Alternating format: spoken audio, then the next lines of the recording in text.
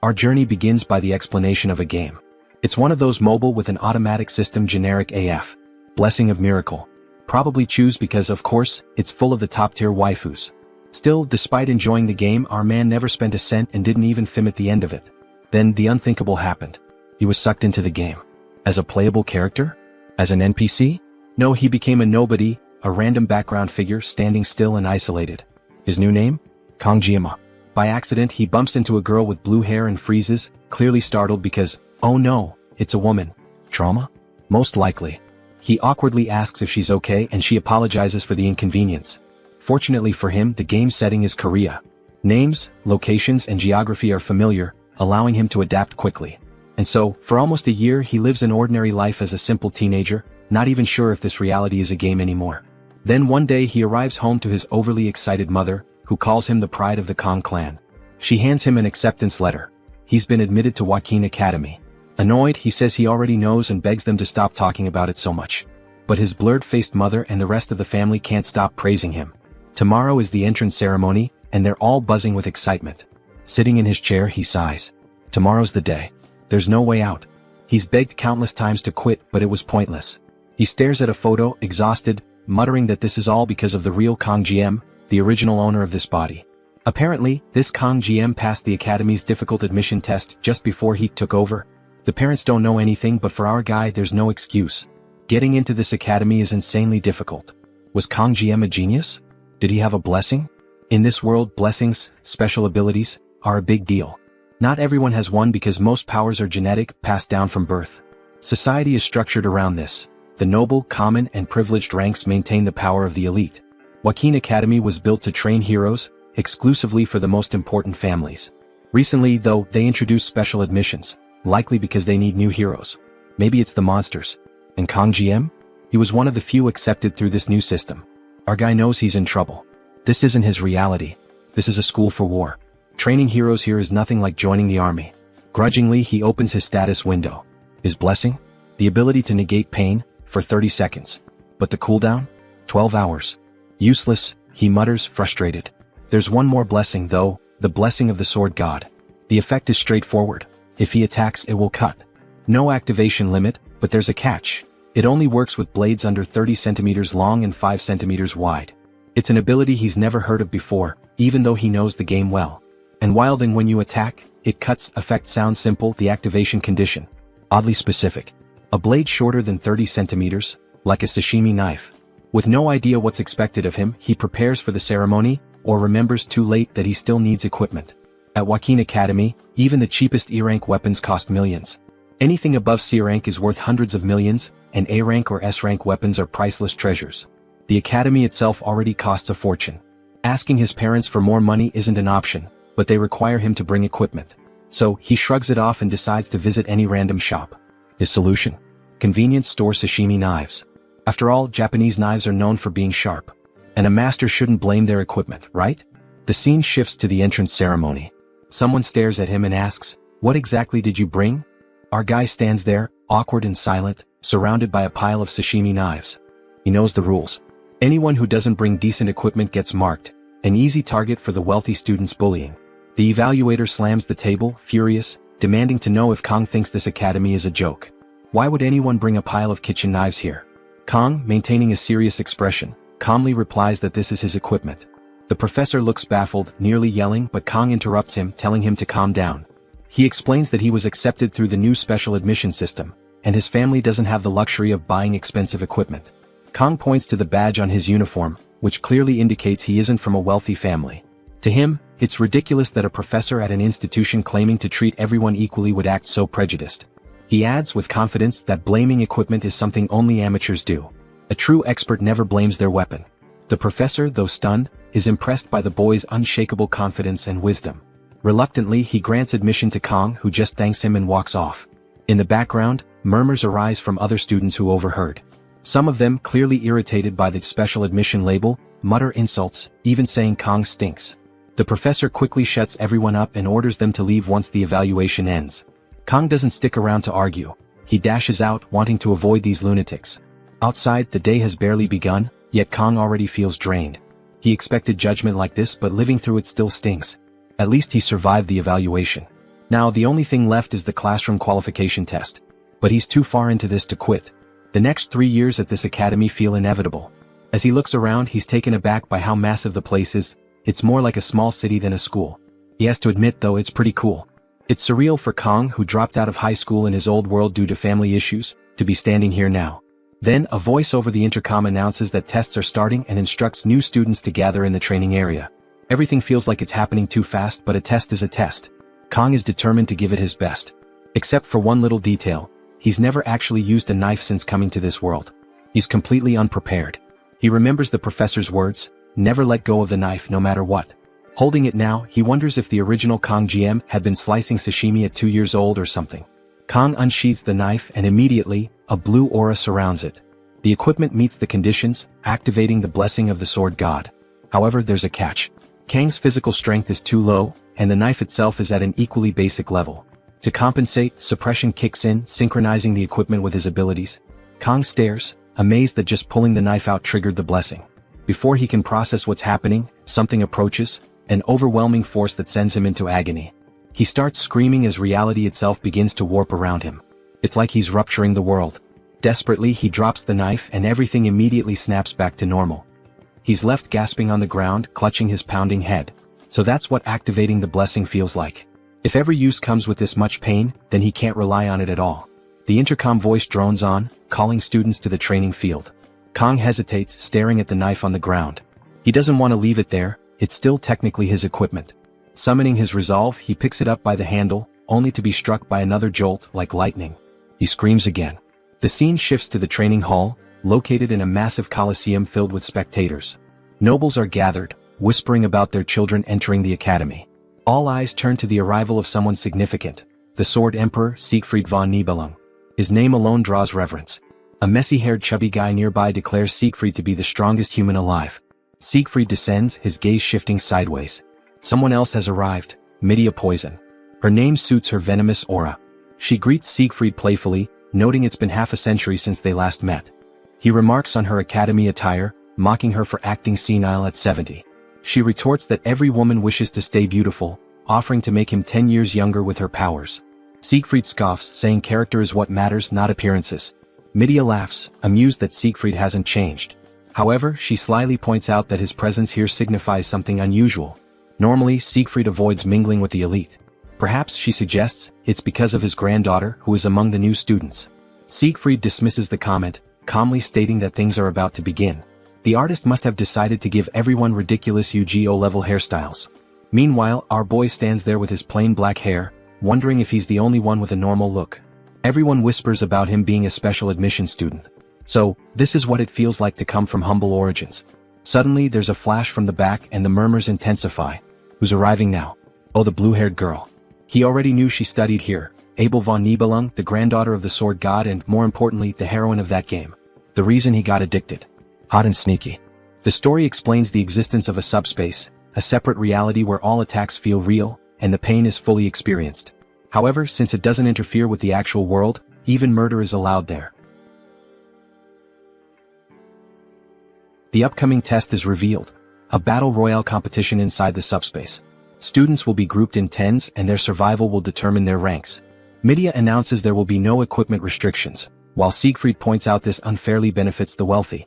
She counters that the wealthy fund the academy, and the new special admission system was already a huge concession. In the crowd, Kong blushes.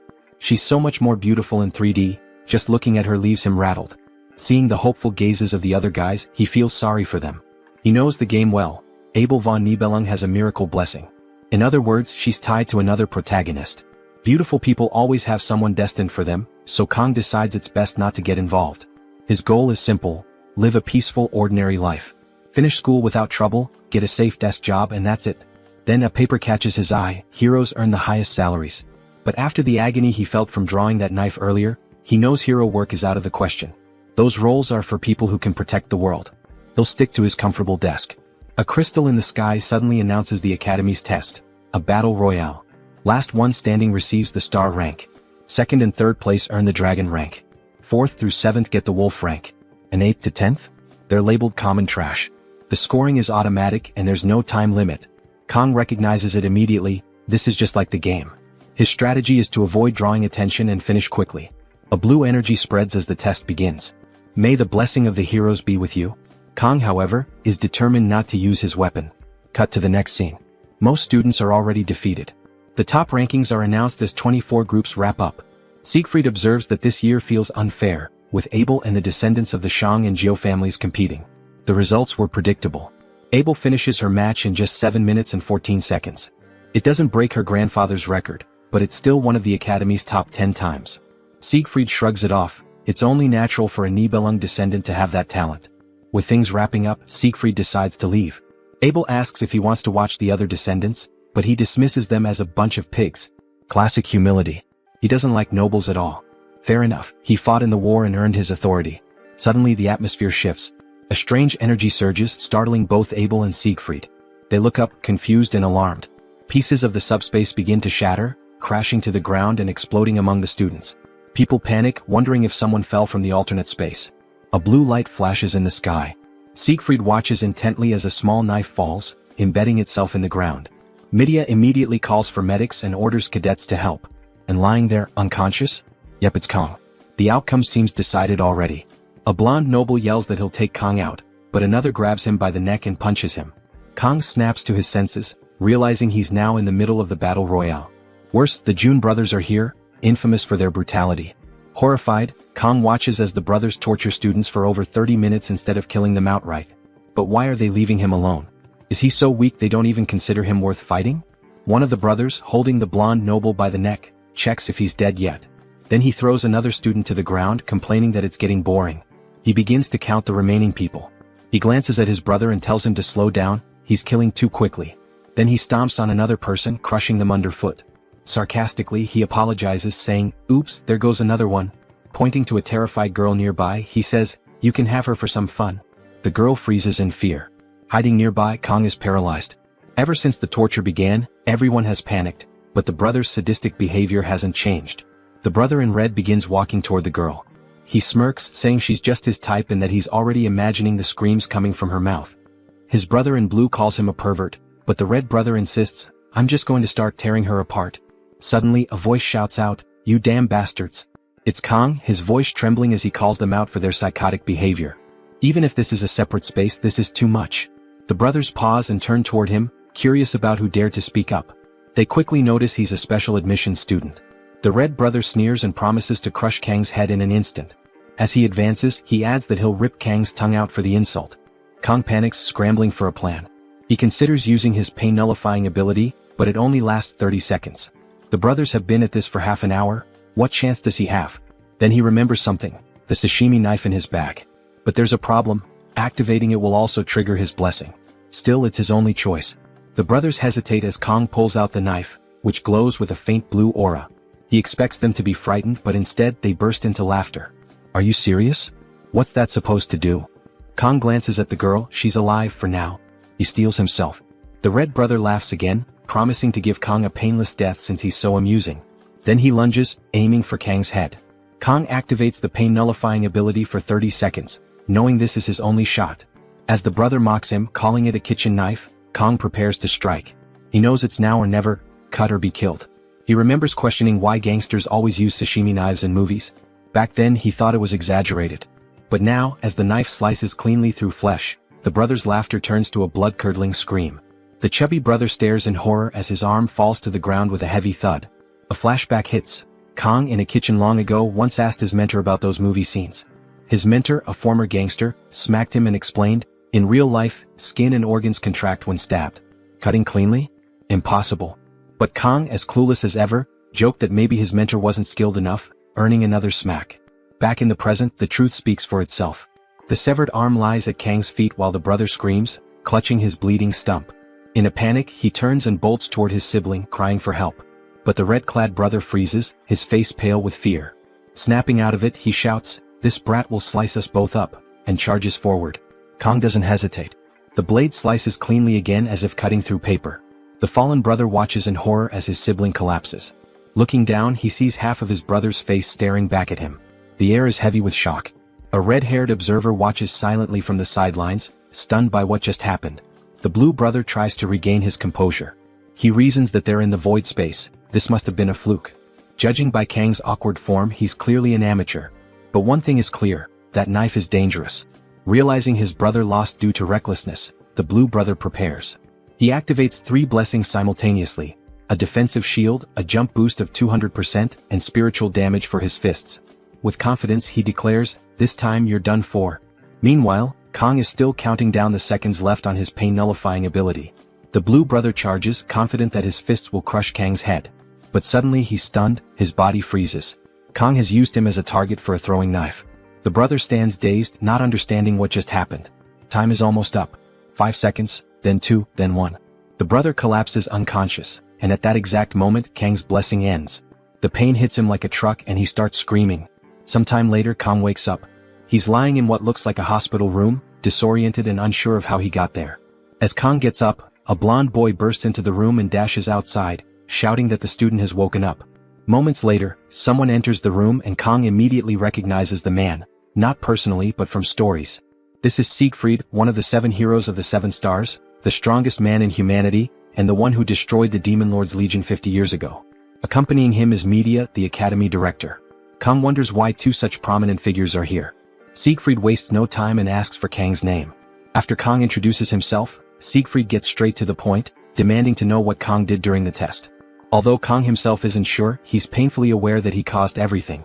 He notices Siegfried's hand resting on his sword and feels a wave of dread. There's no way he could survive against someone like him. Nervously, Kang admits he may have gone too far during the evaluation and is prepared to accept the consequences. Siegfried stares him down, but Media interjects, telling Siegfried to stop intimidating the boy. She explains to Kang that Siegfried cleared his meridians while he was unconscious, which stuns Kang further.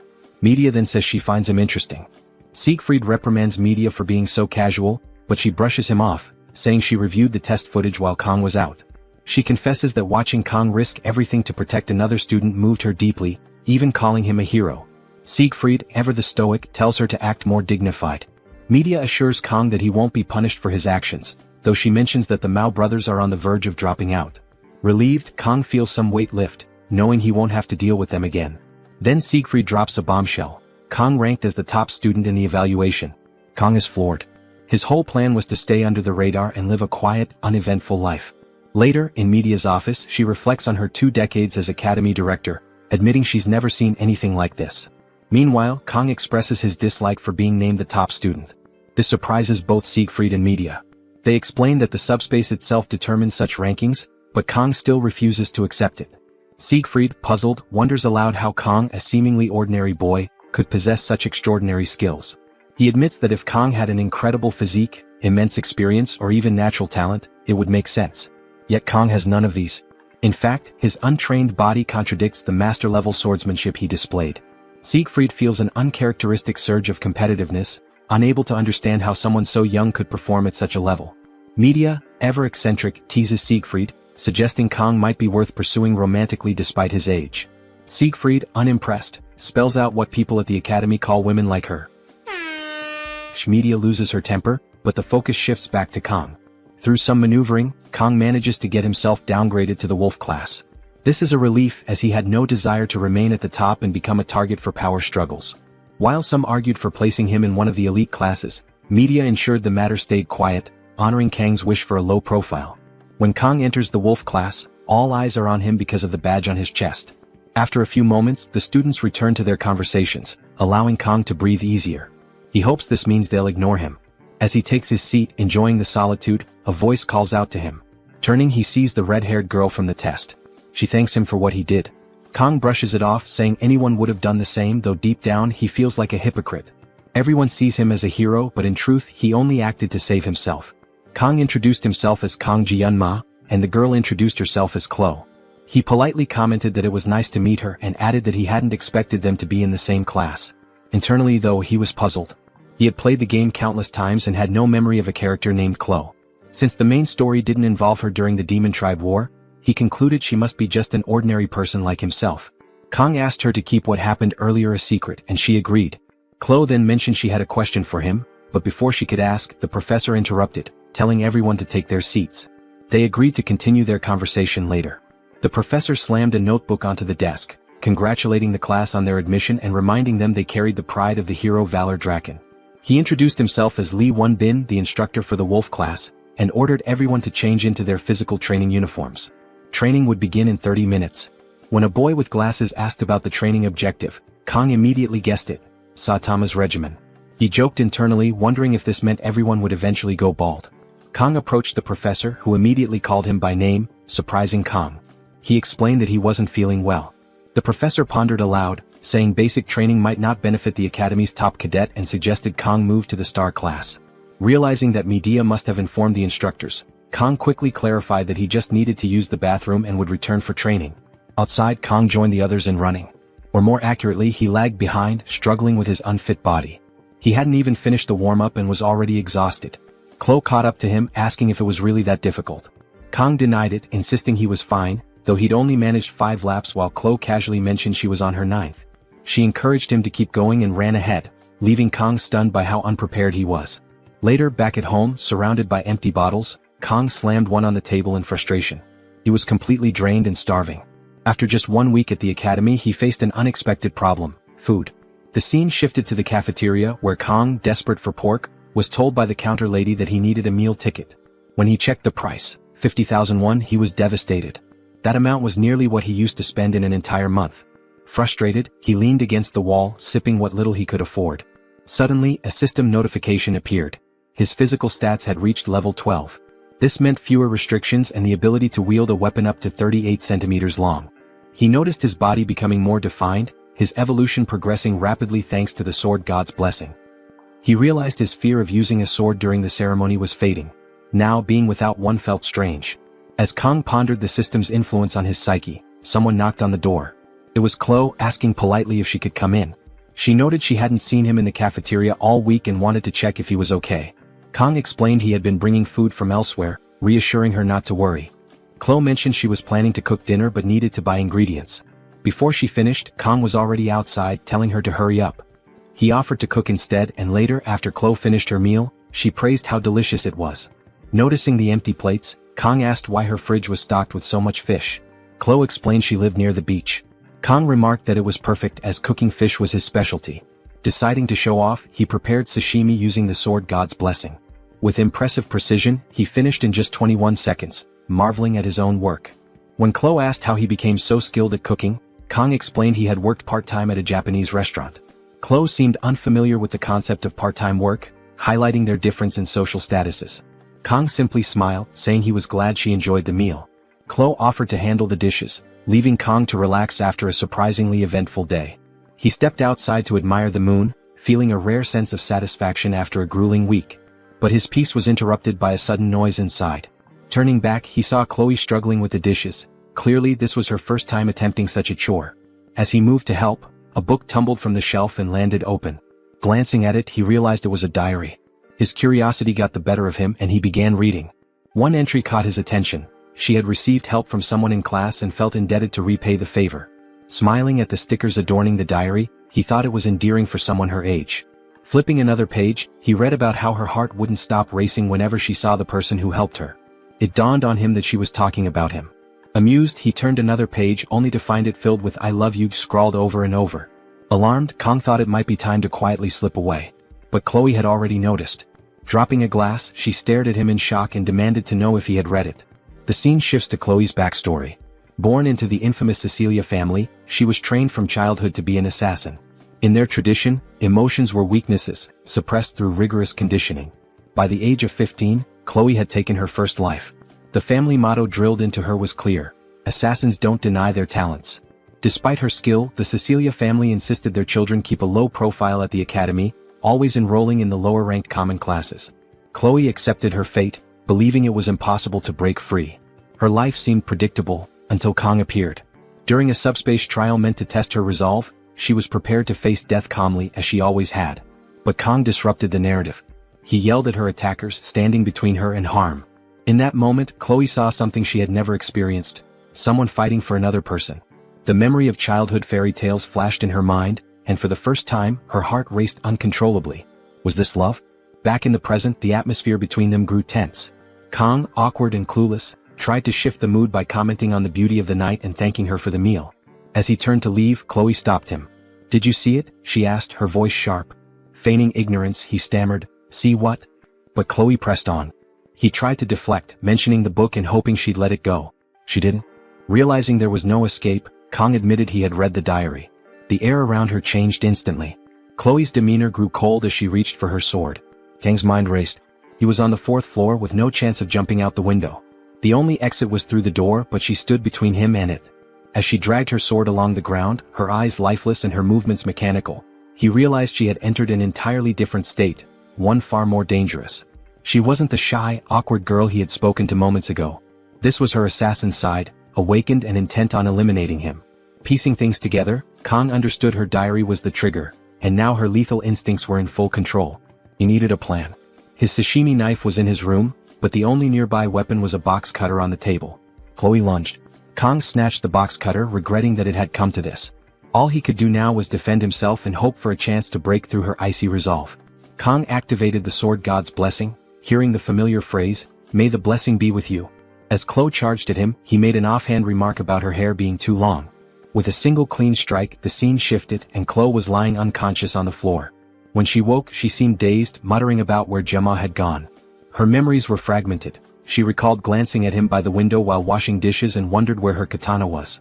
Spotting it nearby, she felt relieved but also remembered how she often lost consciousness after wielding it. Typically, her only memory after such moments was the old man's voice, praising her talent as an assassin. Collapsing face first onto her pillow, Chloe groaned in frustration. She had fainted at the worst possible time, while he was in her room. Her mind raced as she wondered if she had said anything embarrassing. Then she noticed the box cutter on the floor and touched her hair, realizing it was shorter. Confused, she checked the trash and saw the strands he had trimmed.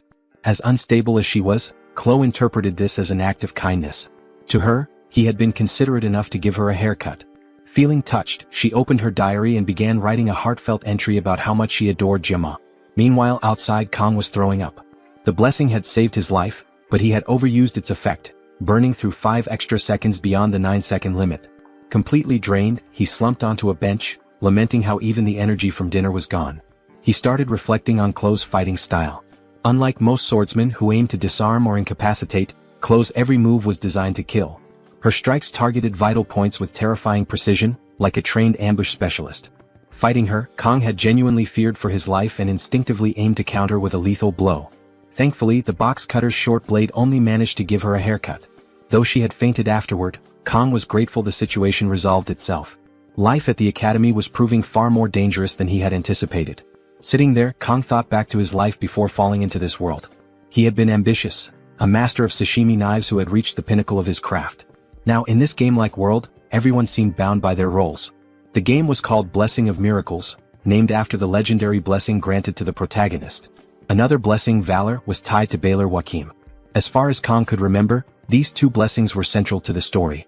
The protagonist's mission was straightforward: save the world from the Demon King. But Kang? He had been chosen by a sashimi knife. Slapping himself in frustration, he tried to make sense of his predicament. The events at the academy were making him lose sight of his original goals. While he knew the key characters and major story beats, he didn't fully understand how this world worked. What he did know was that the game's main storyline was about to begin. The protagonist's blessings should have activated by now, signaling their arrival at the academy. According to the storyline, major events would escalate in the 2nd semester of the 3rd year. That's when the demon race would attack the academy, igniting a war between demons and humanity. This conflict would eventually spiral into a full-scale world war. Kang couldn't deny the story's cliches. Back when he played the game, he had quit halfway through, finding it predictable despite its challenges. But now, living in this world, the looming war felt terrifyingly real. The question wasn't if it would happen, it was whether he could survive it. For now, Kang had 3 days to prepare. He could either find a way to escape this world or, failing that, grow stronger to endure it. Somewhere in this chaos, he hoped for a happy ending. After all, the protagonist would surely survive, but Kang needed power to protect himself. Yet he couldn't draw too much attention, or he'd be dragged into the front lines against the Demon King's army. The day's events taught him he needed to be more cautious when using the Blessing of Pain. Checking his stats, he noted that his performance was better than expected. Strangely, the interface seemed to reveal more information each day. While stats like mental strength made sense, the assimilation rate stat puzzled him. Clicking on it only brought up a message: access restricted. The more he tried to unravel the mysteries of this world, the more questions arose. But one thing was clear: he needed a real weapon. Relying on a box cutter and the blessing of pain for 30 seconds wasn't going to cut it anymore. He needed a sword that wouldn't activate the blessing. Luckily, he remembered that next month's exams offered a reward, Murasame, a rank B blade. If he could master it, it would be sufficient to graduate from the academy. Its design ensured the sword god's blessing wouldn't trigger, making it an ideal primary weapon. Of course, this meant more effort than he wanted to put in, but there wasn't much choice. As he sat, someone called out and he turned to see a girl with cyan-colored hair. It was obvious who she was. Looking battered, she boldly claimed the bench as hers. Kang just stared at her, dumbfounded and unsure how to respond. "Say something, man," she yelled again, telling him to move aside. Caught off guard, Kang couldn't help but notice how surreal she looked, even after seeing her multiple times. Spacing out for a moment, he was about to get up when she clarified that he didn't need to leave, just sit next to her. Even though she was stunning, her claim about the bench being hers was ridiculous. It was public space after all. Deciding it was best to avoid any unnecessary interaction, Kang stayed quiet, hoping to steer clear of the protagonist's storyline. Still, her beaten-up appearance caught his attention, and he found himself glancing at her, marveling at her beauty despite her condition. Out of nowhere, she mentioned that the stars were most visible from this spot. Her sudden comment left Kang scrambling for words, his lack of social skills painfully evident. Was this really Abel? The granddaughter of the sword saint and the protagonist known for being hard to approach? She turned to him asking if he used the sword. Kang, confused, wondered how she knew. She explained that her grandfather had told her that swordsmen have a certain look in their eyes. For a moment, Kang worried that she might have figured out his secret. Abel then asked if he wanted to hold her sword, making it clear she knew he recognized her. Kang found it odd. Why would she bother asking that when everyone at the academy knew who she was? He admitted he sort of knew her, to which she replied that she didn't know him. Her bluntness only added to his confusion. She commented that it was a cliché for someone to know her name while she didn't know theirs. Kang, uninterested in getting involved, questioned why he should share his name with someone he'd just met. Abel explained it was always good to know people. You never knew who might be a spy for the Demon King. She added that it was suspicious for him to be alone in a spot where she usually trained. Realizing he was being indirectly threatened, Kang quickly turned the tables, suggesting she could be the spy. Abel clarified that she was there to train. Kang responded that he was doing the same. Curious, Abel asked what kind of training he was doing to remain so calm. Kang said it was breathing exercises. Noticing the wounds on her hands, he complimented her dedication. Abel confirmed that people didn't understand the pressure of carrying Siegfried's bloodline. She explained that she needed to be perfect because any sign of weakness would attract opportunists. This year she admitted she wasn't the top student. It was the first time she had been defeated, and while it was frustrating, she also found it oddly relieving. However, she was determined to find out who had surpassed her and defeat them next time.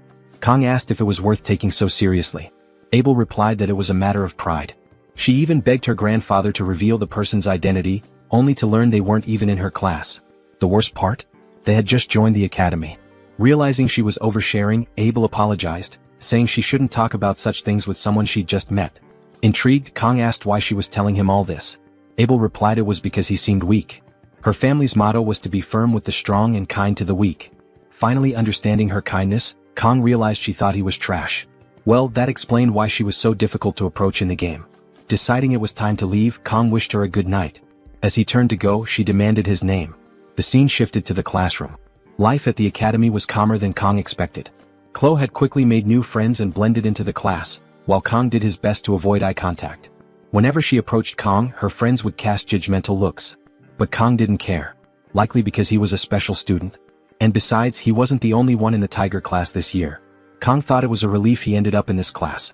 At the start of the semester, the Star and Dragon classes would usually form political factions. Even in the game, that nonsense had annoyed him. Now he was glad he didn't have to deal with it. Walking with his phone in hand, Kang wondered what to eat. That's when Medea handed him a black card, apologizing for forgetting to give it earlier. Apparently it was her personal card. Kang was stunned. So this is what being a sugar baby feels like, he thought. Still, the best part was that he hadn't disrupted the flow of events so far. If he kept this pace for the next 3 years, the future he envisioned might come true. Despite this optimism, the war looming ahead was never far from his mind. Later, in class, a professor lectured about a war 700 years ago between the Demon King and the hero of Wacken. Afterward, Draken founded the academy with his 7 disciples to prepare future heroes. The professor emphasized this would be on the test, but Kang was nearly falling asleep. He already knew the story. Jaqen Baylor, the founder, had fought demon commanders for 20 years, leading humanity against the demon army. In the end, he lost an arm and could no longer fight. The war ended in a bloody stalemate, resulting in a fragile truce between humans and demons. Jockin then established the academy to ensure peace. The professor reminded the students that this truce was why they had peace today. But Kang knew better. Those 700 years of peace were about to end. As the lecture wrapped up, Kang wondered if he should tell Medea. But what consequences would that bring? Medea often seemed like she wanted to leave the academy as soon as possible, but Abel was the first to awaken, an anomaly thanks to the Lord Poet. She was also the first of the 7 heroes to step forward and protect the students. Unfortunately, Kang also knew her fate. She would be the first to be sacrificed by the Demon King. He wished he didn't know that. The professor ended class, reminding everyone about the upcoming exam in 2 weeks. As students left, they chatted about something exciting. Kang stayed behind trying to recall what it was. Then it hit him. It was May 5th. He overheard students by the door saying someone wasn't destined for their class but for the star class. Kang knew exactly who they meant. Today marked the arrival of the protagonist of this world, Leon von Reinhardt. With him came the end of 700 years of peace. Kang already hated Leon with his ridiculously cliché face and the way every woman fell for him. If only this were an R-rated story where guys like Leon met early, tragic ends. Leon's charisma had already drawn in Rachel, the Saint of the Sword, Saki Ryojo, the daughter of the Saint of the Bow, and even Abel. His party members were extraordinary.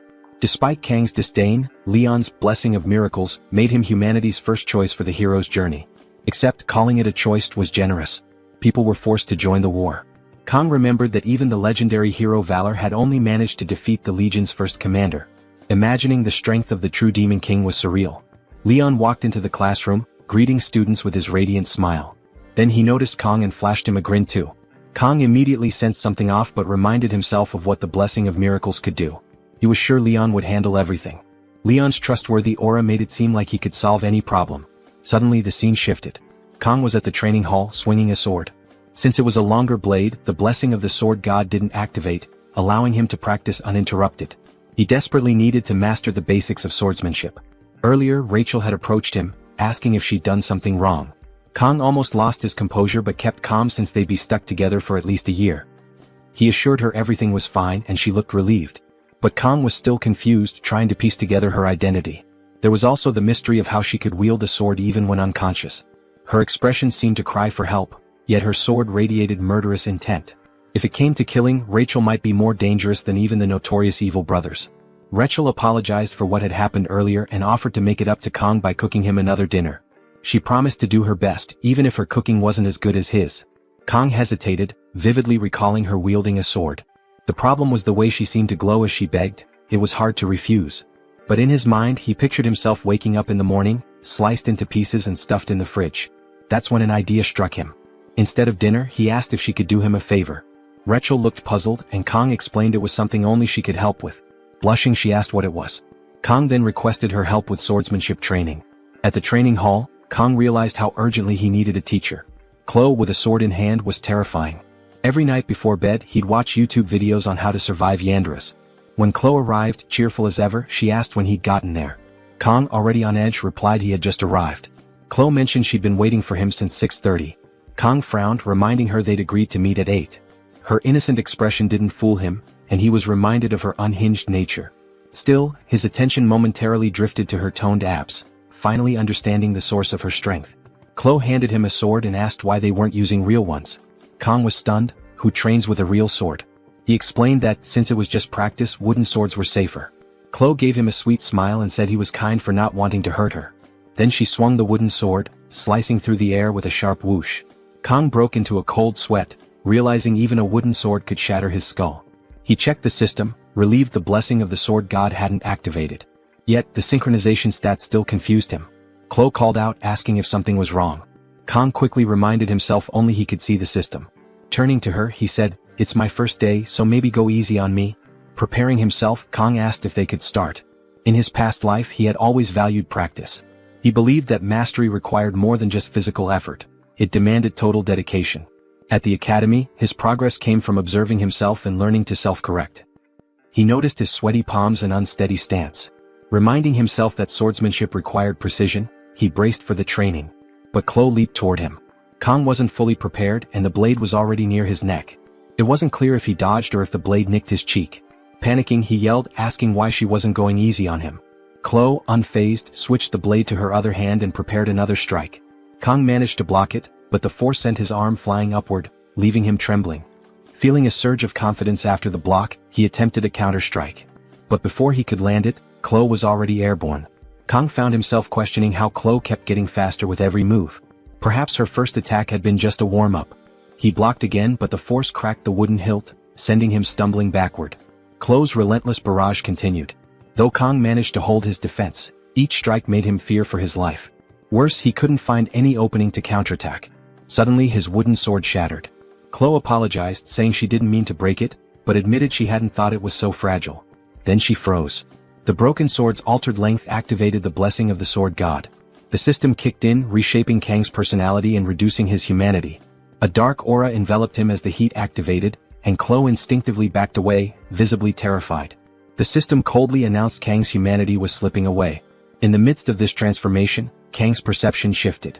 He was now standing in his old kitchen under a bright spotlight. Confused, he wondered if everything had been a dream. Noticing a fish on the counter, he remembered he was supposed to prepare it. Thinking he'd used the chef's Chinese knife, the system interrupted, rejecting his choice. Trying another knife, he faced the same denial. In the end, his only option was the sashimi knife. Reluctantly, he picked it up, fearing the pain the system might inflict. But instead, he felt rejuvenated. Determined, he declared it was time to create a masterpiece as the heat activated fully. Meanwhile, back in the training hall, Chloe was shouting his name, asking if he was okay. Kang, pacing aimlessly, suddenly vanished in a flash of blue light and reappeared in front of Chloe in an instant.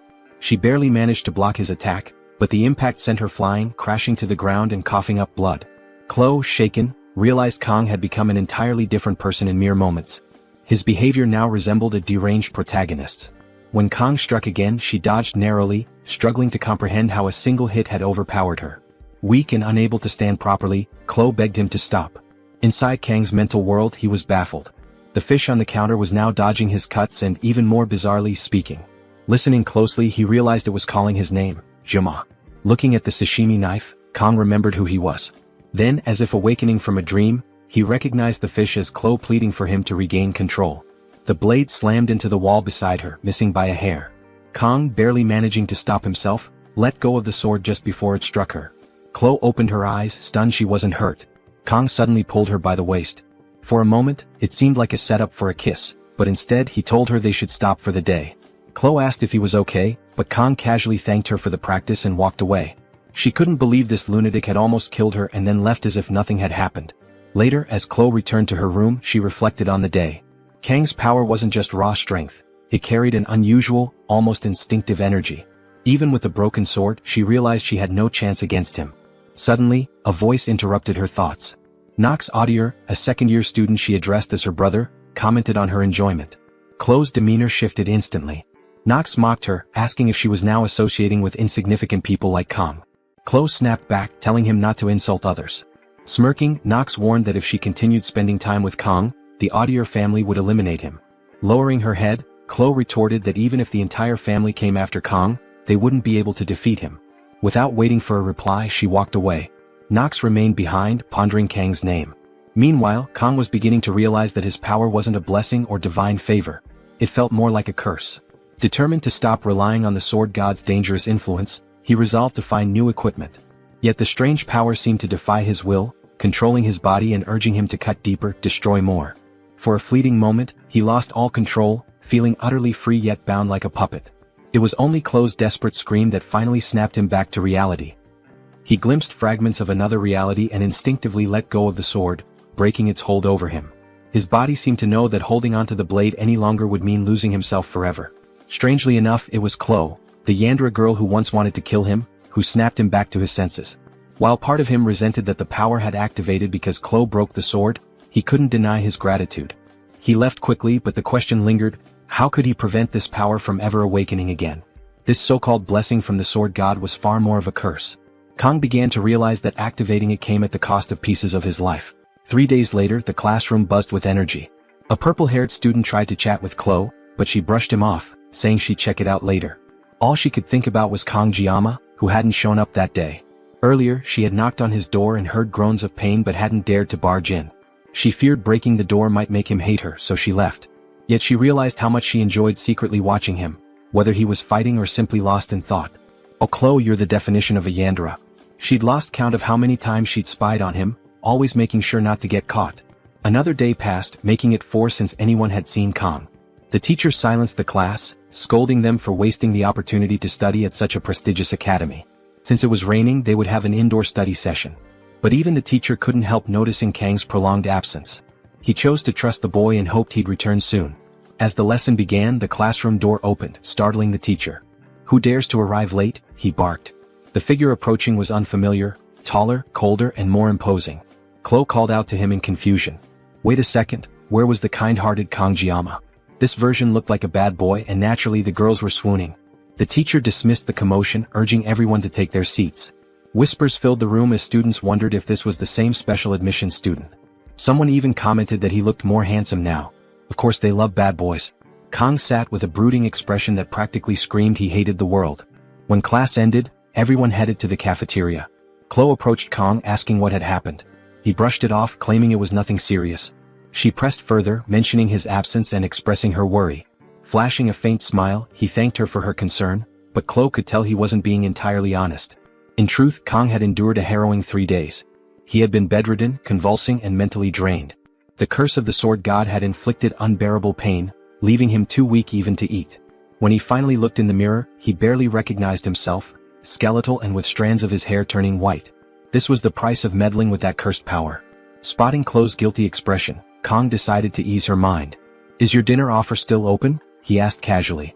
Chloe, flustered, misheard him and asked him to repeat it. When he did, she lit up with joy, eagerly agreeing. Kong felt relieved to see her so happy. She asked what he'd like to eat, promising to prepare anything. He requested fish, mentioning it had been a while since he last ate it, and the last time hadn't ended well. As he began to explain, something red brushed past his neck. Turning his head, he noticed a strange plant radiating energy. He shifted his gaze and spotted someone standing nearby.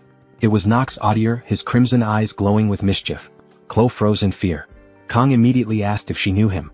Locking eyes with Nox, Kong stepped forward, demanding he speak. Nox didn't say a word, simply smirking as his aura intensified. Kong braced himself, wondering what kind of trouble was about to unfold. Chloe urged Kong not to get involved with Nox and demanded the man leave. Despite her attempt to sound firm, Kong noticed her trembling voice betrayed the fear she held for this individual. Nox sneered, questioning whether Kong was worth breaking the rules for. He added that Chloe, no matter what she claimed, could never truly sever ties with the Cecilia Audier clan. Chloe snapped back, declaring she had no connection to the clan anymore. But Nox only laughed, saying the blood on her hands bound her forever. The family she was born into would always claim her. Kong silently observed, piecing together that Chloe was being treated as some kind of renegade, caught in the middle of a deep family feud. Nox demanded she abandon that thing and return to the clan. But Chloe's anger flared, shouting at him not to call Kong a thing. Kong, already weary of his growing list of problems, began recalling what he knew about the Audier clan from the game. They were infamous for their unmatched skill in assassination, a shadowy group that emerged halfway through the storyline. Despite their lack of raw power compared to other heroic houses, their precision and brutal upbringing molded every member into a deadly weapon. To Kong, Nox seemed to fit the mold perfectly. The real oddity was Chloe, so cheerful and kind in contrast. Still, as Nox stared down at them with unshaken resolve, Kong noticed Chloe trembling beside him, biting her lips so hard it bled. She just wanted a normal life.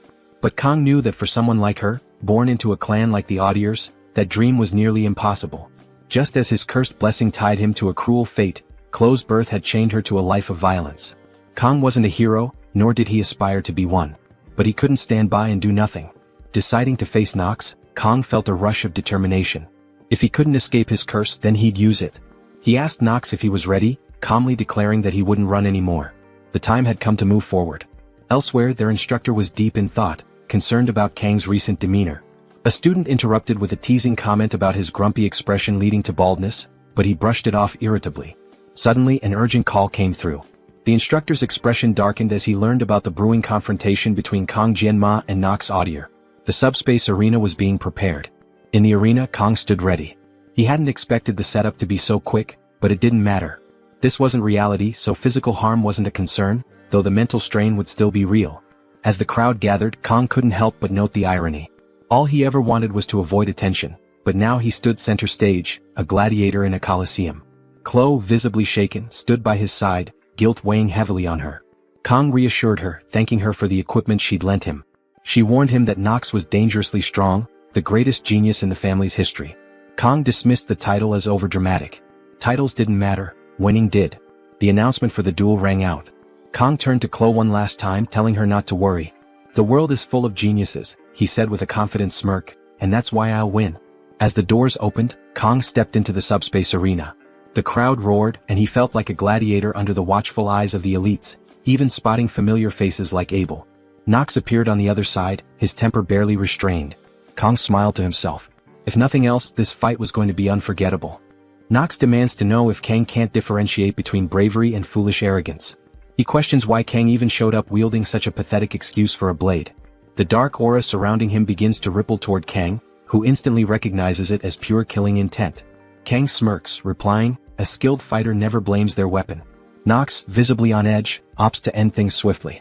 A crow materializes behind him, and he declares he'll begin by ripping out Kang's insolent tongue. Kang takes a moment to analyze the situation, noting Nox's outrageously overpowered equipment. Wait, he's using a Hongran blade? An S-rank weapon? That's just ridiculous. Still, Kang isn't surprised.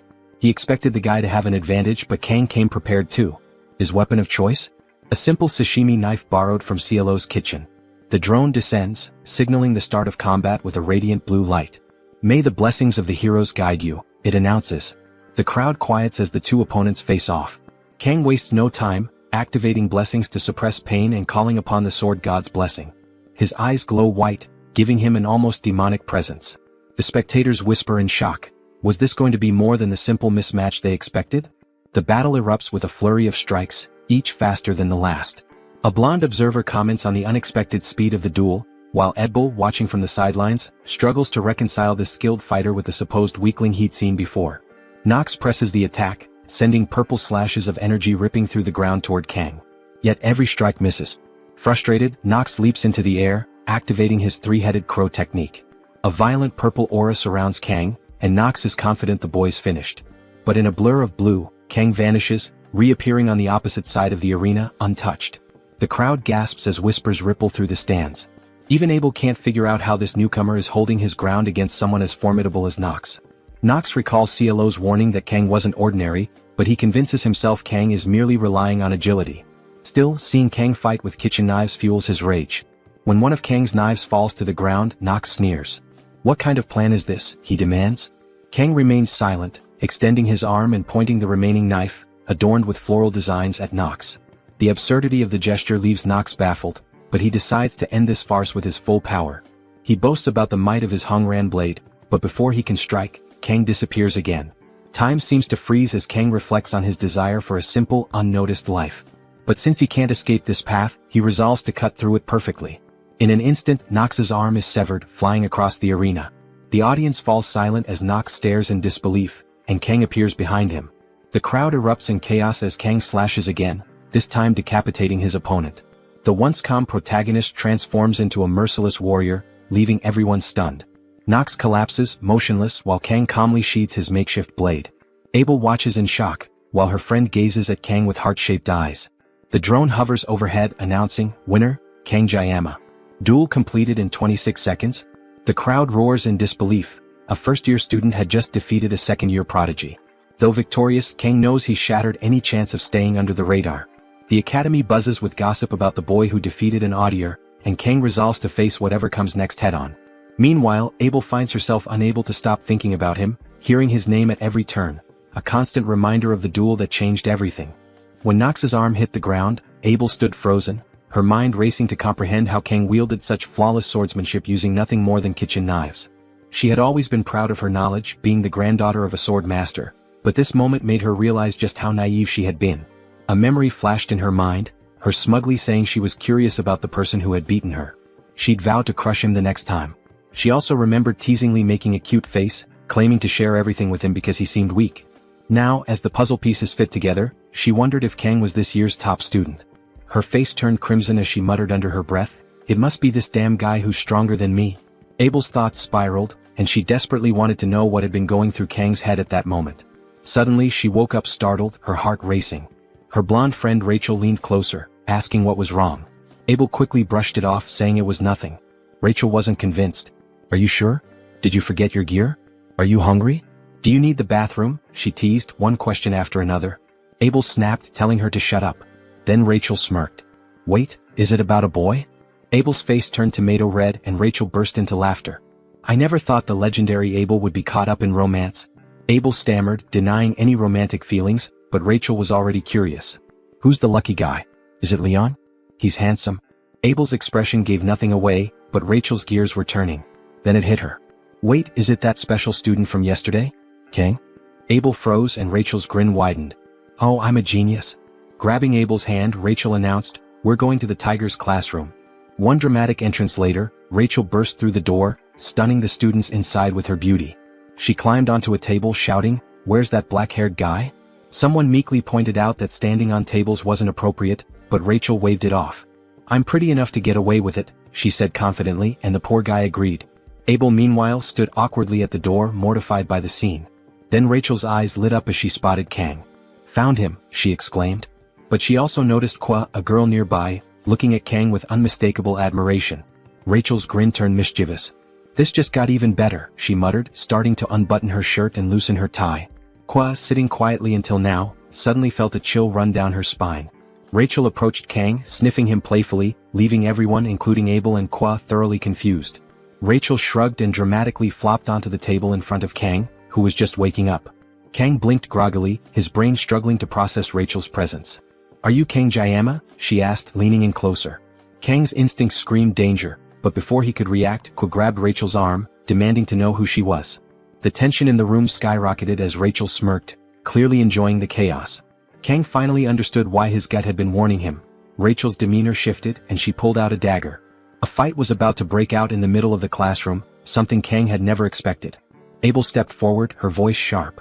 Rachel, what are you doing? Rachel casually replied, just saying hi. Abel sighed, placing a hand on Rachel's head. Drop the dagger and don't interrupt when adults are talking. But Ko wasn't backing down. She lunged at Rachel, shouting, die already? In a blur, Rachel deflected the attack, spilling what looked like strawberry juice. Tauntingly, she glanced at Kwa and said, you're weak, short, slow, and completely out of control. The room held its breath as tension crackled in the air. One thing was clear, Rachel wasn't just here to visit, and this situation was far from over. Rachel grips Kwa's arm tightly until Abel yells at her to stop. With a swift motion, Rachel flings Kwa across the room. Miraculously, Kwa lands gracefully on her feet like an angel. The guys in the room are enjoying the drama unfolding. Here's the truth. Rachel hails from the Sword Sinks clan, where raw power is everything. She turns to Kong and asks, is that girl your girlfriend? Kong quickly responds, no. He notices Kwa doesn't seem happy to hear that, but it's the truth. We're just friends, he adds, still trying to make sense of the chaotic situation he's found himself in. It's only now that Kong realizes Abel is also here. She awkwardly asks why they came looking for him. Rachel smirks, saying, Abel's interested in you and I wanted to see for myself. Abel immediately flushes and stammers, when did I say that? She tries to explain but only ends up confusing everyone even more. Embarrassed, she turns away, muttering that this is all a misunderstanding and that she never asked to come here. Unfazed, Kong says, if that's the case you can leave now. Rachel's hard eyes soften slightly at his bluntness. It seems she's drawn to guys who reject her as she quickly replies, you're interesting just the way I like them. Kong retorts, good to know you like interesting guys but I'm not one of them. But Rachel isn't discouraged. Don't be like that, she says. How about coming to my dorm after class? She makes her intentions clear, drawing out the invitation to make sure there's no misunderstanding. Kwa snaps, yelling, take your hands off Kong. Rachel bursts out laughing, finding it hilarious that Kwa thinks he belongs to her. Abel, having had enough, calls out to Rachel, trying to regain control. Rachel stands up, brushing herself off. Well, it was nice meeting you, Kang Jayama, she says, her eyes full of hearts. I'll see you later. She waves goodbye, leaving Kong wishing the whole scene would just disappear. The moment they turn around, he goes back to sleep. Abel pauses for a moment, glancing back at him, and oh no, she has that look. She's definitely crushing. She quickly turns away and follows Rachel out. In the corridor, Rachel reflects on Kang's cold gaze. She realizes there's a difference between someone being cold and the sheer intensity in his eyes. When he looked at her, she felt like her throat could be slit. The encounter had far exceeded her expectations. She had gone there just to toy with him, never expecting to find someone like this. For her clan, finding exceptional warriors for breeding purposes is a priority. She starts considering Kong as a valuable resource. Maybe that Netflix invite could lead somewhere after all. She teases Abel, saying, it's no wonder Kong caught the attention of the invincible princess. Then she abruptly apologizes. Abel brushes it off, saying, you should apologize to the students whose class you interrupted. But Rachel replies, I'm not apologizing for that. I'm apologizing for Kong Jayama. Unfortunately, I'm the one who's going to enjoy him. Meanwhile in the hospital, Nox has just woken up, muttering, "I'll kill that bastard." Before the fight, he was known as the genius of the audiers, and his body had never known defeat. Nox considers sneaking into Kang's dorm at night to kill him but hesitates as he recalls the sheer aura Kong exuded during their duel. Determined nonetheless, he shoves a nurse aside and storms out, vowing to rally every audier to take Kang's head. Nox also plans to reclaim Chloe, whose potential he believes might even surpass his own. The timing feels perfect. His nocturnal techniques are at their peak effectiveness. Confident, he opens the door only to freeze in shock. There sits Kong casually eating an apple. Nox expected some sort of peculiar defense, but Kong simply looks up and asks, "What's the senior doing here?" Nox is caught off guard and can't respond. Nothing happens and we cut to the next day where Chloe nervously bites her nails. Despite her frustration, she's the one who drew her blade. Irritated, she mutters about whether Kong prefers women with huge airbags. If that's the case, she might have to kill someone. Kong interrupts her thoughts by calling her name. Snapped back to reality, Chloe asks what he needs while reluctantly lowering her blade. Kong calmly asks, "How's Nox doing?" She hesitates before replying, "He's in the medical wing." "That's strange," Kong muses. "I don't remember injuring him." Chloe shrugs, saying she hasn't visited him but heard he was admitted despite showing no visible injuries. "Don't worry, I'm sure he's fine," she adds. Kong doubts Nox is the type to break down from a trivial defeat but can't shake the feeling that he might be planning something. Curious, he asks Chloe, "Where's Nox's room?" Back in the present, Nox trembles as Kong calmly eats an apple in his dorm room. Nox, his voice shaky, asks, "See, can I have an apple?" Kong raises a brow and points out, "You're asking while I'm already eating it?" Kong glances around and comments, "The Audier family must be loaded to give you a room like this all to yourself." Nox, still confused, stammers, "How did you even get in here?" Kong doesn't answer. Instead, he picks up a knife, making Nox tense up. Is Kong here to finish the job? But Kong simply resumes slicing his apple with expert precision. Nox can't help but marvel at his skill, wondering why he's so good at cutting fruit. Kong places the neatly sliced apple on Nox's desk. "When your digestion's not great, fruit can help," he says. Nox realizes he's being humiliated. Anger twisting his face, he grabs his blade, ready to retaliate. But Kong freezes him with his next words. "If you even think about revenge, I'll personally go after the entire Audier family." Nox is stunned into silence. Kong walks to the door, shuts it behind him, and leaves without another word. Outside, Kong sighs, a smirk creeping onto his face. "Just a candlelight can snuff out any moment," he mutters, referring to Nox. He knows he likely crushed whatever willpower Nox had left. Of course it was all a bluff. Kong couldn't possibly wipe out the entire Audier family in 30 seconds. Maybe a few, but he'd rather avoid unnecessary bloodshed. As he walks away, Kong reflects that he feels like he's in the eye of a storm. This wasn't the plan, but he's adapting. If Nox backs off, it'll be one less problem to deal with. But Kang's real concern lies elsewhere, with the crazy girl who was meant to be the protagonist's first approach in the original story. He knows he needs to plan his next move carefully. With the upcoming competition looming, Kong resolves to take it seriously. The reward, the legendary Murasum, is something he desperately needs. The challenge? It's going to take longer than 30 seconds to win. The test involves defeating demonic monsters in teams of 5, emphasizing teamwork over individual strength. Fortunately, Kong already knows the monsters will be D-ranked mermen. Unfortunately, he remembers how awful they were in the game. Facing them in real life? Not ideal. At least they aren't sirens, demonic humans far worse than mermen despite their pleasing appearance. Sitting on a bench, Kong reflects on his month in this world. The peaceful evening reminds him of the tranquility he once hoped for. Even though 700 years have passed since the humans and demons signed a peace treaty, skirmishes and conflicts have persisted. He recalls the Vasman dispute 50 years ago, when the 6th Legion's commander claimed to have resurrected the 1st Legion commander, breaking the treaty. Flashes of the past surface in Kang's mind. Vasman landing a punch on a white-haired soldier while media clamored for Sieg. A younger version of the legendary hero emerges, cutting through demons with his blade. Humanity triumphed, birthing 7 heroes, sacrifices in their own right. The outcome deterred both factions from escalating the conflict further. Yet, Kong vividly recalls someone mocking, calling him humanity's strongest is absurd when all he did was kill the 6th commander. Sitting on the bench, Kong reflects, is this really the peace they fought for? Memories flood back, especially of the 1st commander, Baylor Jokum, who sealed away the 1st Legion leader. He knows that in 4 years the demons will launch their second assault, bringing the Demon King's first appearance. But for now, dwelling on it won't help. Kong shifts his focus to the upcoming tests. Annoying as it may be, he knows he needs allies. The problem? His phone's contact list is completely empty. No friends, no connections. It dawns on him that his newfound fame at the academy could work in his favor. If that's the case, he's determined to recruit the best people to secure the top score. Despite his dream of a quiet life, he's resigned to the fact that he'll have to achieve it the hard way. A week passes and Kong grows increasingly anxious. Not a single person has approached him to join their team. Reflecting on how he sliced through Nox, he wonders why no one has reached out, only to realize everyone is terrified of him. Looking around, he notices Chloe, also an outsider, hasn't been invited to any group either. Approaching her, he asks if she's found a team. She admits she hasn't. Kong is surprised since she once had friends. Seeing an opportunity, he suggests she join him. "We just need 3 more people," he says. Chloe agrees without hesitation. She's an exceptional fighter, and Kong feels confident in his choice. Considering his limited stamina, Chloe's strength is worth 1,000 of him. As Chloe beams with happiness, their moment is interrupted by someone shouting Kang's name. It's Rachel, declaring, "I'm back to play with you." Kong sighs, already annoyed. When he asks why she's there, she replies, "I just told you, didn't I?" Rachel starts muttering something about the big guy arriving, prompting Kong to demand she get to the point. On the verge of tears, Rachel complains about his cold demeanor. Ignoring her theatrics, Kong tells her to stop calling him my Jiang. Rachel feigns deafness, pretending she didn't hear. In her usual clumsy manner, she collapses onto a desk, her airbags landing first, and claims she's just a bit unsteady today. Switching topics, Rachel asks if Kong has a group for the test. Without thinking, he says no. Rachel's eyes light up as she invites herself to join his team. Grabbing his chin teasingly, she says, "Gotcha now?"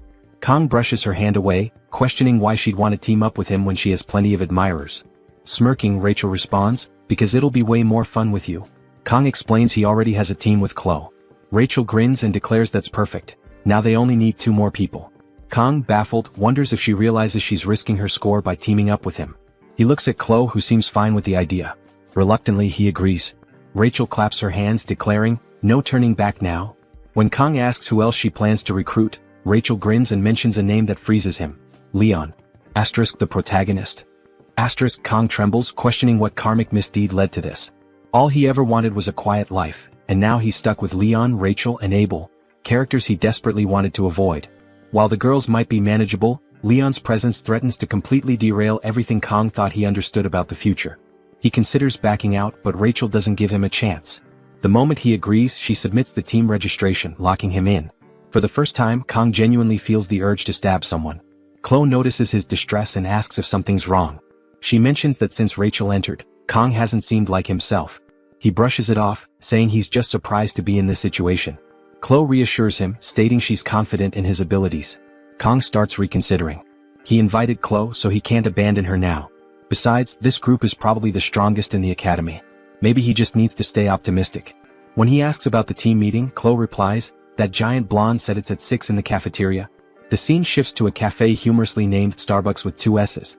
Chloe slams her cup on the table, declaring how delicious her drink is, while Kong looks horrified at its $35 price tag. Muttering robbery, he begrudgingly buys a $7 espresso, the cheapest option, and hates every sip. His phone buzzes. It's Rachel, claiming she's already at the cafe and asking when he'll arrive. Annoyed, Kong tells her to just come in. Moments later, Rachel bursts in, apologizing for being late, with Leon following behind her. Rachel scans the room, spots Kong and Chloe, and asks if they've been waiting long. Meanwhile, Leon's gaze locks on Kong. Kong immediately notices Leon's striking orange hair. His first thought? This guy looks like a delinquent. I expected Abel, but it's this guy instead. Leon steps forward, extending a polite greeting and introducing himself. He compliments Kong on his fight against Nox, calling it impressive. Observing Leon, Kong notes the balanced tone of intelligence and class in his voice, undeniably the protagonist of this world. As they sit down, the introductions begin. Leon starts by introducing himself as a student from the star class and the leader of their group. A pang of jealousy hits Kong. Not only is Leon skilled, but he's also incredibly handsome, while Kong feels worn out by life. Rachel skips her introduction, already familiar to everyone, passing the spotlight. The next to speak is a guy introducing himself as Speed Weapon, another star class student. Kong finds the name ridiculous and thinks it needs better context. Speed Weapon even has a superhero tattoo on his neck, clearly a fanatic. Chloe introduces herself next, stating her name as Chloe Audier from the Wolf class, adding that she's here thanks to Kong. Rachel can't resist teasing, repeating Kong Jayaman in a sing-song tone. Chloe frowns but quickly regains composure, politely greeting everyone. Finally, all eyes turn to Kong. He keeps his introduction short. Kong Jayama, same class as Chloe. The atmosphere turns awkward, But someone breaks the silence by opening a laptop and declaring it's time to start the meeting. A hologram of an island appears on the screen. Leon explains that earlier team leaders received files detailing the upcoming test. The island, while real, will be accessed through subspace teleportation. Injuries from the beasts there, however, will also be real. Leon zooms in on the map, showing their assigned northern region. Their objective? Kill as many mermen as possible since the number of creatures is limited. He adds that 3 other groups will be on the island. Leon asks if anyone has questions. Speed Weapon raises his hand, asking if the island has sirens and whether they pose a risk. Leon reassures him, saying the professors have already accounted for such threats. Chloe then asks if teams can attack each other. Leon clarifies that sabotage is grounds for disqualification, as the focus is on killing beasts. Kong quietly notes this news is likely disappointing for Chloe, given her assassin background. With the meeting concluded, everyone begins to leave. Leon lingers, gathering his things. As Kong rises, intending to slip away, Leon calls out to him. Kong turns, confused. Leon asks, "Where are you from?" Though simple, the question feels loaded, as if it carries a deeper meaning. Before Kong can answer, Leon apologizes, saying it was rude to ask so suddenly. He explains he just had a strange feeling they were alike. Kong, puzzled, wonders why Leon would ask something so obvious. Kang's Korean heritage is clear to anyone. Leon dismisses it, telling Kong to forget the question and begins to leave. But Kong instinctively places a hand on Leon's shoulder, stopping him. "Wait," he says, surprising even himself. Without thinking, he asks, "Where are you from?" Leon raises an eyebrow but replies calmly, "Germany?" He gently removes Kang's hand and walks away, leaving Kong standing there, confused and questioning himself. Why did he feel compelled to ask that? Could Leon be from another world just like him? The idea seems absurd, yet Kong can't shake it. If someone had to take over a body, the protagonist would make far more sense than a random side characters. He glances at his blade, recalling how his reasoning sharpens when its power activates. Determined, he focuses on the existence of Leon in this world. A familiar voice whispers to him, confirming what he suspected. This Leon is exactly like the one from the game. But the revelation comes with a piercing headache, one even his pain suppression blessing can't fully dull. Even so, Leon's earlier comment about their similarities lingers. Seeking answers, Kong looks up Leon online but finds nothing useful. He curses himself for never paying attention to the male characters' backstories in the game. Trying to reassure himself, Kong thinks, it's just one encounter. Nothing will go wrong, yet the unease remains, leaving him with more questions than answers. If it happened again, Kong decided he'd consult the media. One thing he noticed was how much calmer he'd become in situations he'd normally avoid, possibly an effect of one of his blessings. Opening his skills menu, he saw his assimilation rate had increased from 2.5 to 6.8. Mental fortitude and weaponry stats were unchanged, and while his physical power had slightly improved through training, Kong was confident his weaponry skill would rise once he got his hands on the Murasum. But what exactly was this assimilation stat that kept increasing? The only unusual events recently were his fights with Nox and CLO. Could it be related? Unfortunately, he had no way of confirming it and no one to ask. Suddenly, a notification appeared, informing him that he'd achieved a certain number of blessings, triggering adjustments. He noticed his pain suppression blessing had been upgraded from 30 to 40 seconds. Finally, his efforts were paying off. Time flew as Kong trained physically, attended group meetings, sparred with CLO, and dodged Rachel, who seemed glued to his side. With just one day remaining, Kong threw himself into training, slicing even the droplets of sweat that fell. His precision was impeccable and he felt ready for the exam. When the day arrived, an enormous subspace gate loomed before him, radiating a far more imposing presence than the training gates. Someone called his name and he turned to see his group fully armed and ready. Among them, Rachel's oversized halberd stood out, though her weapon wasn't the most intimidating thing about her. She teased him about being late as Leon urged him to hurry, while Speed Weapon stayed silent as usual. CLO greeted Kong cheerfully as he joined at the back of the group. Walking with them, Kong was impressed by everyone's equipment. Rachel wielded an S-rank halberd called Vermilion Phoenix. Leon didn't yet have his iconic Balma, but Speed Weapon wore a strange tube-like device on his chest. When Kong stared at it, Speed Weapon snapped, "What are you looking at?" CLO explained it was a healing support item, an S-rank artifact worth millions. Kong thought it was impressive, but Speed Weapon warned him to stay away. Suddenly, a voice announced the start of the exam. The professor addressed them saying, "You seem ready, but remember, you're cadets, not heroes. Be cautious and don't take unnecessary risks for extra credits. Anyone injured can withdraw anytime." Leon stepped forward, rallying the group. "The time has come. Let's give it our best." The day Kong had prepared for was finally here, though CLO seemed uneasy. When Kong asked, she admitted her fear of sirens appearing on the island. He reassured her, reminding her that the instructors had cleared the area. Later, he learned her homeland had been devastated by siren attacks in the past. The professor signaled for them to step through the gate. Ruffling Cielo's hair, Kong said, "Let's go." Blushing, she stammered, "With Jayama around, there's nothing to worry about." As they entered the portal, Cielo suddenly heard Kong shouting her name.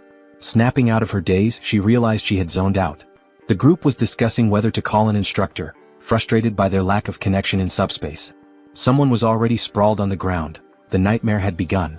A siren appeared before them. Before that moment, the group had arrived on the island of Scapulae. The journey left everyone vomiting except Kong, who stood unfazed. Leon, impressed, asked how he was fine. Kong shrugged. "I never get seasick." Before they could regroup, a merman appeared. Smaller than expected, Kong felt foolish for taking the mission so seriously. It seemed easier than anticipated. Leon clarified these were the smallest mermen, and they'd grow larger closer to the central area. Their priority was finding CLO, who had somehow been separated.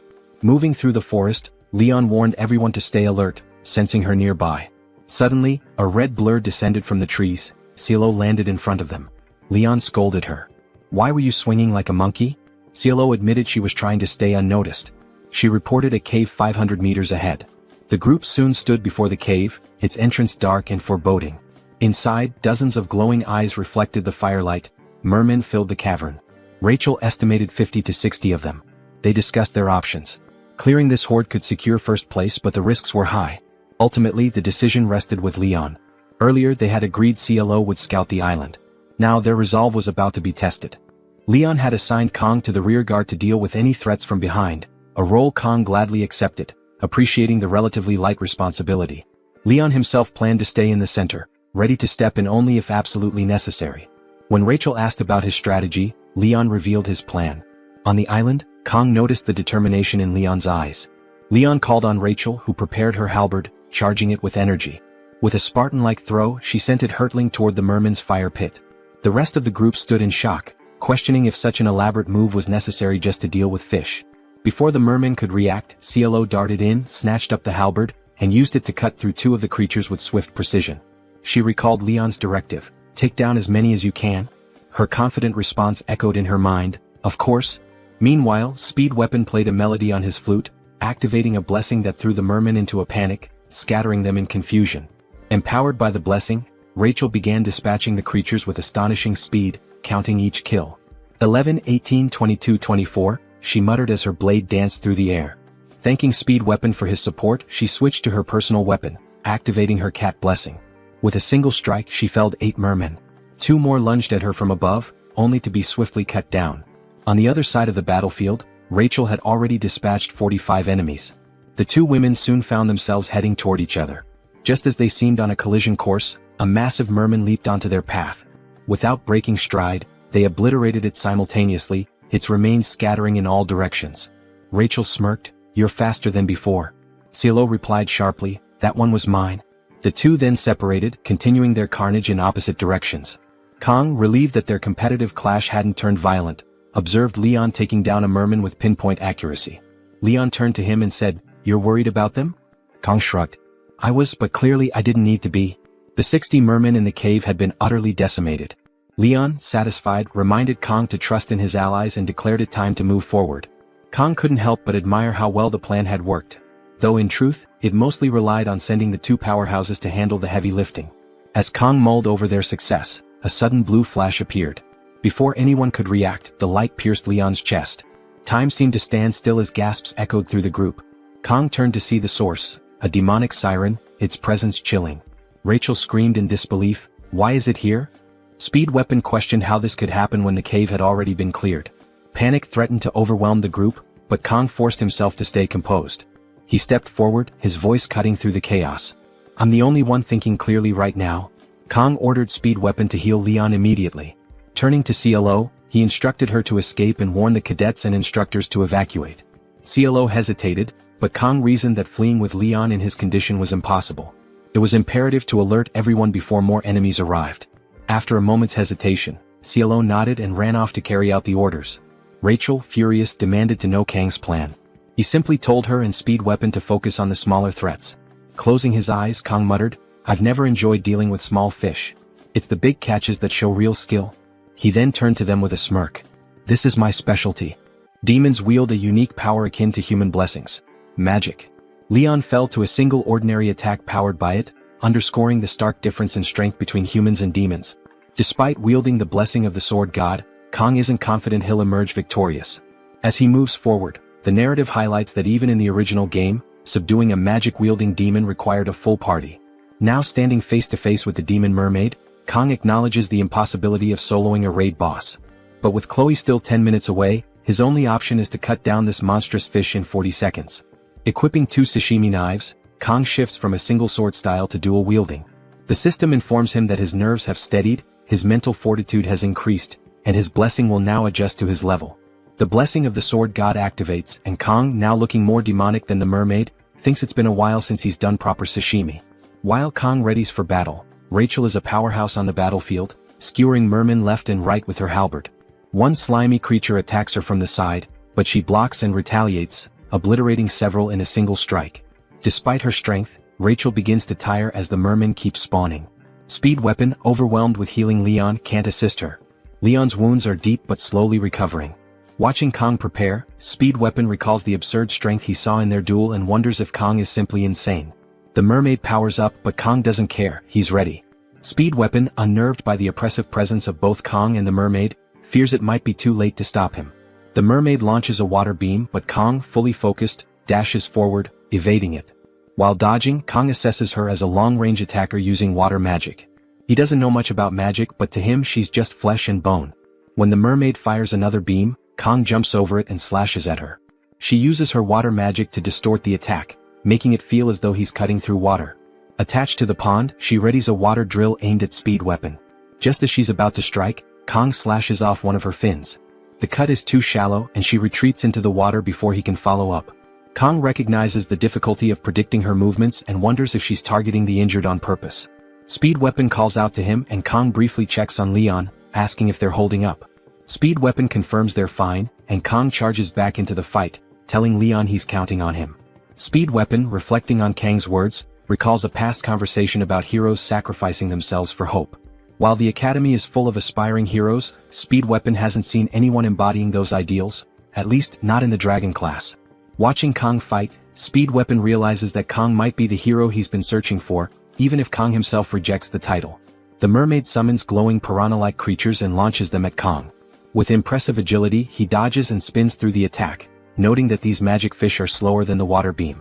The fight intensifies as Kong continues his relentless assault. The magic fish missiles begin tracking Kang's movements, adapting to his evasive maneuvers. The mermaid, clever and cunning, hurls a massive stone at him, aiming to trap him between the homing fish and the rock. But Kong, ever resourceful, slices the stone into blocks midair and avoids the attack entirely. As the battle progresses, Kang's movements become sharper and faster. He effortlessly dodges the homing fish, frustrating the mermaid, who grows more annoyed with each passing moment. In retaliation, she launches even more fish his way and swiftly moves to target Speed Weapon. Rachel yells a warning, snapping Speed Weapon's attention to the mermaid's true intentions. It's clear now, she's been aiming for the healer all along. In a game, taking out the healer first is a solid strategy, but it seems her ultimate target is Leon, the supposed hero. Speed Weapon, bracing for the worst, is sure his end is near. However, Kong, still dodging the fish, manages to slash the mermaid's arm. It's another shallow cut, and Kong chastises himself for not dealing a more decisive blow. Furious at losing her arm, the mermaid channels her anger into the severed limb, powering it up. It slams into the ground, unleashing a devastating beam of light that tears through the side of the cave. The homing fish trailing Kong collide with the mermaid, erupting on impact. Meanwhile, outside the cave, a blue-haired student and their alluring instructor notice the power beam. The student remarks on the flash of light and the roaring sound that followed. Rain begins to fall, and the instructor, smiling cryptically, suggests they move quickly and evacuate the wounded. Though she attributes the phenomena to lightning and thunder, her demeanor is suspicious. Back in the cave, the beam attack has caused cracks and a massive opening. The retreating mermen are in disarray, searching for their queen. Rachel notices the shift in their behavior, while Kong, annoyed, reflects on his failed attempts to land a fatal blow. He suspects the mermaid is buried under the debris but doubts she's dead. His suspicions prove correct when a sudden surge of aura emanates from the rubble. Emerging dramatically, the mermaid leaps from the debris, her aura flaring and anger palpable. Kong removes his jacket and tosses it to Rachel, instructing her to protect Speed Weapon and Leon now that the smaller mermen are gone. Rachel acknowledges the order while Speed Weapon, still playing his flute, watches in disbelief. Initially thinking Kong was a madman, he now wonders if he's witnessing the rise of a legend. Kong rolls up his sleeves, finally free to focus on the fight. With only 10 seconds left, he resolves to make up for lost time. The mermaid, enraged and wielding all her power, charges at him with relentless fury. Kong, undeterred, closes his eyes to center himself. When he reopens them, a sinister darkness envelopes his left eye. His demon mode has activated. "I'll cut everything down," Kong declares, dashing toward the mermaid. Chloe bursts out of the cave, her only thought being to run faster and faster. She can't stop, won't stop, even as her legs scream in protest. Her blessing fuels her desperate sprint, slicing through trees in her path with sheer determination. Despite the pain and exhaustion, she pushes forward, Gioma's instructions echoing in her mind. She must find the instructors. Thoughts of Kong flood her mind. To Chloe, he's the strongest person she's ever known, but fighting has never come naturally to him. He only draws his blade when absolutely necessary, and even then, it's with reluctance. She reassures herself that Gioma made the right choice in trusting Kong with this battle, though the mermaid's strength unnerves her. Chloe wishes she were stronger, capable of lending a hand, but her doubts are interrupted by a distant explosion from the cave. She stops briefly, glancing back at the blast, her eyes welling with tears. She whispers a desperate prayer for Gioma's safety, but there's no time to linger. With renewed urgency, she sprints forward, dodging obstacles, sliding through mud and shouting for anyone to help. Her voice cracks as she cries out, rain mixing with her tears, but her sharpened senses detect something, a merman presence to her right. Acting instinctively, she leaps and attacks, only for her strike to be parried. The defender is none other than Abel, the main waifu, who meets Chloe's gaze with equal surprise. As Chloe lands, she gasps out an apology for the attack, relieved beyond belief to have found someone. Exhaustion overtakes her and she collapses to the ground. Abel's group, busy fighting off mermen, accuses Chloe of being insane for ambushing them. They prepare to retaliate, but Abel halts them, recognizing Chloe's face. Barely conscious, Chloe begs for their help, explaining that Gioma is in grave danger. Meanwhile, Speed Weapon is awestruck by Kang's battle against the demonic mermaid. Watching him fight is like witnessing a master chef skillfully handling a live fish on a cutting board. Speed Weapon realizes Kong isn't just holding his own, he's overwhelming the enemy. Each move is precise, each deflection calculated. Using his severing technique, Kong slices the mermaid's tail into perfect sashimi-like cuts, a display so clean it almost makes one hungry. Even Rachel, heir to the Spear clan and no stranger to power, is stunned by Kang's skill. Speed Weapon, noticing her amazement, begins to think the mermaid might actually die at this rate. But their moment of awe is shattered when Rachel spots an attack headed their way. She pushes Speed Weapon aside, angrily scolding him for daydreaming in the middle of a fight. The destruction from the attack reminds them of the stakes. They aren't facing an ordinary fish, but a demonoid mermaid with devastating magic. Kong and Speed Weapon share a moment of doubt, wondering how they'll handle the mermaid if she uses magic too powerful to counter. The mermaid, now infuriated by Kang's resilience, unleashes her needle squall technique, transforming raindrops into acid-tipped spikes. Kong moves swiftly, dodging and parrying as best as he can, but the acid begins corroding one of his knives. Without hesitation, Kong hurls the knife at the mermaid, slicing her cleanly in half. The mermaid freezes, stunned, her expression one of disbelief as she processes what just happened. Kong, looking more like a demonoid himself, steps forward, ready to end her. But before he can land the finishing blow, the mermaid summons a grotesque tower of mashed mermen from the pond, using it as a shield. Kang's slash lands, but instead of striking her, it cuts through the writhing mass of mermen. He stares in shock as the mermaid, still alive, screams in rage and pain. The mermaid grins wickedly and digs her claws into her own stomach, ripping out her demonic core. Without hesitation, she swallows it. The core begins to radiate power, swelling in her throat until it looks like she's got a grotesque goiter. With her glowing throat aimed at Kong, she prepares a devastating magical beam, her desperate all-or-nothing final attack. Speed Weapon, watching in terror, screams at Kong to get out of the way, but it's too late. Kong freezes, unable to evade, and the beam hits him directly. The scene shifts, and we see Kong standing in a vast expanse of water, bewildered and trying to piece together what just happened. He touches the water, realizing he's not alone. Surrounding him is an endless blue ocean under a sinister, demonic red sky. A voice calls out, "It's the system." The system begins to explain something, but Kong cuts it off, declaring, "I already know." Suddenly we're back in the fight. Instead of dodging the mermaid's magical beam, Kong had spun his knife midair, catching it in a reverse grip. With rain pouring in chaotic sheets and death bearing down on him, Kong had calmly severed not just the mermaid, but her magic too. This is the truth of his blessing. Whether it's magic, tangible or intangible, if Kong slices it, it gets cut. The rain pours relentlessly, drenching the battlefield. Kong stands over the lifeless body of the demonic mermaid, his knife and her corpse drenched in blood and rain. The mermaid's twisted, wrinkled form lies motionless, her head at an unnatural angle. Kong looks absolutely monstrous, his expression cold as he gazes down at her. A faint bubbling noise emerges from her body, and Rachel and Wet Pen exchange worried glances. Is it really dead? Wet Pen mutters nervously. Without hesitation, Kong raises his knife and delivers another slash, severing the mermaid's head. He kicks it into a nearby crater without a second thought. Wet Pen stands frozen in disbelief. He did it? Kong Jayama, a freshman, defeated a demonoid on his own, he whispers. Rachel and Wet Pen are still reeling from what they've witnessed when blood suddenly pours from Kang's wounds. His body falters as he drops his knife and collapses to his knees. Rachel rushes to his side, cradling him as she calls out for help. Meanwhile, Wet Pen notices movement near the cave's entrance. His hand instinctively moves to his weapon as he braces for another attack. But instead of the merfolk returning, he spots familiar faces, Abel and her group, carrying an unconscious Chloe. Relief washes over Wet Pen. It's about time they showed up, he mutters. One of Abel's team members shouts, "What the heck is that?" Their eyes land on the wreckage and the mermaid's mutilated body. Rachel clings to Kong, tears streaming down her face. Why is a mermaid here? And why is everything destroyed? Abel demands. The students gather around, taking in the scene. Abel's sharp gaze lands on Kong, her annoyance growing as she notices Rachel holding him close. Jealousy flickers across her face. Abel takes a moment to evaluate the situation. Despite the chaotic battle that left Kang's team battered and bruised, he seems relatively composed, though gravely injured. Abel thinks to herself, how can someone this young achieve so much? When she asks what happened, Wet Pen doesn't hold back. You expect me to believe the Academy scouted this island properly? What a joke, he says bluntly. Abel tries to rein him in. Explain properly, she insists. Wet Pen narrows his eyes. You don't have to believe me, but here's the truth. A demonic mermaid appeared out of nowhere and Kong defeated it, alone. Abel listens intently, but skepticism clouds her expression. A freshman killed a demonoid on his own? That's absurd, she mutters, though the evidence lies before her.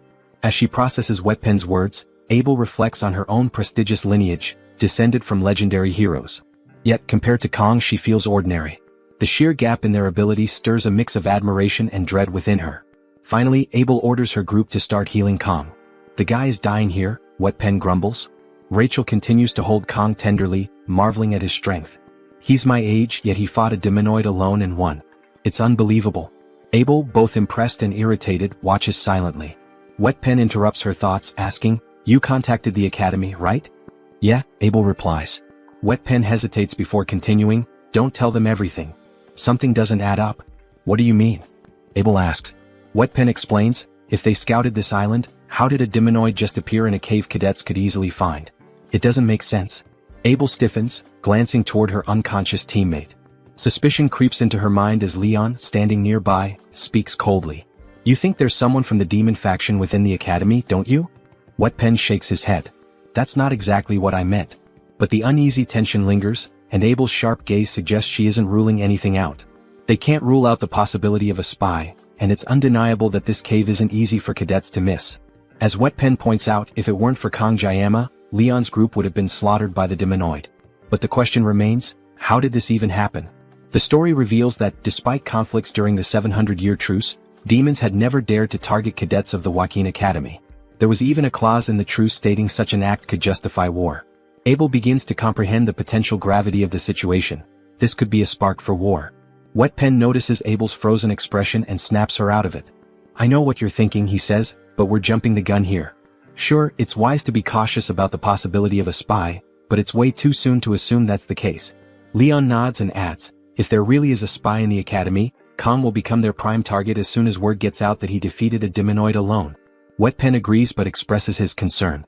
I don't think it's fair to keep all of this under wraps after everything Kong did for us. Abel steps forward with a plan.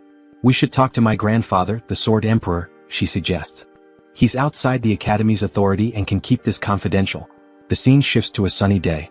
A light breeze flows through an open window as Kong wakes up in a hospital bed. He stares at his hands in disbelief. I'm alive, he thinks. His mind flashes back to the battle, recalling how the mermaid fired a magical sphere before its death. He couldn't dodge the attack but managed to see it clearly. In a beautifully illustrated moment, Kong remembers how his sashimi knife cut through the sphere like a straight line. It felt as though the magic itself had a thread he could sever. When he slashed, the magic split in two before bursting. The The sensation was unlike anything he'd experienced before, almost as if he had sliced through water itself. Sitting up, Kang wonders about that feeling. After activating the sword god's blessing, he felt things he can't quite describe. As he contemplates the blessing, he opens his stats window. He notices his mental fortitude has increased by 1 point. Reflecting on how he didn't feel fear facing the mermaid, he attributes it to this stat boost. His assimilation rate has also risen from 6.8% to 7.2%, and one of the conditions for something has been met. The next will unlock at 15%. Kang speculates that cutting the mermaid's magic might have triggered the increase. While lost in thought, an ominous figure enters the room. It's the principal, Media. She rushes to Kang, crying and throwing herself at him. Her large chest smothers him as she hugs him tightly. "I was so worried something terrible had happened to you," she exclaims. "I swear I was ready to deal with every one of those damn instructors who explored that area." Kang, flustered, tries to push her back. "Principal, please stop." Media laughs and apologizes, claiming she's just relieved he's awake. Suddenly, she remembers something and begins searching through her magical purse. "Where is it?" "I know I put it near the top," she mutters. "Is that a dimensional pocket?" Kang asks. Finally, Media finds what she was looking for. Pulling out an elegant sword, she presents it to Kang. "Here it is. Your midterm reward," she says, showing off her thick thighs as she hands him the blade. "This is the Mori-same." Kang examines his new sword. It's level 25 and scales more with strength. Its name, which means rain shower, reflects its edge, said to glisten like dew. Media hopes Kang likes it and apologizes for giving it to him informally. He should have received it officially. Just then someone calls for her from outside. Annoyed, Media turns, showing her irritation, and her curves. She yells at the old geezer, telling him to hurry up and come in. It's Zeke who retorts that she shouldn't call him that. Standing next to him, Media rolls her eyes and asks if he thinks she's acting too young. Kang, observing the scene, feels a strange sense of déjà vu. Kang asks why both Media and the Sword Emperor are there. Media apologetically explains they've heard everything from his teammates. On behalf of the Joaquin Academy, she bows her head deeply, with Zeke following suit, asking for Kang's forgiveness. Kang is stunned. He never imagined the principal herself would apologize. Media, still bowing, expresses her shame that the Academy is to blame for everything that happened during the midterms. She vows on her honor as director to uncover the truth. Zeke thanks Kang for saving the cadets. Kang, unsure of how to respond, humbly says he only did what he could. Media smiles but turns serious again, emphasizing that they need to keep the incident under wraps until the full truth is revealed. She admits, as the Academy's director, it's shameful to say this, but the mastermind behind the incident is within the Academy. Media then lightens the mood, telling Kang he should act more like a teenager and throw a tantrum sometimes instead of being so mature. Kang, slightly amused, stays quiet. After the conversation, Media and Zeke prepare to leave but pause by the door. Media reminisces about the day she and Zeke first met. "You were lying on that bench after enrolling," she recalls with a chuckle. "I told you to shove it and you drew your sword without a word. What was it you said? Something like, 'Don't order me around'? Typical 8th grader syndrome." Zeke doesn't remember any of it. Media sighs, stating it feels like just yesterday, even though she's been at the Academy for 60 years. Reflecting on the Academy's ancient history, she marvels at how small her time there feels compared to its legacy. Zeke, deep in thought, agrees. Despite the occasional major or minor incidents, the Academy has nurtured and protected cadets for 700 years. Media, now surging with green aura, becomes furious. The glass around them shatters as she creates a protective barrier for herself and Zeke. Angrily, Media recalls that before the midterms she had received reports that the instructors had completed multiple surveys of Scapula Island. Even though mermaid sightings were rare, every precaution was taken. Yet things still went horribly wrong. Zeke places a calming hand on Media, pulling her out of her anger. Apologizing for losing control, Media shifts back to her more relaxed self, praising Kang for his incredible feat of defeating the mermaid alone. Zeke acknowledges Kang's extraordinary talent. Reflecting on the countless so-called geniuses who burned out, Zeke admits that Kang is different. If anyone deserves the title, it's Kang, whose potential seems limitless. Zeke wonders just how far Kang might go, questioning if he could reach the pinnacle Zeke once dreamed of. As they leave, Zeke seriously advises Media to stay at the Academy for now. Media smiles at him and asks if he's not going to help her clean up. Zeke, clearly confused, doesn't remember agreeing to anything like that, to which Media teasingly asks if he's gone senile. Zeke simply responds, "I don't remember." The scene shifts back to the wolf class where Kang is now back in class. He reflects that the fact he severed the demonoid's head on Scapuli Island seems to have been kept quiet, likely due to the headmaster's instructions. Although it feels a bit awkward to say, he wonders if his classmates are so carefree because of his role in stopping the mermaid.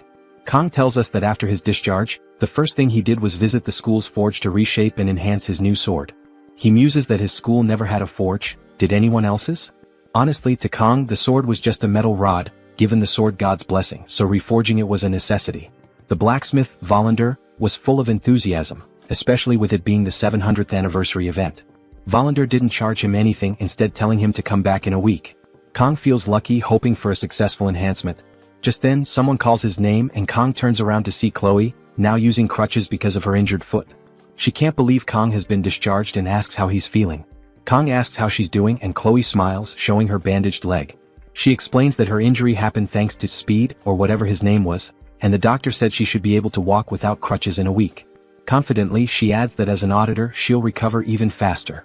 Apologizing for getting a bit too excited, she smiles at Kong, who's glad to see she's doing better. He then asks if anything unusual has been happening, to which Chloe tells him she's heard that Director Media and some elders have been at odds. Kong thinks about how, although it's true that he alone defeated the mermaid, it wasn't solely his effort. Everyone had a part to play: Chloe's rescue call, Rachel clearing the merman, Wetman's healing and blessings, and Leon, who did absolutely nothing. Kong wonders how Leon could possibly defeat the Demon King if he was so passive. He considers that maybe it's because Leon got injured first. Suddenly, their instructor enters the class and orders the students to stop what they're doing. He tells them to quiet down and sit, as there are a few announcements before the training assembly. The instructor then informs the class that for the time being, someone will be co-instructing with him, and he introduces them. The whole class wonders who it could be, only to be shocked when the Sword Emperor Zeke walks in. Dressed to impress and looking serious, Zeke walks in front of the class.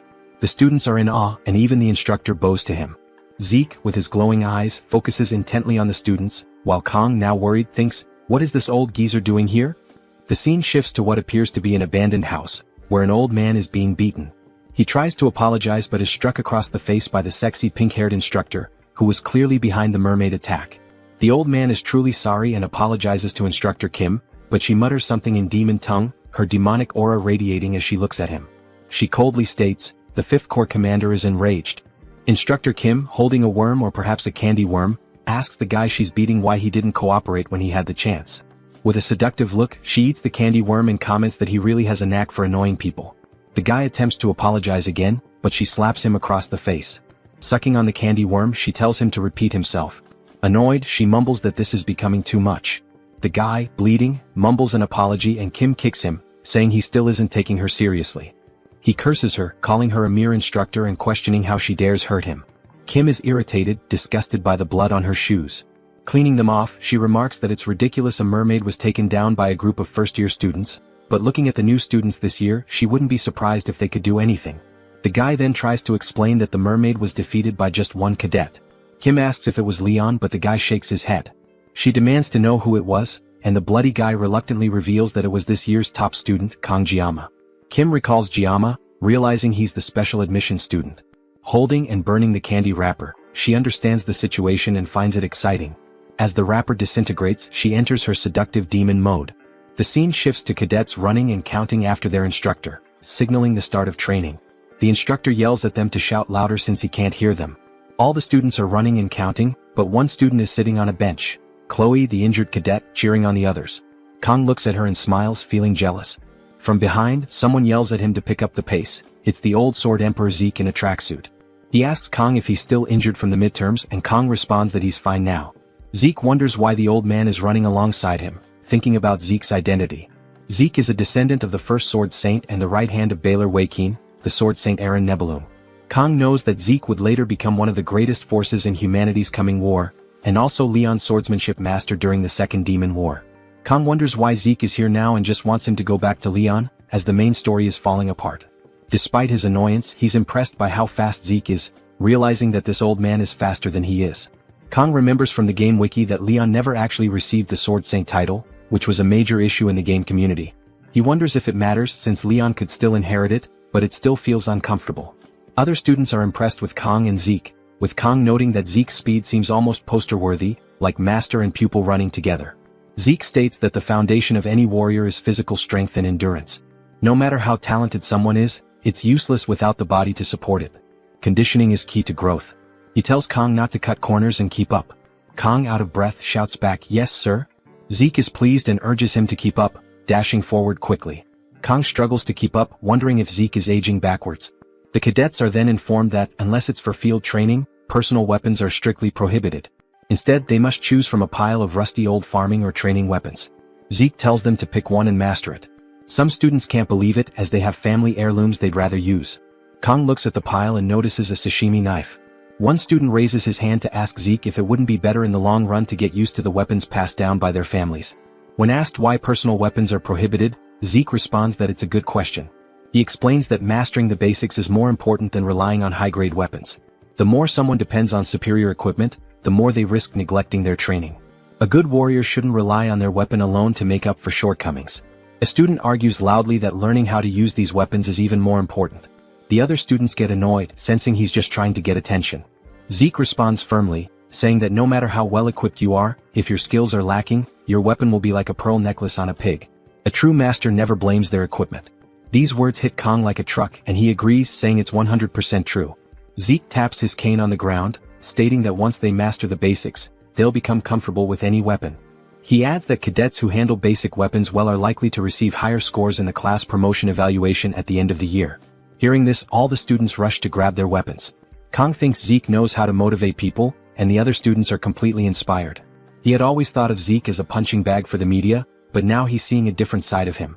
Kang notices the sashimi knife among the fallen weapons and knew this would happen. Quickly he grabs it. Zeke immediately locks eyes with him, and Kang senses something is up. Zeke tells the students that today, they only need to get accustomed to their weapons. He announces a one-on-one sparring session for training. Some students worry they might get hurt without the subspace, but Zeke reassures them. They enrolled in this academy to become warriors worthy of carrying on the legacy of their ancestors. A warrior can only truly grow through combat and the risk of being defeated. However, if they fight recklessly, they might accidentally harm or kill each other. Therefore, before pairing off, Zeke will demonstrate proper sparring. The students are excited to see Zeke's skills, as they've only ever watched him on YouTube. The instructor yells for them to quiet down, reminding them that no talking is allowed during lessons. Even the instructor is trembling, thinking that this is the biggest crisis of his life. He fears facing the Sword Emperor, even in a demonstration. He apologizes to his mother, fearing this is the end for him. As he stands there, Zeke stops him and calls out Kang. Everyone moves aside as the two lock eyes, and Zeke orders Kang to come forward. The situation unfolds with the Sword Master, standing tall and serious, calling Kang Jayama to step forward. The background students are amazed, whispering among themselves about how sharp Zeke's sword looks and how intense his demeanor is. More importantly, they are buzzing with excitement because they will be witnessing a demonstration from the Sword Emperor himself. However, the students have no idea who this Jayama person is, and the fact that Zeke personally called him out makes them even more curious. Kang Jayama can hear all the chatter around him, but he keeps his focus. Zeke addresses him directly, asking if Jayama's bones have healed completely. A little hesitant, Jayama replies that he is fine now. Hearing this, Zeke gives a curt nod, takes a fighting stance and instructs Jayama to pick up his sword. Now the two stand face to face, creating a tense atmosphere. Kang Jayama feels a wave of unease. He wonders to himself if this is really just a sparring match. He acknowledges that while his body might be in perfect condition after a long rest, his opponent is none other than the Sword Emperor. If the two of them cross swords, it's clear that things won't end easily. Someone might lose a hand, or, if fate is cruel, a head might even roll. Jayama ponders whether this overwhelming situation could be the influence of divine power. His instincts scream for a fight, but this feels entirely different from what he's used to. When he considers the disparity between himself and the Sword Emperor, he realizes just how much weaker he is. Weighing the consequences, he speaks up and asks Zeke to lower his sword. The background students begin to mock Jayama. Some laugh, saying they knew he would say something like that. Others sneer, calling him a coward. Yet, Kang Jayama pays no attention to their ridicule and stands firm. Zeke, however, doesn't take this lightly. His expression darkens as he demands to know if Jayama has any pride as a swordsman. Zeke questions how long Jayama thinks he can live while suppressing his power. He scolds Jayama further, pointing out that extraordinary talent is wasted on someone cowardly. The words cut deep into Jayama. Pride is not a foreign concept to him. It's something he has carried in his heart ever since he earned the title of the greatest swordsman in his homeland. It's a title he gained alongside those who had been his rivals and his motivation. He realizes Zeke's provocative words are not just insults but a deliberate test of his resolve. Even the class instructor and Chloe are taken aback by Zeke's approach. They watch as Jayama processes the situation. Jayama understands that if he falls for Zeke's provocation, he might regret it for the rest of his life. However, the fire within him refuses to be extinguished, and the craving for a fight intensifies. The class instructor rushes forward, intending to stop Jayama. Before he can intervene, Zeke steps in, blocking the instructor's path. Zeke confidently declares that Jayama has already made up his mind. Jayama steps forward, equipping his Sashimi blade. The act summons the blessing of the sword god, manifesting a faint divine aura. This marks the start of a clash between the sword god and the sword emperor. Zeke observes Jayama's movements closely while his mind drifts to memories of his youth.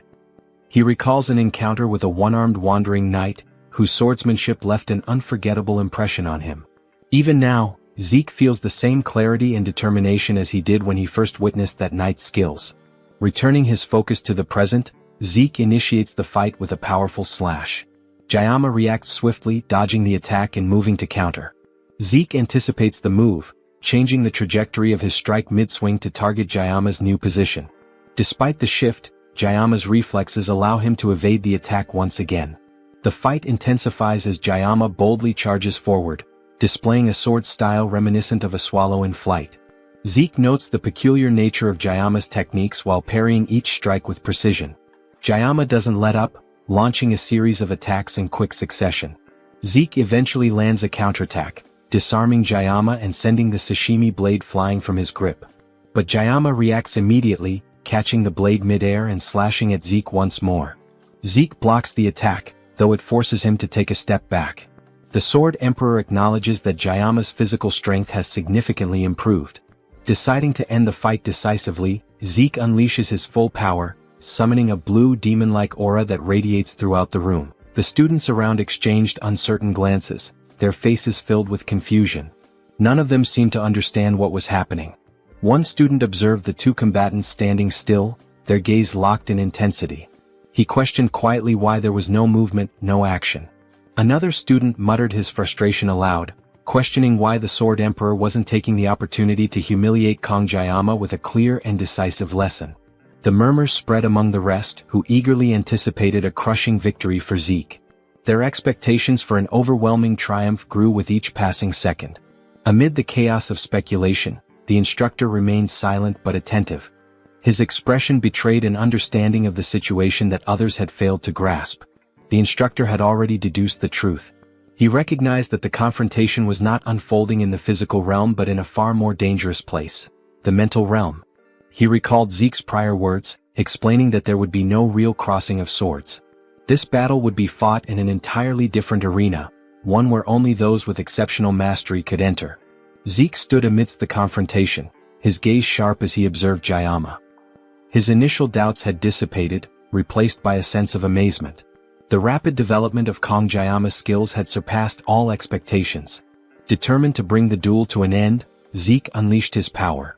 A brilliant blue aura burst forth from his form, materializing into the shape of a demonic entity.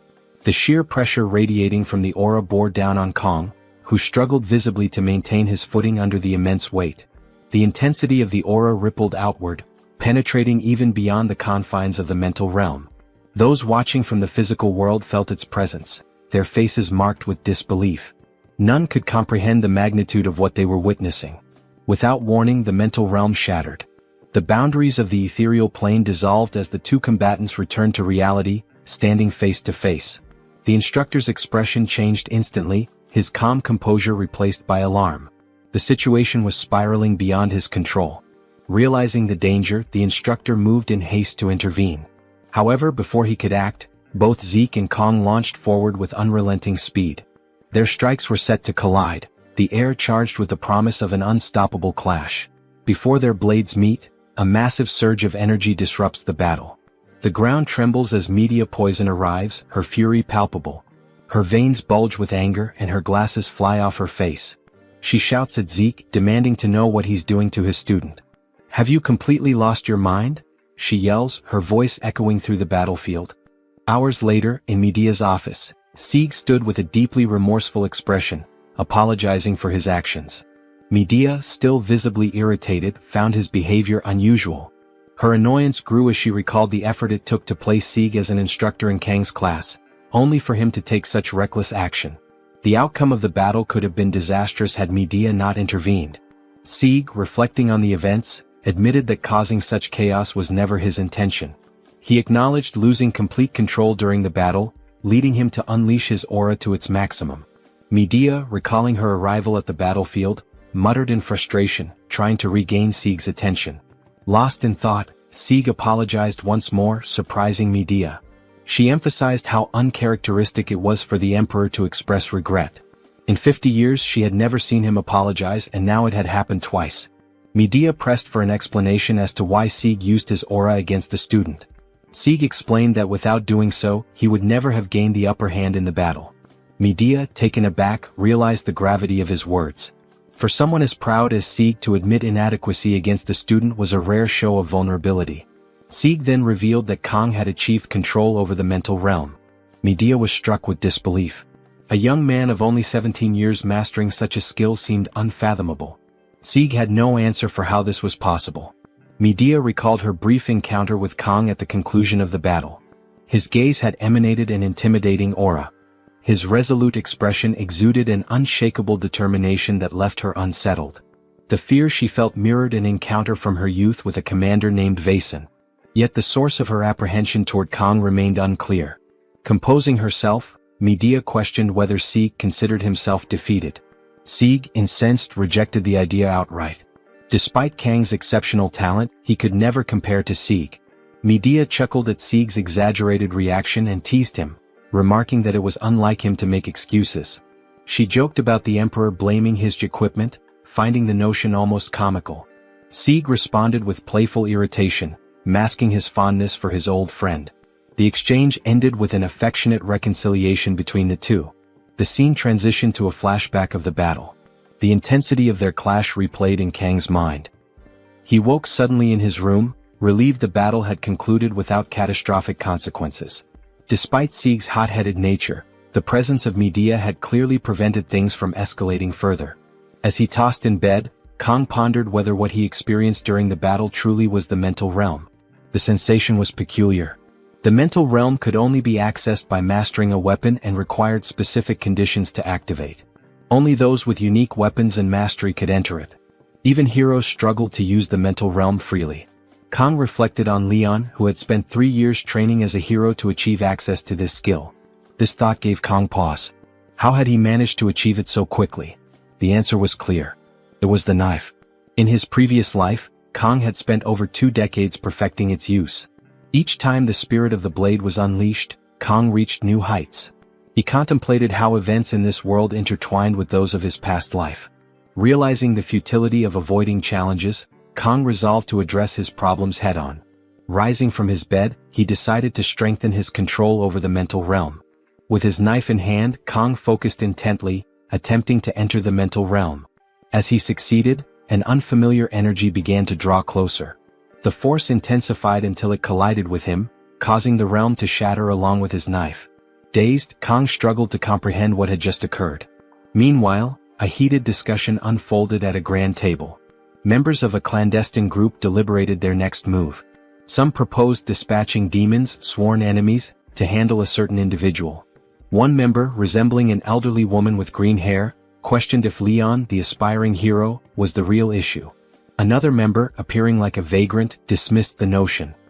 He argued that Leon barely managed to manifest his blessings and insisted the true threat was the student ranked first in the academy. This was the one who had defeated the twins during the entrance exams. This student had garnered Medea's protection, which only confirmed his importance. The group agreed this individual posed a significant threat. They concluded that Kang, the very student who had drawn the emperor to the academy, needed to be eliminated. The vagrant muttered that Medea's leadership as director had weakened their influence. He worried that the emergence of a hero could spell disaster for their plans. A hero capable of challenging the Demon King must not be allowed to exist. Privately, the vagrant reflected on the urgency of his argument. He dreaded the consequences of meeting the fifth commander again without satisfactory results. The meeting concluded with the family auditor tasked with hunting Kang. Elsewhere, in a weapon artisan's shop, Kang stood seething with anger while the craftsman cowered on the floor, pleading for mercy. The reason behind the heated argument quickly becomes clear. It was about Murasame, which had now dropped to rank E. Kong glared furiously at the blacksmith, who scrambled to explain himself as if his life depended on it. He confessed that in over 30 years of his craft, he had never encountered such an issue. It seemed like the blade outright refused to be forged. With utmost care and technique, he did everything possible to shape the weapon, but with a single strike of the hammer, everything fell apart. Kong, recognizing the blacksmith still managed to deliver decent results, tried to maintain an air of strictness. The blade met the blessing's requirements perfectly, but Kong didn't want to lose his upper hand in the negotiation. The blacksmith then revealed that, despite its low rank, the weapon had the potential to grow to rank A. With future reinforcements, it could become exceptional. He even offered to perform these enhancements free of charge. Kong, however, remained stern, questioning whether the weapon would break again during the process. Desperately, the blacksmith explained that reaching rank A enhancements would require an unbreakable material, a resource that never fails. However, obtaining such material required battling dangerous monsters from the demon army.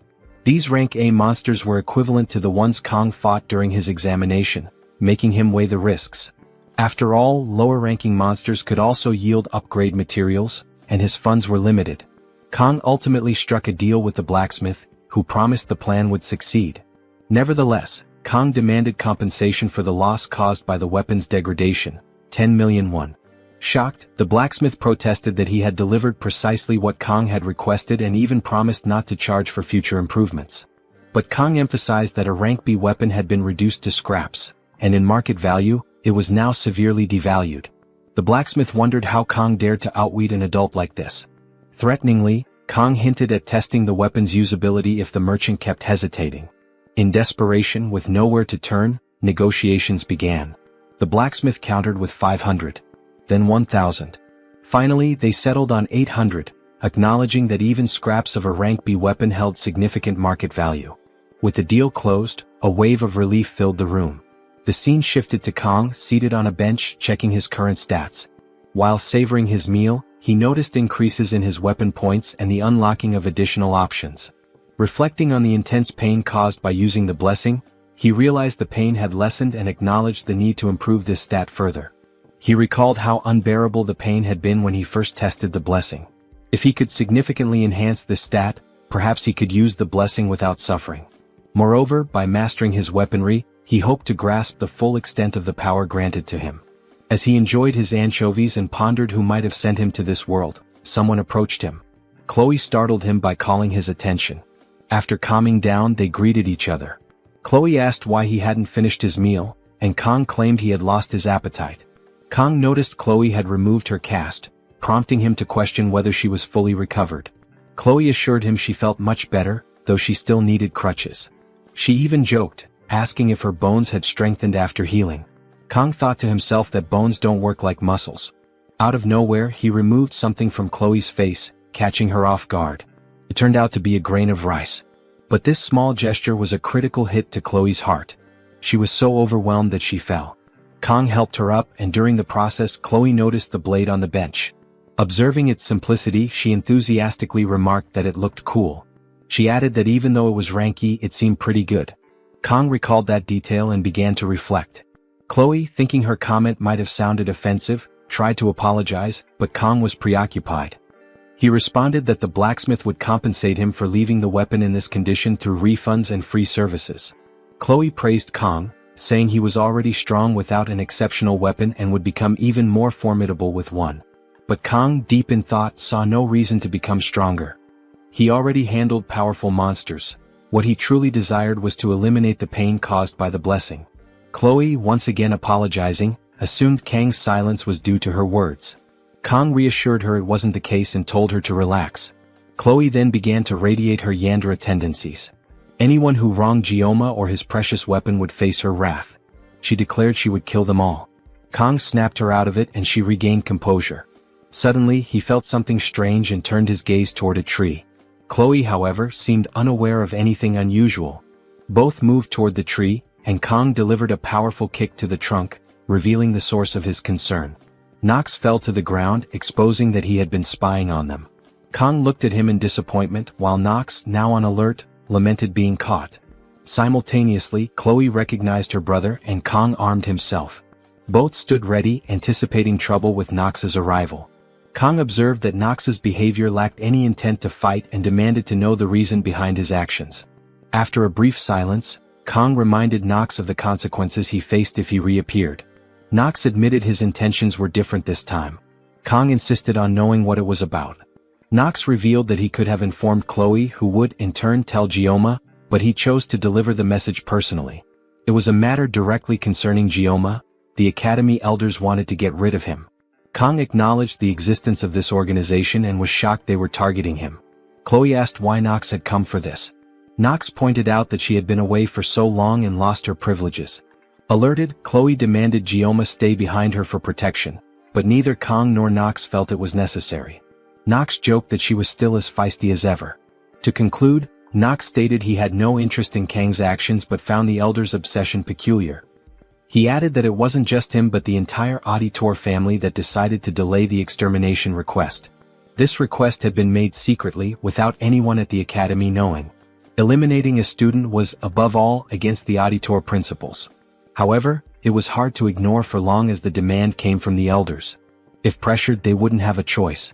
Nox also told Chloe she needed to know since in any case she was family. Kang realized Nox's actions were driven by principles, though his true concern was for his sister.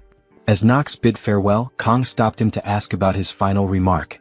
Without hesitation, Nox said Chloe was happier in Kang's company. Not even he, as her brother, had ever seen her like this. This left both Kang and Chloe deeply moved. Nox concluded that Kang must not let her get hurt, leaving Kang stunned. Facing one another, Kang tried to discern the meaning behind Nox's words. His request for Kang to ensure he wouldn't allow her to get hurt puzzled Kang. Seeking clarity, Kang asked why Nox would make such a request, noting that the only time Chloe had been hurt, it hadn't been Kang's direct fault. Nox studied Kang for a moment, realizing he hadn't grasped the true intent behind the statement.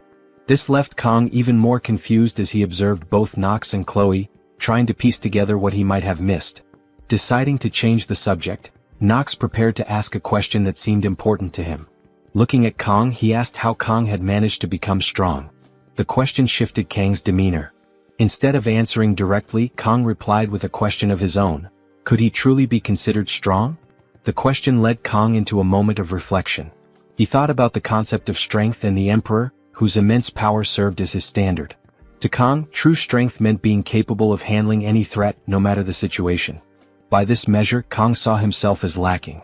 With his limitations, he could only act effectively for less than a minute each day. Despite his past accomplishments, he didn't see himself as truly strong.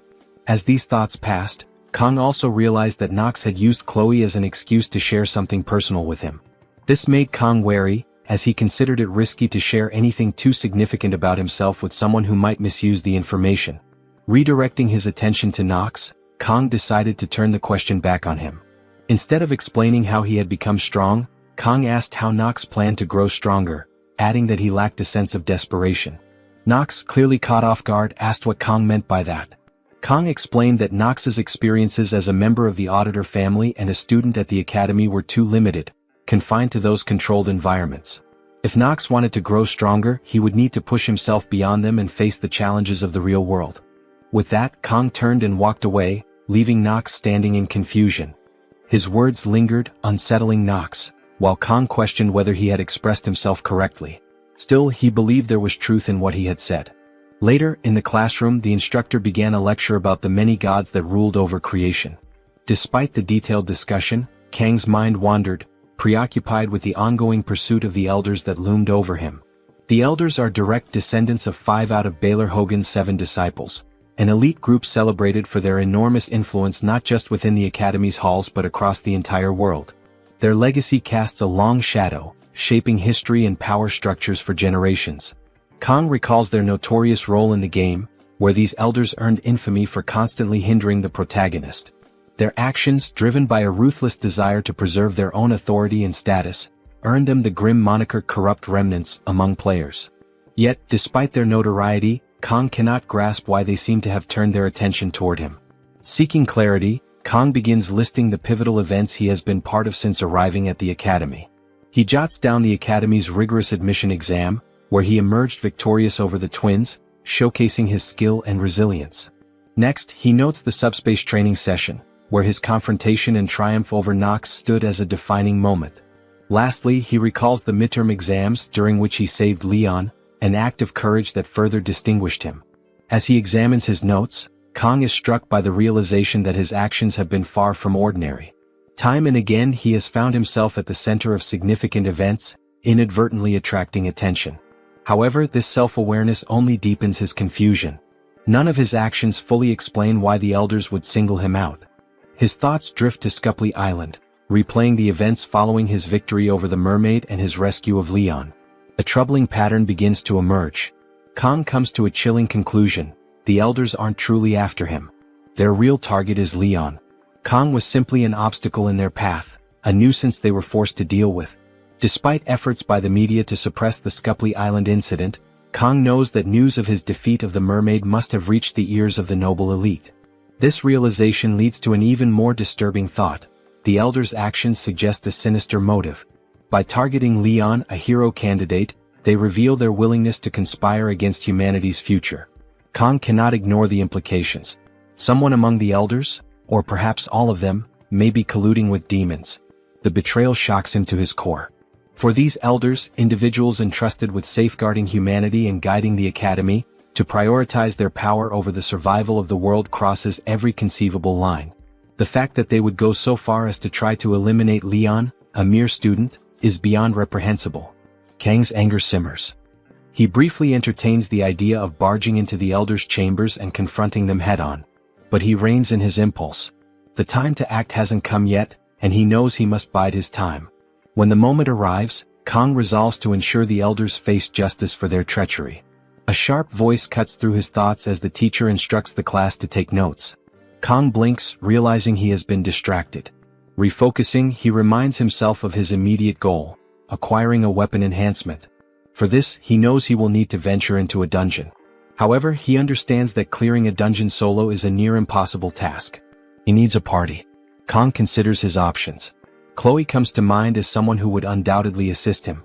Yet, instead of relying on someone with overwhelming power like Rachel, he decides a more strategic approach is preferable. This train of thought brings Speed Weapon to the forefront of his mind, and Kang resolves to seek him out for help. The scene shifts to the bustling dragon class. Kang's presence immediately draws attention, with a student stepping forward to confront him. "This isn't a place for someone like you to come and go as they please," the student sneers. Kang eyes him, unbothered, and thinks to himself, who is this two-bit extra with an overinflated ego? With 2 decades of experience in the food industry, dealing with all sorts of difficult customers, Kang finds the situation almost laughably familiar. He calmly warns the student, "Don't waste my time or I'll deal with you myself." Enraged, the student lunges at Kang. To Kang, the attack feels sluggish, almost comical. He notes how easily he could counter it, but before he needs to act, a figure intervenes. Speed Weapon steps in, delivering a decisive punch that sends the aggressor sprawling. The commotion draws a crowd, with students gathering to witness the scene unfold. Kang's confidence remains unshaken as he exchanges a glance with Speed Weapon, silently acknowledging the start of their next collaboration. Kang reflected on the situation, considering the unique abilities he had encountered. The thought of a strength healer struck him as unusual, something beyond the norm of strength mages. As he pondered this, Speed Weapon interrupted his thoughts, asking if Kang had come to find him. Without waiting for an answer, Speed Weapon suggested they move their conversation outside, and the two stepped out to talk in private. Kang outlined his plan, explaining the need to form a party as quickly as possible.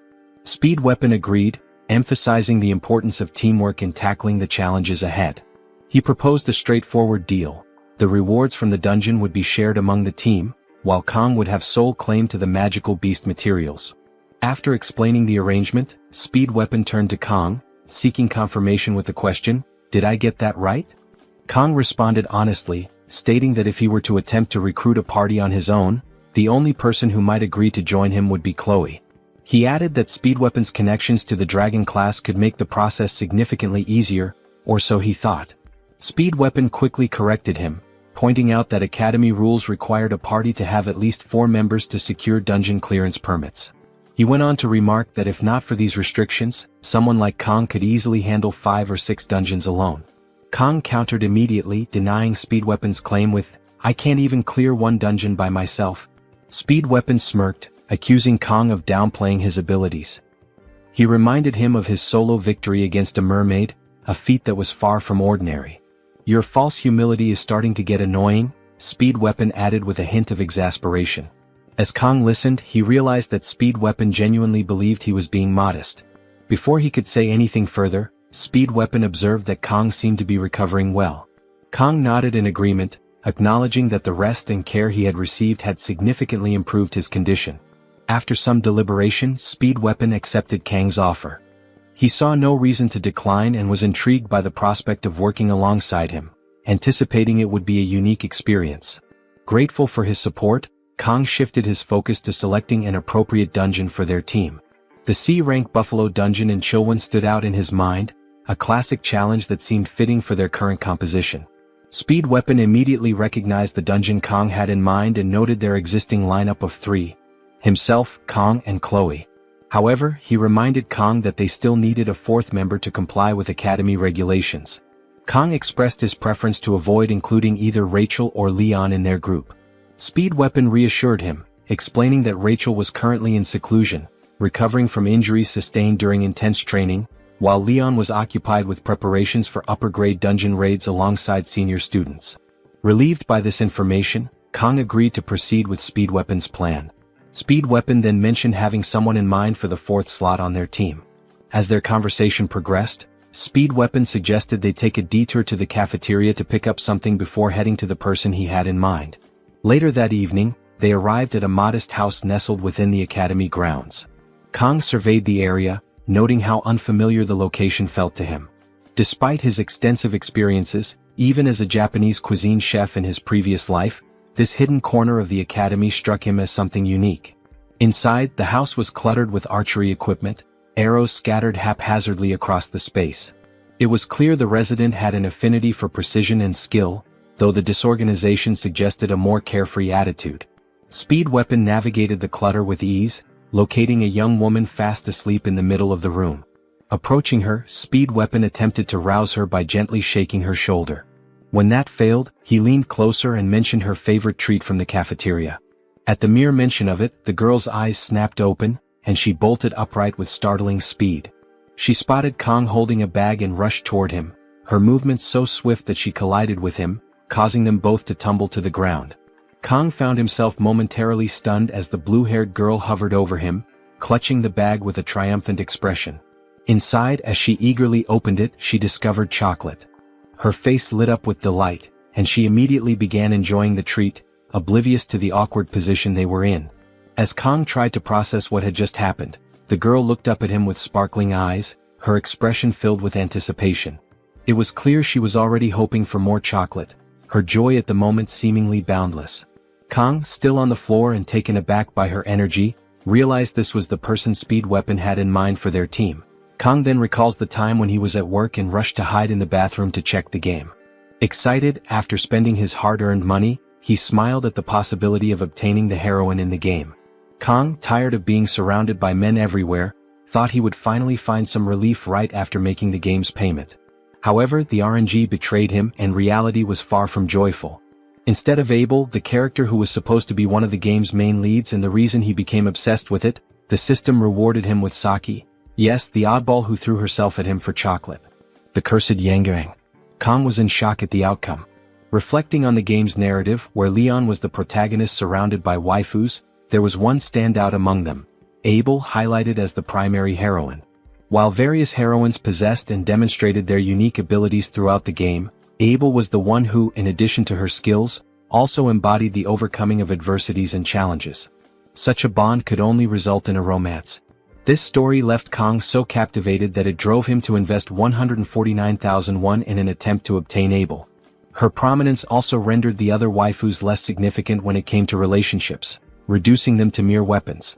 Among these lesser-valued waifus, there was one who was the ultimate champion of failure, the strong contender for diabetes. Now, inside the game, Kong once again found himself face-to-face with the chocolate fanatic.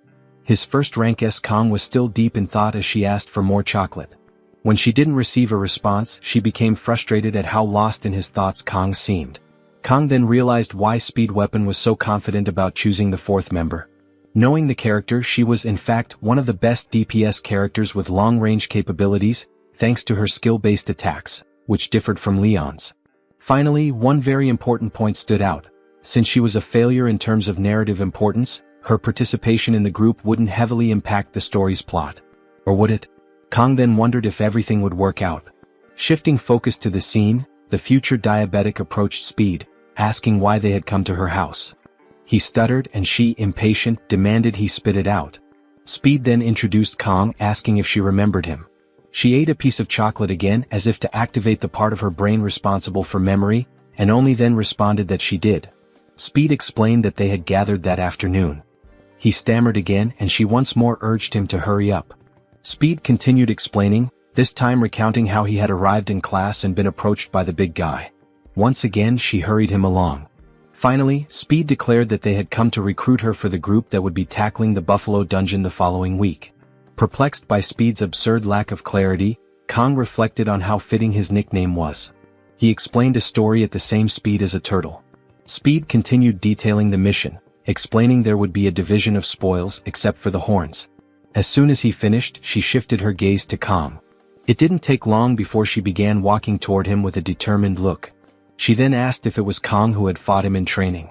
Kang, hesitant, responded that it was. She observed him with a suspicious gaze. Meanwhile, Kang, apprehensive, waited for Saki's next move. She then turned and remarked that although she had no reason to refuse, given that the rewards would be divided, she wouldn't accept because of the lack of determination she had expected. Kang was surprised by her lack of sense in judging someone who had just woken up. He watched as she added that she didn't want to work with such unmotivated people. Speed then tried to argue that it wasn't possible for her to make such a decision after seeing Kang's duel against Nox. She then suggested that his victory was only possible because the opponent was weak. Speed became irritated and emphasized that the opponent was none other than an auditora. In his moment of heightened emotion, he almost let slip a situation that not everyone was supposed to know about from the island. Realizing this, he immediately held himself back, leaving Saki confused. Meanwhile, Kang observes with a look of someone who has completely lost patience for all this back and forth. Speed, somewhat composed but still shaky, tries to explain himself, using the chocolates he brought as leverage. Saki counters, retorting that she's not his pet and questioning why she would be obligated to accept his request. Kang watches the argument between the two, trying to decipher what kind of deal Speed imagines in his head. Simultaneously, he's amazed at how someone can be both greedy and rude at the same time. In his view, the worst-case scenario should only allow for one of those traits, not both.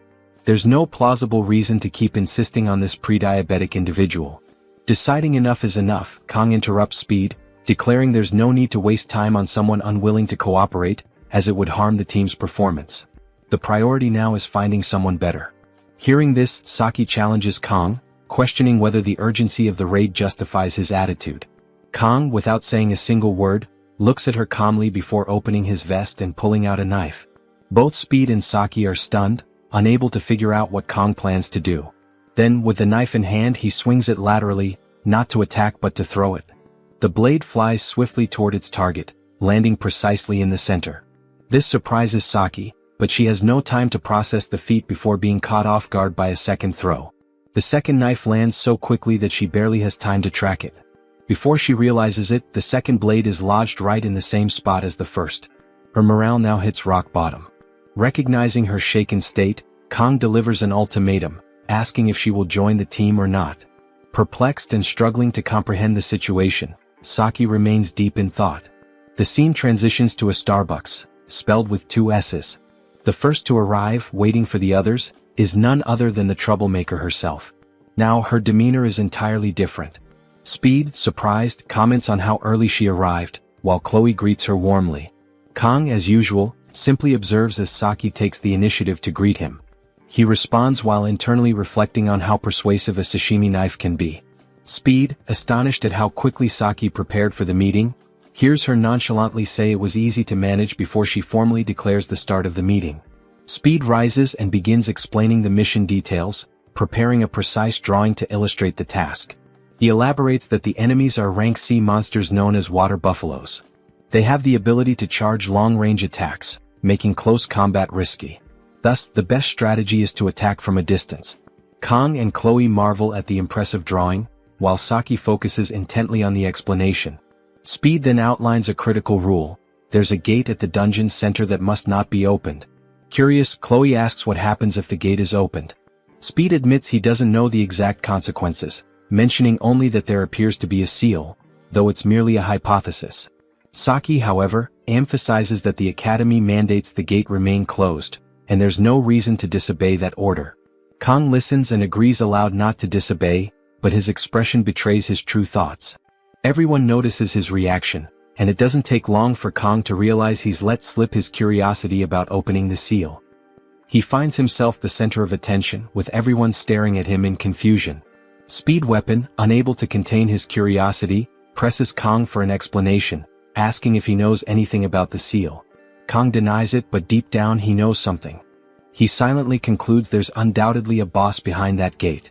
While outwardly stating it's obvious no one should touch the seal, he begins contemplating the conditions necessary to open the gate.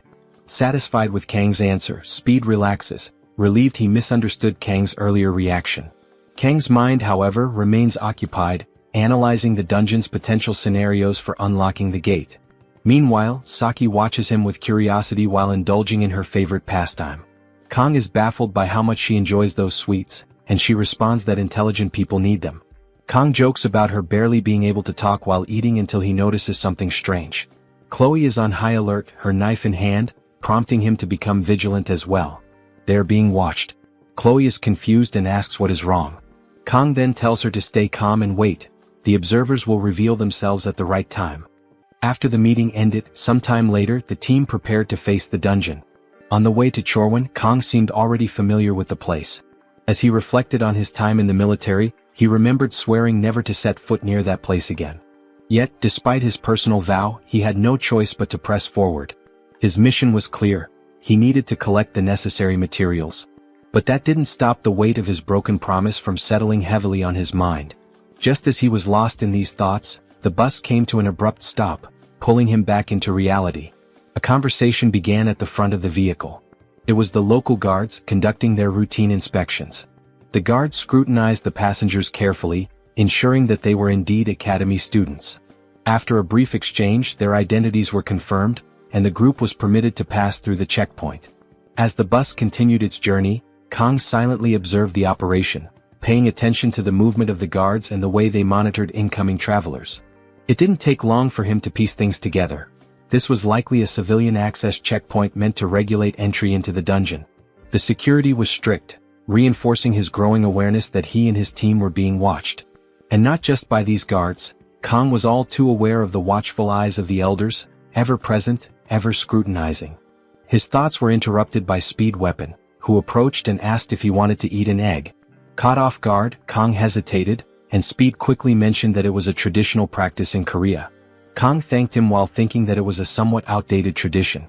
Kang's observations about security and the surveillance on him made his interaction with Speed appear more cautious.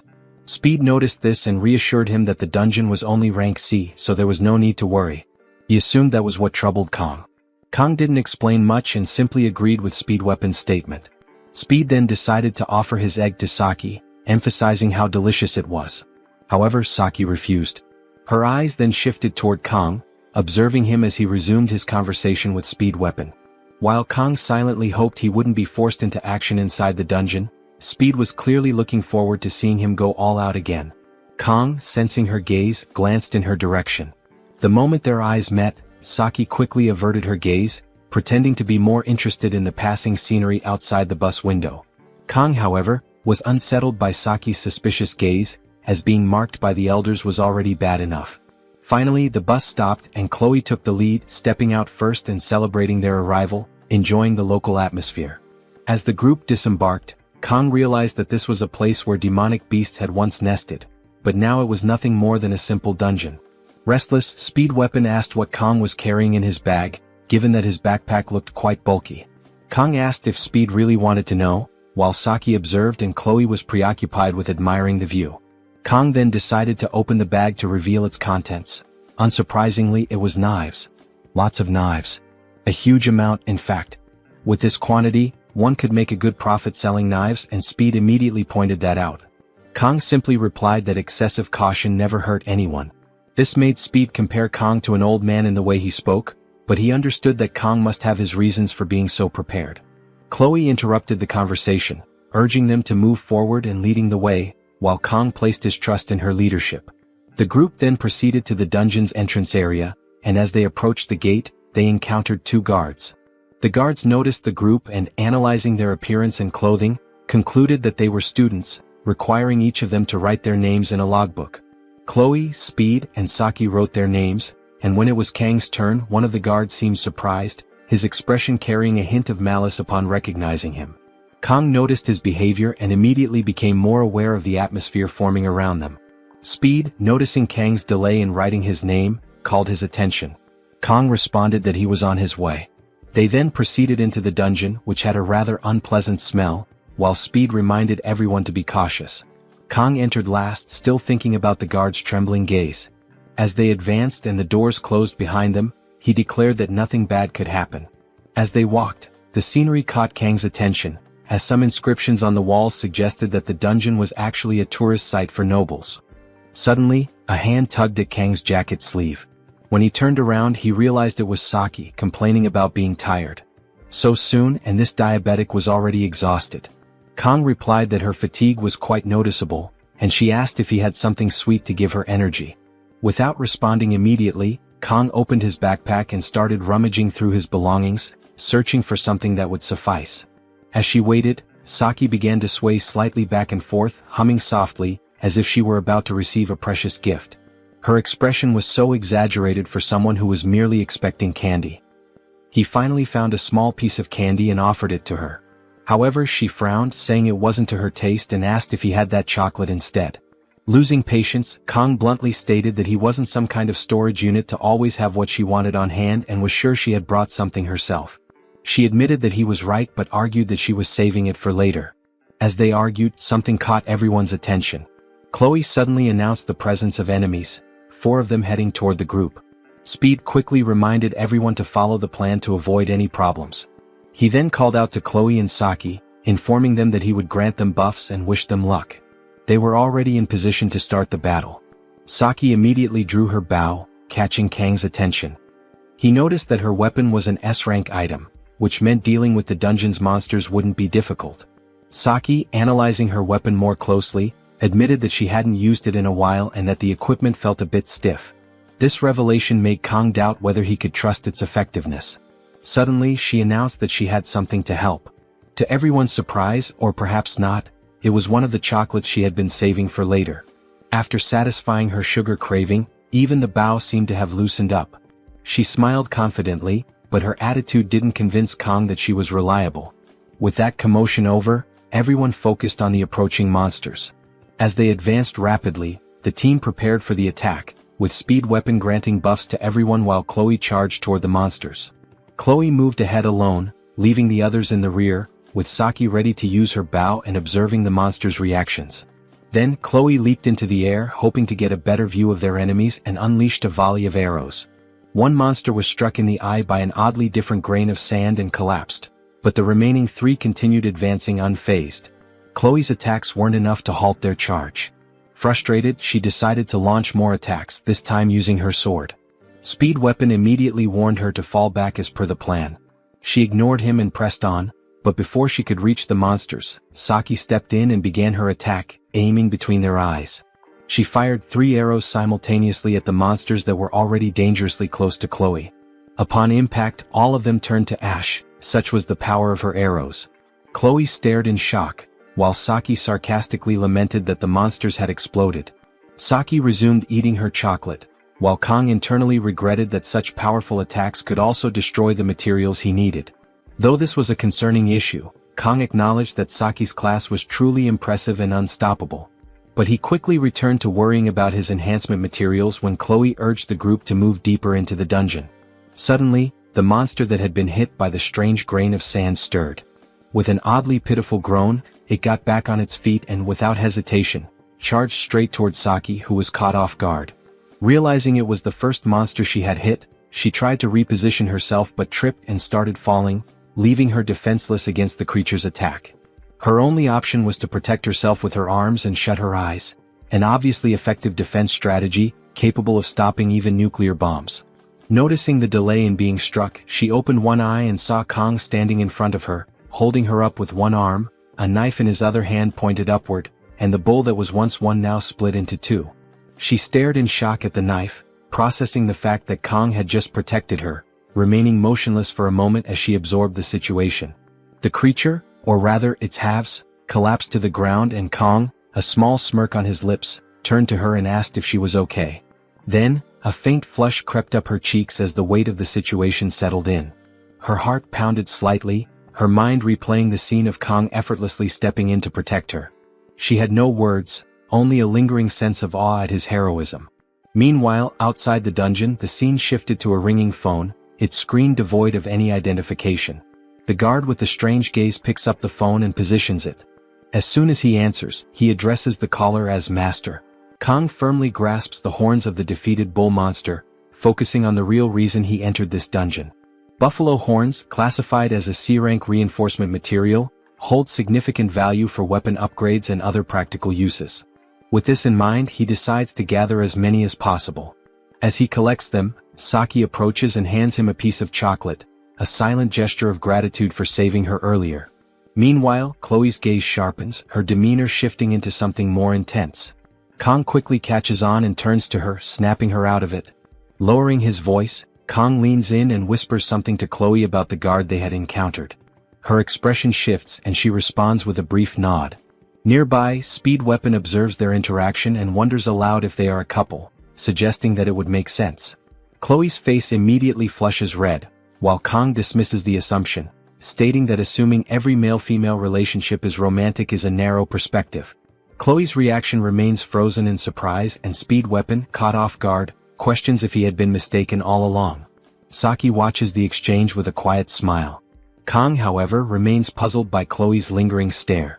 Before he can dwell on it, she shifts the conversation, questioning whether buffalo monsters are always this scarce. The group's attention turns forward as Speed Weapon notes that, regardless of the dungeon's popularity, it should not be this empty. Looking to Saki for insight, he prompts her for an opinion. After a brief pause, she points out something odd. The buffaloes had been running away from something. Their behavior was unnatural, raising concerns. Speed Weapon agrees, recalling that buffaloes are typically docile and even used for farming by the locals. Kong momentarily processes this information, internally questioning the absurdity of using demonic creatures for agriculture. Despite the unusual circumstances, Speed Weapon reassures the group that they have received signals ahead, implying that there is no immediate danger. Kong turns his attention to Speed Weapon and Saki, curious about how they know each other. With confidence, Saki proudly explains that she secured the top position in the written exam, while Speed Weapon came in second. She adds that he bragged about it for weeks. Frustrated, Speed Weapon attempts to dismiss her words, but Saki continues, revealing that she also ranked third in the placement tests. Hearing this, Kong is surprised to learn that Speed Weapon ranked second, as he had assumed the guy was just a loudmouth. Noticing Kang's reaction, Speed Weapon quickly clarifies that he should not be compared to Rachel, revealing that she is his cousin. This revelation takes Kong by surprise, as he finally understands why, as a player, he never knew about Speed Weapon's connection to the main characters. The answer lies in their familial ties. Speed Weapon elaborates further, explaining that his family is a branch of the Changxian clan, while Rachel's family belongs to the main lineage, creating a distinction between them. However, he quickly brushes off the topic, questioning why they are even discussing this. Kong fixes his gaze on Speed Weapon, prompting him to take a step forward and demand that he stop staring. With a grin, Speed Weapon declares that he is living the dream, emphasizing that Kong is the most impressive one. Jokingly, he reminds Kong not to forget about him once he becomes famous. Kong, smiling, reassures him that such a thing will not happen. As the group continues moving forward, Speed Weapon casually remarks that no one can predict the future, suggesting that Kong might even join the Seven Heroes one day. Chloe agrees, pointing out that Speed Weapon has a valid point and that Kong undeniably has the potential. At that moment, Saki steps ahead of them, suddenly turning to face the group with a serious expression. Without hesitation, she declares her hatred for the Seven Heroes. Despite the weight of her words, the trio remains unbothered, though Speed Weapon briefly wonders what her issue with them might be. Choosing to set aside his curiosity, he urges the group to keep moving, reminding them of their objective, defeating 20 buffalo monsters to clear the dungeon. As they proceed, Kang's attention is drawn to a crystal lying on the dungeon floor, surrounded by a faint purple aura. Before he can examine it further, Speed Weapon calls out, urging him to keep moving and questioning what he is waiting for. Hesitating for a brief moment, Kang ultimately steps forward, dismissing the crystal as nothing. Outside the dungeon, a guard speaks on the phone, confirming that everything has been arranged. The academy students should have already encountered the enraged buffaloes by now, leaving no cause for concern. However, the person on the other end remains skeptical, dismissing the guard's confidence. Pressing for further details, the caller asks if there is anything else to report. The guard affirms that he followed the given instructions precisely, though he personally believes the buffaloes will handle the students on their own. It is then revealed that the person on the phone is the commander of the Demonoids. She warns the guard not to grow overconfident, reminding him that failure is not an option. With a cold tone, she questions whether he is prepared to take responsibility should things not go as planned. At this, the guard falls silent. Sensing his hesitation, the commander reassures him, expressing trust that the task has been properly executed. She instructs him to report back with the results once the situation is resolved. Acknowledging the order, the guard ends the call. Staring at the dungeon entrance, he mutters to himself, recognizing that his fate is already sealed regardless of the outcome. Just then, an ominous aura begins radiating from the dungeon gate. Reflecting on his actions, he recalls that he had forcibly opened the gate as an extra measure, ensuring that survival for the students is now impossible. Yet, something about Kang unsettles him, those eyes as if they see through everything. Unable to shake his unease, he decides to enter the dungeon and witness the situation firsthand. Inside the dungeon, Chloe turns to Kang, alerting him to the presence of magical beasts approaching from behind. Kang immediately asks for a count, and through her blessing, Chloe detects roughly 50 creatures. The group is stunned by the revelation. At that very moment, another presence rushes toward them from the opposite side of the dungeon. When they turn to look, their eyes widen in shock. A massive horde of buffaloes is stampeding directly at them. Speed Weapon, dumbfounded, struggles to understand the situation. Buffaloes don't normally swarm like this, yet these creatures appear completely enraged, charging at full speed. Still in shock, he questions Kang, recalling that these buffaloes were supposed to be harmless. In response, Kang remembers a lesson from his past life, where his master once taught him that every blade has its purpose, just as a sashimi knife is meant for handling fish. Snapping back to the present, he smiles at the thought and declares that it looks like he will be using the fish knife to handle the buffaloes. According to Chloe, Kang instructs her to distract the herd, warning her not to charge in directly. Instead, she should move unpredictably to disrupt their formation without engaging in combat. Chloe acknowledges the strategy, nodding in understanding. Next, Kang turns to Speed Weapon, ensuring he is prepared. With a grin, Speed Weapon confidently responds, showing no hesitation. Meanwhile, Saki struggles to understand why Kang remains so composed despite the overwhelming odds. He assigns her to hold the front, ensuring that nothing gets too close. Though she acknowledges the command, she remains puzzled and turns to Speed Weapon, questioning Kang's unwavering confidence. Speed Weapon, wearing a knowing smile, advises her not to be surprised.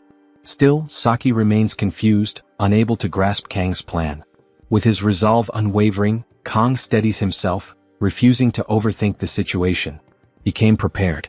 No matter how many enemies stand before him, he will take them all down. With that determination, he draws his weapons and activates the blessing of the sword god. As one of the buffaloes charges at him, ready to attack, Kang makes his move. Without hesitation, he surges forward, swiftly launching his daggers at the oncoming beast. Meanwhile, Saki remains in shock, unable to comprehend how Kang intends to handle the horde alone. Saki, stunned, lets the chocolate bar slip from her hands as she struggles to process Kang's overwhelming efficiency in combat. Perched atop a pile of defeated buffalo-like creatures, Kang remains unshaken, scanning for any remaining threats. In mere moments, he had effortlessly neutralized the ferocious charge of the monsters. Meanwhile, Chloe refuses to be outdone. Activating her ability, she charges into the horde targeting her, executing her signature move, Schrodinger's cat. With fluid precision, she takes down multiple enemies at once, delivering her attacks with the style and flair of a Power Ranger. As Kang readies himself for the next wave, he leaps forward, slashing through his opponents with a flurry of strikes, reducing them to mere fragments. However, as his assault concludes, he finds himself surrounded. Saki and Speed Weapon watch as the creatures swarm him, forming a towering mass of flesh over his position. Saki tenses, preparing to intervene, but before she can act, Kong retaliates with a single spinning strike, obliterating every enemy around him. Once again, Saki is left speechless at his prowess, while Kong remains as composed as ever. Yet this time something does concern him: resources. Without hesitation, he begins collecting horns, intent on using them to upgrade his weapon. He reflects on how useful his ability upgrade has been, increasing from 30 to 40 seconds, allowing him to dispatch 50 creatures with ease. Chloe approaches, praising his performance. Kong acknowledges the teamwork involved, reciprocating the compliment before running a hand through her hair in a rare display of warmth. From a distance, Speed Weapon and Saki observe their interaction, as if already expecting such an exchange. Still, Saki finds herself bewildered by the turn of events, a frenzied battle concluding with an affectionate conversation. Speed Weapon, however, remains unfazed, teasing Saki for her reaction. She defends herself, questioning how anyone could remain indifferent to such an overwhelming display. Speed Weapon simply remarks that he always knew Kong would find a way to triumph spectacularly and leave everyone impressed. As Saki struggles to grasp how he could be so powerful, Speed Weapon admits he has no clue either. While they continue watching Kong and Chloe atop the remains of their enemies, Speed Weapon daydreams about how incredible it would be to livestream Kang's feats, leaving Saki perplexed by his remark. Snapping back to the moment, Speed Weapon calls Kong over so the group can regroup and move forward. As they walk, he points out that their goal was to collect 20 buffalo, yet they have far exceeded that number. He jokingly accuses Kong of showing off. Kong dismisses the concern, claiming that numbers don't matter. It's simply his way of making up for staying neutral and doing nothing during the exam.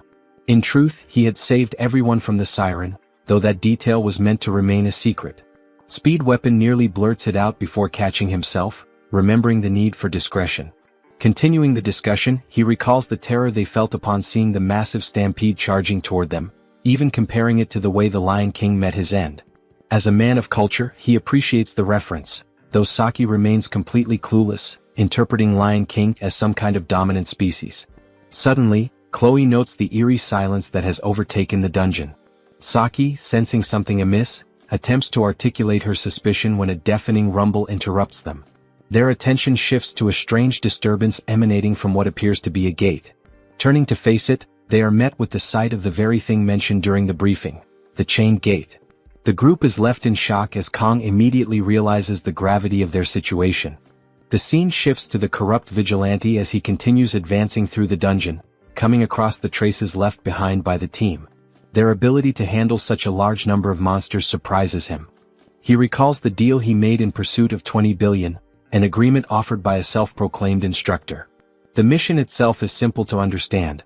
When questioned about his role, she explained that he needed to tame the dungeon's monsters and, at the right moment, drive them into a frenzy using a demonic stone. The exact moment would be when Kong entered the dungeon. Additionally, she instructed him to unlock the chained stone gate. Realizing the gravity of the situation, he questioned whether the goal was to sacrifice the group. Rather than answering directly, she simply remarked that she would find someone else for the task, given his apparent reluctance. In response, he quickly grabbed her hand, taking the stone and proving his willingness to comply. Without much thought, he submitted to her orders, and she warned him to stay alert for calls from unknown numbers, through which she would provide further instructions. He, now entirely obedient, agreed without hesitation. As he continued walking through the dungeon, he displayed no remorse. His motivation remained clear, using the mission's payment to escape his gambling debts and continue playing. Trying to justify his actions to himself, he pressed forward, convincing himself that the targets were nothing more than helpless kids with no chance of survival. The focus then returns to the gate, where the group questions whether they are on the right path.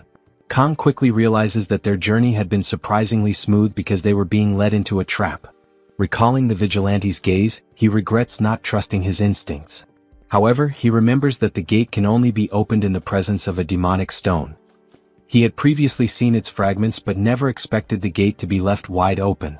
Though he briefly considers the dungeon's reward, he dismisses the thought, prioritizing survival above all else.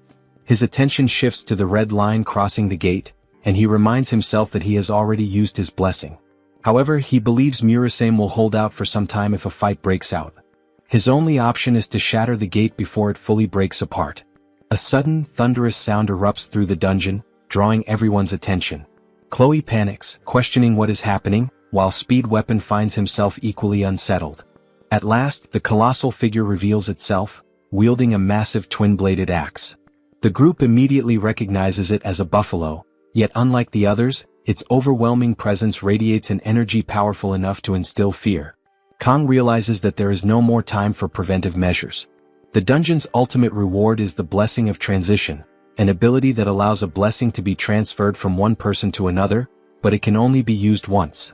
The creature before them is none other than the Minotaur, known as the Buffalo King. Inside the stone gate, two buffalo-like monsters stand in an alert position, scanning their surroundings, while the main boss monster sits between them. The group stands in front of the trio, trying to comprehend where they have found themselves. Chloe is taken aback by the realization that monsters are inside the gate, while Kong struggles to comprehend how even those two buffalo monsters seem beyond what he can handle alone. Kong quickly assesses the situation, understanding that even if he manages to break through the gate and try to escape, the moment the Buffalo King awakens, it will be nearly impossible for everyone to leave unharmed. Unlike the midterm exam where there was no prior information about the mermaid, the boy has encountered the Minotaur in gameplay before. If he were in peak condition, Kong could have handled all three buffalo monsters by himself. However, at this moment, the 40-second duration of Speed Weapon's immunity blessing has already been exhausted, leaving Kong with no room for error. Kong accesses his knife thinking to act in the most possible way to succeed. Kong grips the knife tightly as he turns to Speed Weapon, asking if the pain-reducing blessing is still available. Speed Weapon confirms that it is, and when asked how long he can maintain it, he responds that the maximum duration is about 2 minutes. Kong then determines that this will be enough and instructs Speed Weapon to keep applying the blessing while Kong engages the Buffalo King. Kong knows that even a momentary lapse in focus could lead to severe injury or even death. Speed Weapon reassures him, promising to do his best.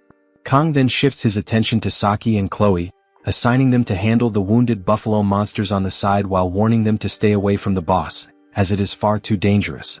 Saki, observing Kang's composed demeanor and decisive leadership, appears genuinely impressed. With the team prepared, Kong instructs them to follow the same strategy they had used earlier against the horde of buffalo monsters. When he said that, I couldn't hold back the urge to sing the Linkin Park song. Back to the scene. As the creatures charge forward, Kong activates the blessing of the Sword God. Instantly, unbearable pain surges through his body. Fortunately, thanks to Speed Weapon's pain-reducing blessing, he is able to move despite the agony. He steadies himself, reinforcing his resolve. At that moment, the Buffalo King launches a charge straight at him. Without hesitation, Kong rushes forward to meet it head-on. The monster swings its massive axe in a devastating strike, but Kong reacts just in time, narrowly dodging the attack. The axe crashes into the wall, shattering it upon impact. The pain from the blessing of the Sword God remains overwhelming, but Kong endures it, retaliating with a swift slash of his sword against the Buffalo King. The Buffalo King swiftly blocks the attack with its axe and immediately counters. Kong evades the strike, attempting to create distance, but to his surprise, the monster suddenly kicks from behind.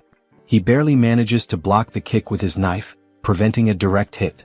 In that instant, he realizes that all the senses dulled under the pain immunity blessing have now fully awakened. Instead of feeling overwhelmed, he experiences an unexpected sense of freedom. The monster swings its axe from the front, but Kong dodges by moving in closer.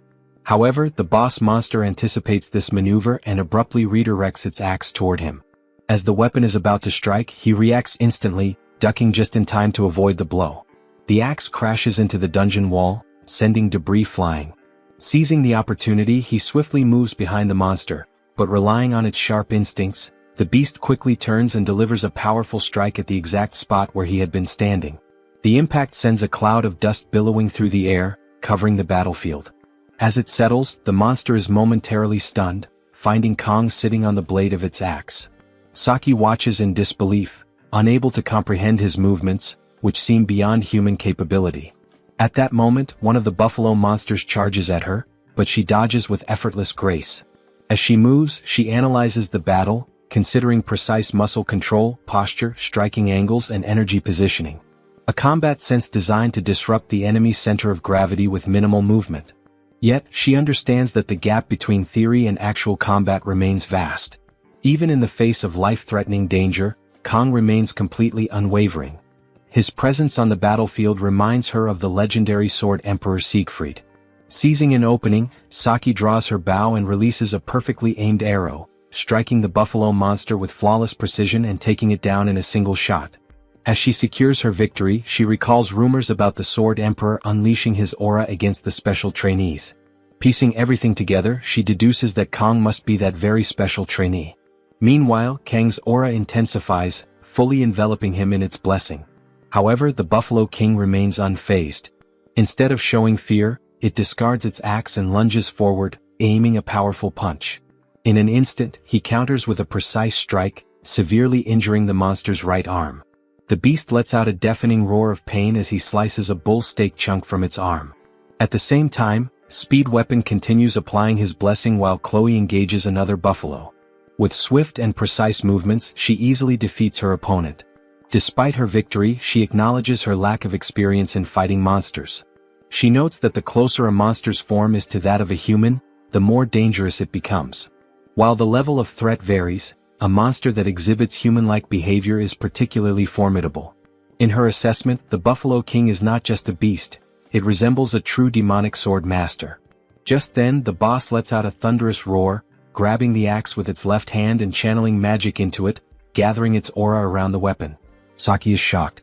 The idea of a monster using magic seems impossible, but upon closer observation, she notices something even more disturbing. The creature is burning its own life force to generate mana. The realization leaves her in disbelief. A mere monster should not be capable of such a feat. Moreover, the surge of mana emanating from it creates an overwhelming pressure, making it nearly impossible to approach. Despite the immense danger, Speed Weapon remains steadfast, convinced that no matter what, he believes in Kang.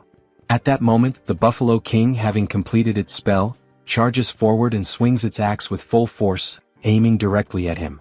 The Buffalo Monster boss, swinging its massive axe with its infused magic, aiming directly at Kang. Without hesitation, Kang meets the attack head-on, charging against the axe with an unwavering gaze, his sword clashing against the boss's weapon. A powerful and dense aura erupts from the impact, engulfing the battlefield as both weapons meet each other's edge. As he locks blades with the monster, he exchanges gazes with the monster and then quickly realizes that the density of its magic is overwhelming. His sword alone will not be enough to win this battle. However, after taking a look, he also realizes that dodging is not an option. Chloe, Saki, and Speed Weapon are in danger, and retreating would leave them vulnerable. And sensing an opportunity, the Buffalo Monster boss intensifies the aura around its axe before launching another devastating strike. The sheer force sends Kang staggering backward. He struggles to hold the attack while the monster keeps pushing forward. Before the monster can press its advantage, Kang noticed an attack that came from the back. It was Saki who swiftly drew her bow and fired an arrow, striking the buffalo face. The attack momentarily distracts the beast, buying precious time. Kang hesitates, confused by the situation for a brief moment, caught off guard, but Saki's urgent shout brings him back to the fight, asking what he is doing and urges him to cut the monster. Pushing himself beyond his limits, after that call, he unleashes 100% of the Sword God's blessing. One of his pupils turns black, a familiar sign, meaning that the blessing has been successfully activated. His sword begins to glow with a brilliant blue aura, radiating immense power. With renewed strength, Kang swings his sword once more, delivering his full force strike. The overwhelming force of his attack finally starts to slowly cut through the boss monster's giant axe. The once impenetrable massive weapon with infused mana begins to crack, unable to withstand the sheer energy surging through Kang's blade. Chloe watches in shock as the brilliant blue light intensifies, remembering the fight between Kang and Professor Zeke, the first time she saw the blue light. Kang, channeling his aura to its peak, presses forward his attack, leaving the boss unarmed, creating now the final opportunity to put an end to this fight. He then delivers a decisive final strike. The Buffalo Monster boss falls instantly, defeated in a single blow. Silence fills the battlefield as everyone stares in disbelief. The demonic beast, once an unstoppable force, has been vanquished in minutes. It's now turned into pieces. Exhausted, Kang remains standing, his breath coming in heavy, uneven bursts. Lifting his gaze toward the ceiling, he acknowledges something significant. This is the first time he has ever fully unleashed the Sword God's blessing. Every muscle in his body protests from the strain, but he stands firm, absorbing the weight of what just transpired. Saki observing him intently. Kang takes mental notes. This time he measures, Kong sustained the blessing for precisely 12.7 seconds. The number lingers in his mind, a benchmark that speaks volumes about his rapid progression. Meanwhile, Speed Weapon, utterly drained from the intensity of the battle, collapses onto the ground with a weary sigh. His body feels heavy, but his mind is even more burdened by what he has just witnessed. As his gaze fixes on Kong, a thought escapes him in a muttered breath. Kong-jiama continues to defy all logic. His mind replays the pivotal moment when Kang's aura erupted, flooding the entire cave with its overwhelming brilliance. The sheer presence, the raw force, was something beyond comprehension. The fact that someone his age is already capable of manifesting such power seems almost absurd. It is not simply talent, it is something far greater, something that should not be possible. Just then, Saki approaches him, her steps measured. Her voice, though calm, carries an unusual note of concern as she instructs him to control his breathing, slow, deep inhales to steady himself. The unexpected kindness catches him off guard. His instincts bristle at the gesture, prompting him to question her sudden interest in his well-being. For a brief moment, she remains silent, as if weighing her words carefully. Then, with a certain finality, she states that she finally understands what he meant earlier. Her words pique his curiosity, and his eyes sharpen as he silently urges her to elaborate. Without hesitation, she references a legendary event, an incident that had long been a mystery to her. The pieces click into place in his mind, and with a knowing nod, he acknowledges the connection. But before the weight of the revelation can settle, she pivots the conversation, shifting the focus to Kang's current position at the academy. Her expression remains composed as she brings up a crucial fact. According to the academy's regulations, Kong is not eligible to transfer to their class this year. Speed Weapon blinks, slightly thrown off by the sudden change in topic. His confusion is evident as he asks why she even brings it up. Unfazed by his reaction, a smirk tugs at the corner of her lips. If Kong cannot transfer to their class, then there is only one alternative. The academy rules may prevent him from joining them, but nowhere does it say that they cannot transfer to his class instead. Her proposal hangs in the air, challenging, almost daring him to refute it. Speed Weapon hesitates, mind racing as he searches for any loophole, any contradiction that would invalidate her logic. But no matter how he looks at it, the rules do not forbid it. Begrudgingly, he concedes the point. Saki, satisfied, lets a grin spread across her face. The idea takes root in her mind, unfolding possibilities she had not considered before. If the path to Kong is blocked, they will simply carve a new one. The thought alone is exhilarating. Meanwhile, Kong reflects on the battle. Even with Speed Weapon's blessing, the toll on his body is undeniable. However, the progress is clear. Fighting without the blessing of painlessness is a step forward. Before he can dwell further on his thoughts, Chloe rushes toward him, embracing him tightly. Tears stream down her face as she desperately checks for any injuries. Still recovering, Kong struggles to respond, prompting Chloe to step back, embarrassment flashing across her face. With a deep blush, she quickly apologizes. At that moment, a system window appears before Kong, congratulating him on acquiring a new blessing. As he reads the details, he immediately recognizes it as one originally meant for Leo. Its rank is Spirit Rank, the rarest blessing in existence. A unique ability that only reveals its full potential when combined with another. The specifics of the blessing materialize before him. Blessing of Transition. This power grants him the ability to transfer any of his own blessings to a living being or object. But, as a requirement, he needs to make direct physical contact with the target for activation. Realizing the potential of this new ability, Kong immediately sees its significance in mastering the dual-natured Baemon. Determined, he resolves to make full use of this rare blessing. Just then, a heavy creaking sound echoes through the stone gate as someone steps inside. Turning his attention to Chloe, Kong reminds her of the favor he had asked earlier. Without hesitation, Chloe acknowledges his request. The figure entering the room is none other than the security guard from before. Before he can react, Chloe swiftly moves in, landing a precise strike to his leg. The guard stumbles, attempting to regain his footing, but her piercing gaze stops him in his tracks. With an unwavering voice, she warns him to remain still or face the consequences. Speed Weapon, caught completely off guard, demands an explanation. Kong, calm as ever, simply replies that he had asked Chloe for a favor earlier. The injured guard winces in pain, his glare fixed on Kong, demanding to know the reason behind the sudden attack. His voice carries both frustration and disbelief as he questions what he had done to deserve this. Kong, unfazed, responds coldly, making it clear that he intends to uncover the truth. He shifts his attention to Saki and Speed Weapon, pointing out the suspicious timing of the rampaging buffalo monsters and the unexpected opening of the stone gate. Every event seems to trace back to the guard before them. Saki, exuding confidence, crosses her arms as she assesses the situation. The lack of surveillance cameras within the dungeon makes it highly unlikely that the guard's arrival at such a crucial moment was mere coincidence. Speed Weapon, still struggling to piece everything together, questions the motive behind the guard's actions. Saki, growing impatient, dismisses his confusion and presses forward. There is no way the guard orchestrated everything alone, and she demands to know who is truly behind the scheme. The guard remains silent, his defiance evident.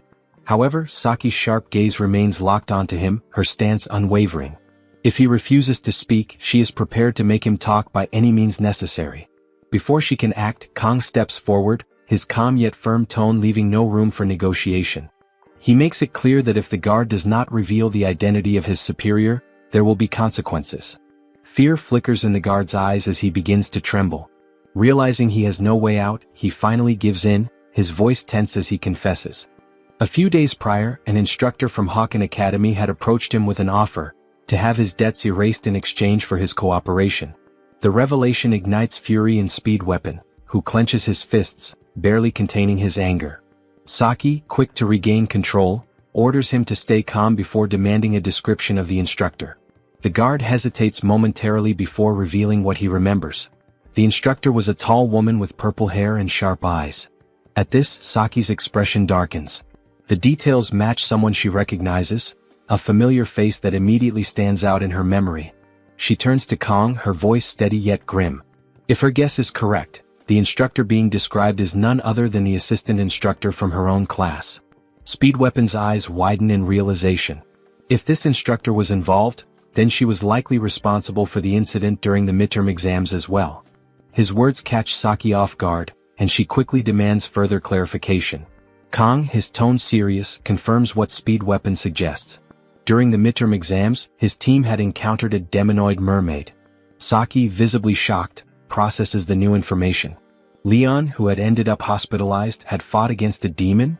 Speed Weapon wastes no time in setting the record straight.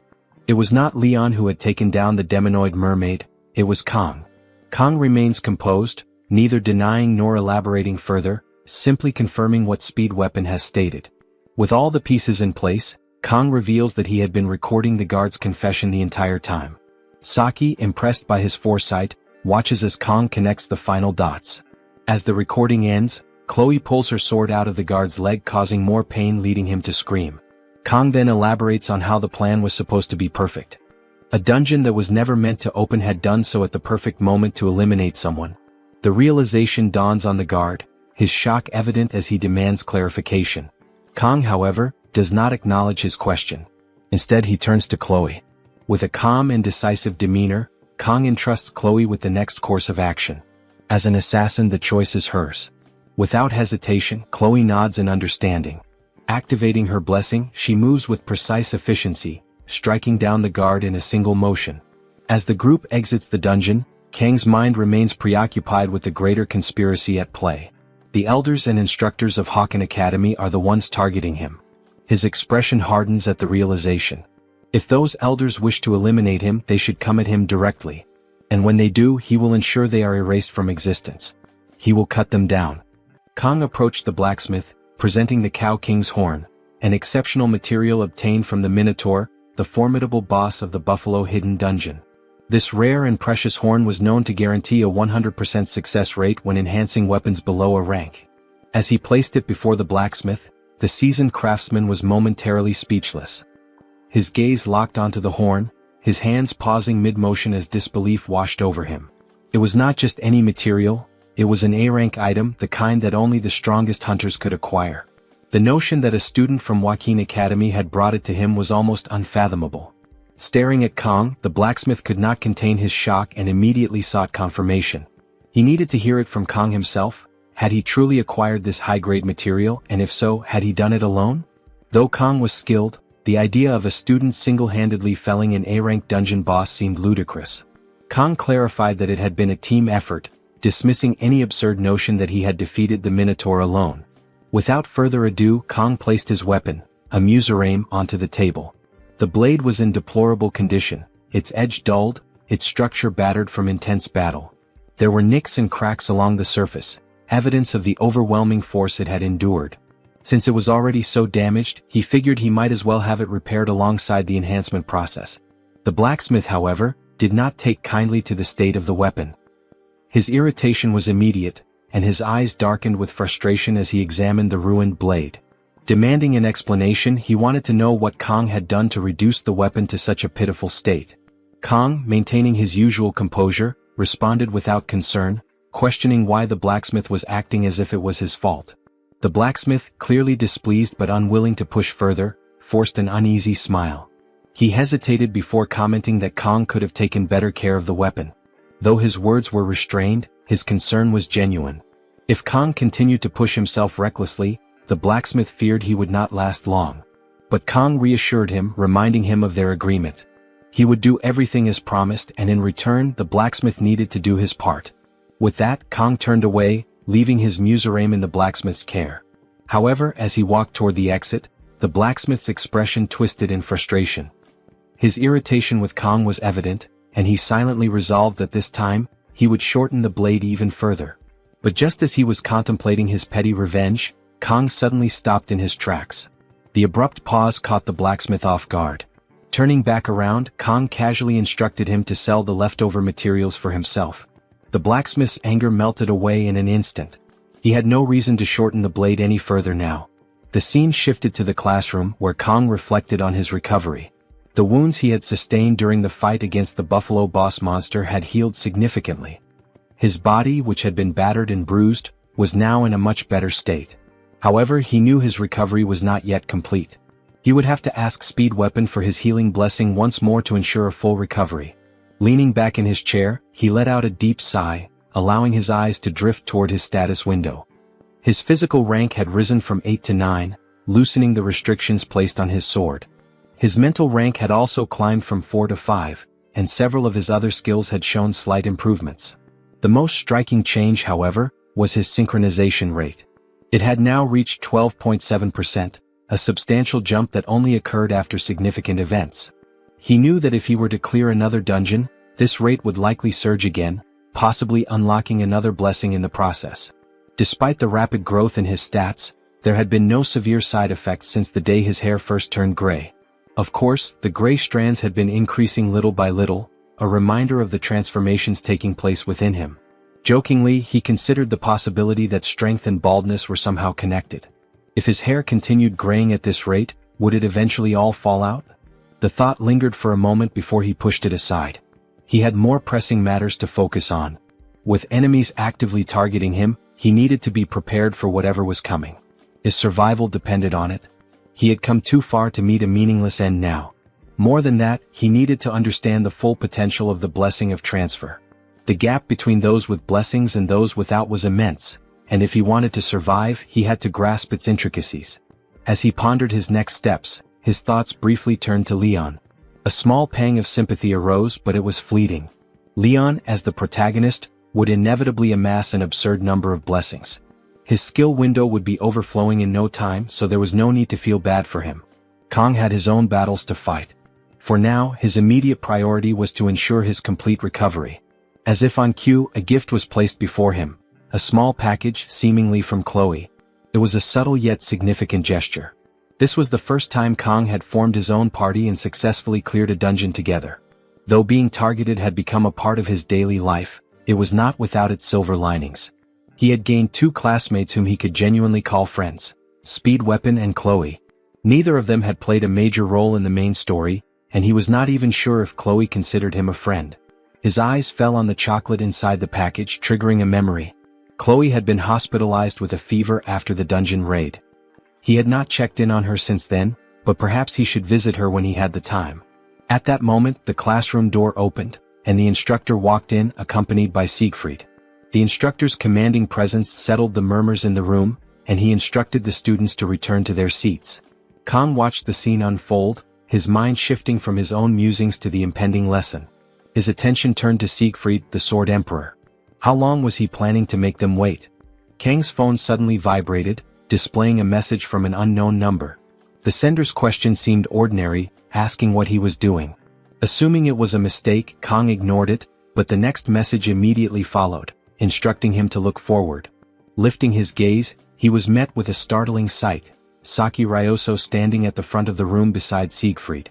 Before Kang could fully process her presence, Instructor Lee addressed the class with an unexpected announcement. As of that day, Saki Ryoso had been officially assigned to their class. The room erupted in whispers and murmurs of disbelief. Few could comprehend why someone like Saki would request a transfer to their class. However, Instructor Lee quickly silenced the commotion, expressing his hope that everyone would get along with the new student before giving instructions for the students to change and assemble at the training hall within 30 minutes. With Siegfried and Instructor Lee leaving the room, the class remained in stunned silence. The revelation that Saki Ryoso, one of the most promising cadets of their generation, had personally requested the transfer left them bewildered. Among the current first years, often referred to as the generation of miracles, she ranked fourth. Not only had she achieved the highest score on the written exams, but her combat skills were formidable as well. She was a master of the Kyushu style, an elite discipline that only a handful could execute proficiently. Yet, beyond her personal accomplishments, her lineage commanded even greater awe. Saki was the daughter of Daki Kojima, one of the revered 7-star heroes and the individual known as the Absolute Bao. Furthermore, Daki Kojima was not just a legendary warrior but also the Prime Minister of Japan, making Saki nothing short of a princess in her own right. In this world, Japan remained a dominant superpower, and to the students, meeting someone of her status felt akin to encountering a celebrity. Kang found himself unable to shake off an uneasy feeling. She shouldn't be here. Her presence alone was bound to cause trouble, and trouble was something he did not need. As Saki walked through the classroom, all eyes remained on her, observing her every step. Kang held on to the faint hope that she would simply take a seat elsewhere. However, much to his dismay, her path led directly toward him. Stopping beside him, she nonchalantly remarked about the chocolate, revealing that she had been the one who had given it to him. Until that moment, he had assumed the gift was from Chloe, but now the truth was laid bare. Kang was momentarily stunned. He had not expected this, nor did he know how to respond. Before he could react, Saki continued, asking if she could sit beside him. Then, as if it were the most natural thing in the world, she extended her phone toward him, insisting that he save her number. Internally, Kang could only sigh. His instincts had been correct once again. This was going to be a problem. Meanwhile, in a dungeon far from the classroom, an investigation was underway.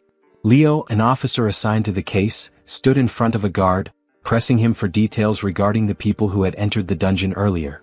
The guard recounted that they had expressed deep concern for the cadets and had insisted on entering. Leo's expression remained unreadable as he continued his questioning, asking if anything about the individuals had seemed strange before they went inside. The guard hesitated before answering. Now that he thought about it, there had been something unusual. Their faces had appeared pale, almost unnaturally so. Leo took in the information carefully, then dismissed the guard after thanking him for his cooperation. However, the unease in his mind did not fade. Outside the dungeon, another officer approached Leo, questioning the necessity of the investigation. Wasn't death in a dungeon just a common accident? Leo acknowledged the statement but pointed out a troubling detail. No matter how dangerous a dungeon was, there was always a body left behind. In this case, however, the staff member who had entered out of concern had vanished without a trace, as if they had never existed.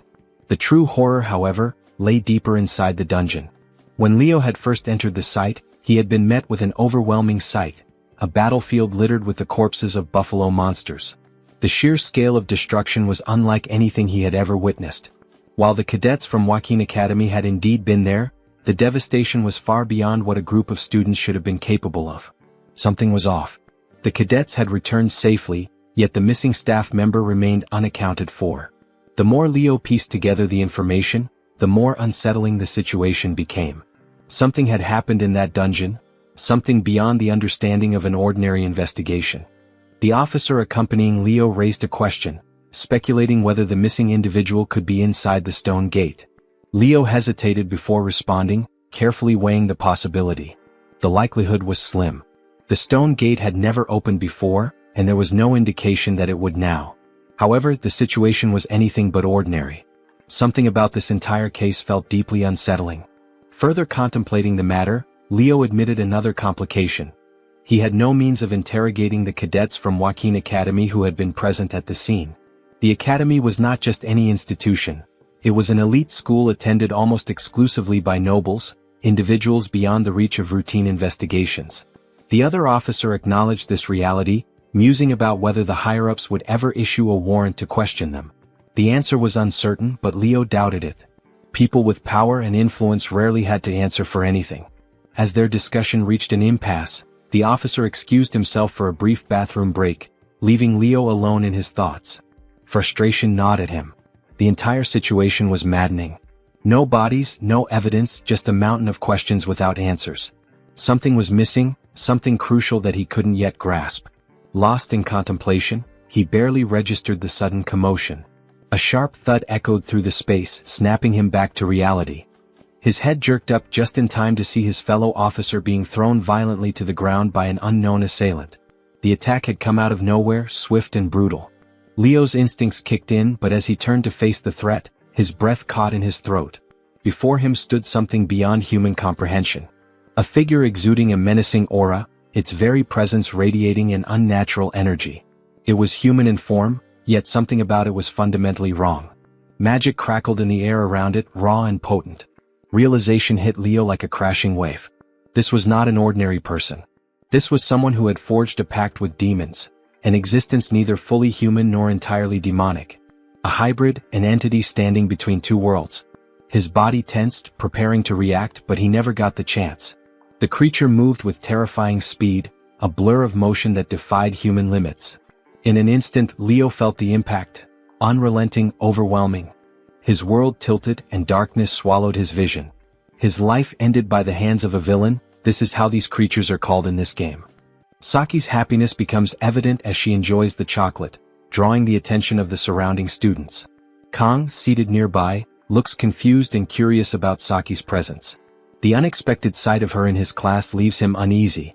Saki questions Kong about not eating the chocolate, expressing disappointment since she went out of her way to share it. Kong explains that Chloe typically occupies the seat Saki is in. Saki dismisses the concern, questioning if the class has assigned seats and suggesting it should be a first-come, first-served system. Kong reluctantly agrees, still processing the unexpected situation. Saki compliments the chocolate's flavor, prompting Kong to ask why she transferred into the class. Before she can respond, the instructor's voice resonates, announcing an assembly in 5 minutes. The students groan but comply, gathering their belongings and preparing to head out. Kong informs Saki about the class's routine morning training and asks if she's joining. Instead, Saki puts on a sleeping mask and states she will engage in mental training for the day, casually wishing Kong good luck before quickly falling asleep. Kong watches in disbelief, unable to comprehend her behavior. The contrast between Saki's nonchalance and the class's eagerness to attend the assembly leaves him bewildered. After a moment, Saki peeks through her mask, requesting Kong to call her by her first name from now on, explaining that it's customary in her country for close friends to address each other this way. Kong hesitates, surprised by the sudden familiarity. When Kong notes that Speed Weapon still refers to her by her surname, Saki dismisses the point, reaffirming her wish for Kong to have a good training session before dozing off again. Kong, still baffled, heads off for the assembly, wondering what could have led to Saki's peculiar behavior. Later in class, Rachel stretches after a lengthy lecture, relieved to have a brief break. She comments to Abel about the noisy atmosphere, the hum of chatter and laughter filling the room. She then brings up the rumor that Saki was reassigned to a different class, adding that Saki was often idle and did as she pleased. Rachel speculates on what may have driven Saki to make the change, her curiosity evident. Abel listens indifferently, responding with a simple acknowledgement, unwilling to engage in gossip. Rachel, ever playful, teases Abel, suggesting she might be disappointed about the transfer. Abel denies any feelings of disappointment, her expression unreadable. Rachel, however, presses on, determined to provoke a reaction. She reminds Abel that class reassignments only happen when a vacancy opens, noting that Class Tiger had one available spot. Rachel questions how Saki knew about the vacancy and managed to transfer before anyone else. She recalls that Saki frequently napped in the archery hall, making her sudden motivation all the more surprising. Abel remains skeptical, but Rachel's grin widens as she shares what she heard from Speed Weapon. Apparently, Saki and Kong had recently teamed up to clear the Buffalo Dungeon. Abel's eyes widen in disbelief at the revelation. Rachel adds with a teasing tone that even if Saki liked Kong that much, it was well known that Kong was already reserved by Abel. Flustered, Abel protests the absurdity of the claim, denying any relationship with Kong. Her attempts to refute Rachel's playful accusations grow more desperate, but Rachel remains amused. She insists that Abel's denial only makes her theory more believable. Abel, frustrated, warns Rachel to stop making baseless assumptions. Rachel, unfazed by the response, remarks that only time will reveal the truth. With a satisfied smile, she leans back in her seat, enjoying Abel's discomfort. The air between them remains lighthearted, though Abel's lingering frustration is evident. Despite her protests, Rachel's teasing words echo in her mind, leaving Abel to wonder if others might also share the same thoughts. Her tone then shifts and she directly addresses Abel, cautioning her against deceiving herself. Lying to others may be one thing, Rachel remarks, but self-deception always leads to trouble. Abel, visibly shaken, is left in silence, reflecting on the comment. The narrative transitions to a memory from earlier that day, depicting Abel's interaction with her grandfather, Siegfried. He informs her that he will be temporarily taking on a position as an instructor at the academy. Shocked, Abel immediately protests, concerned that his presence will draw even more attention to her. Siegfried, remaining composed, calmly states that he will be responsible for teaching the first-year special class. Abel, confused by Siegfried's statement, questions his meaning. Siegfried reminds her that she was the one who made this request after the events of the midterm exams. The memory returns to Abel, recalling her own words. Siegfried assures her that they won't run into each other too often, implying she doesn't need to worry. Despite his words, Abel senses the excitement in her grandfather's expression. The once bored sword emperor now seems unusually invested, and it's all because of Kong. The thought of this fills Abel with frustration and anger.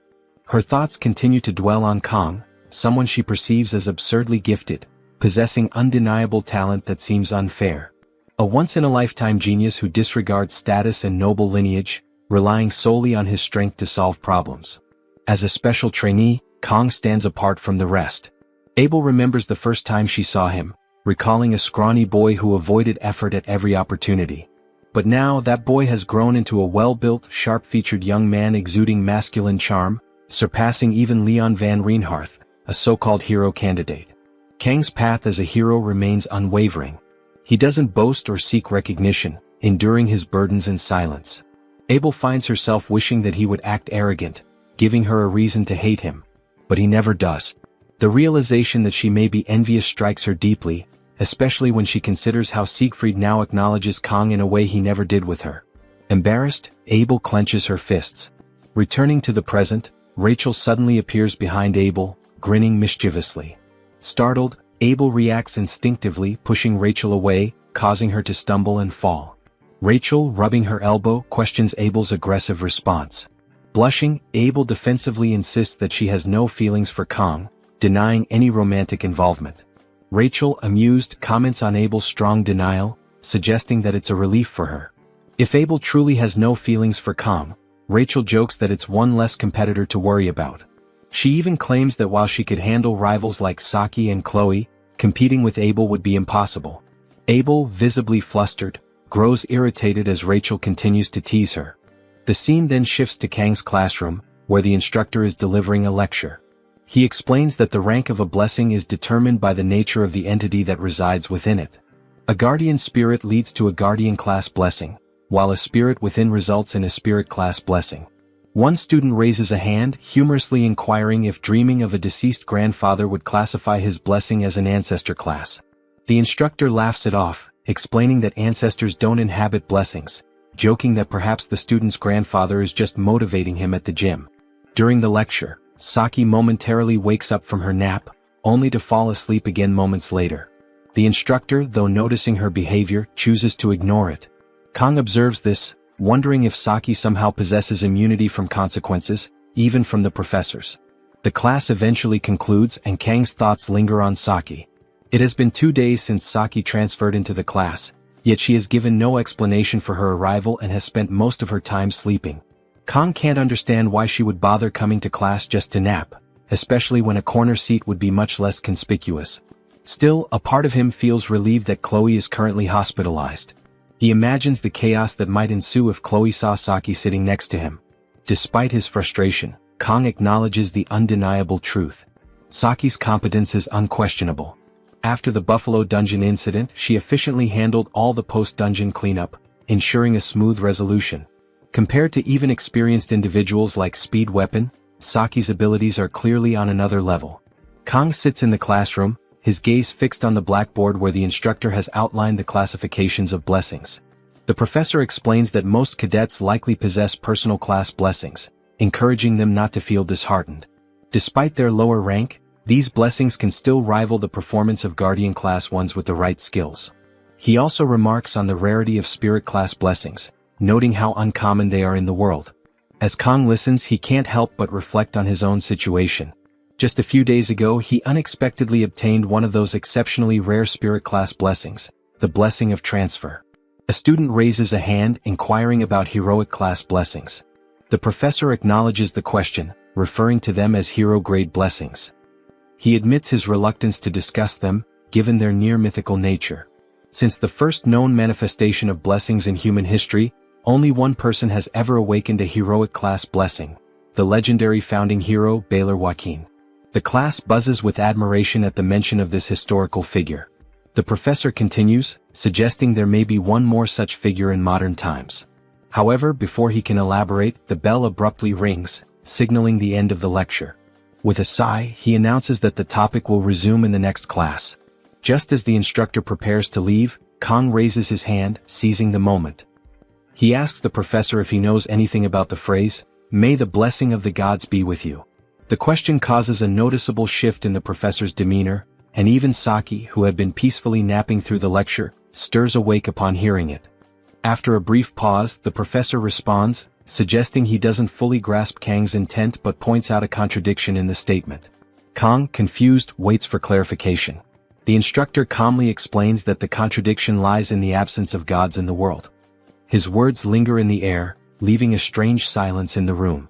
Some students exchange uncertain glances, while others remain deep in thought. The instructor acknowledges Kang's curiosity, commending his thirst for knowledge. He invites Kang to visit his research lab if he wishes to explore the subject further before exiting the classroom.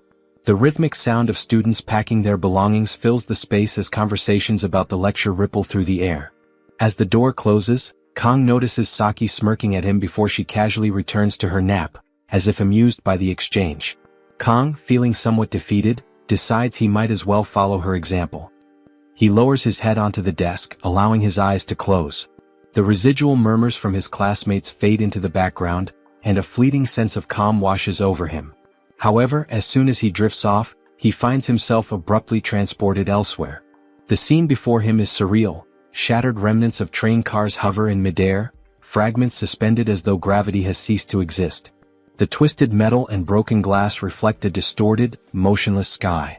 A strange stillness pervades the scene, making it unclear whether time has truly stopped or if he has been plunged into a realm beyond understanding. Confused, Kang takes in the eerie surroundings until a glowing window materializes before him. The text reads, "GM is requesting a conversation with Kang."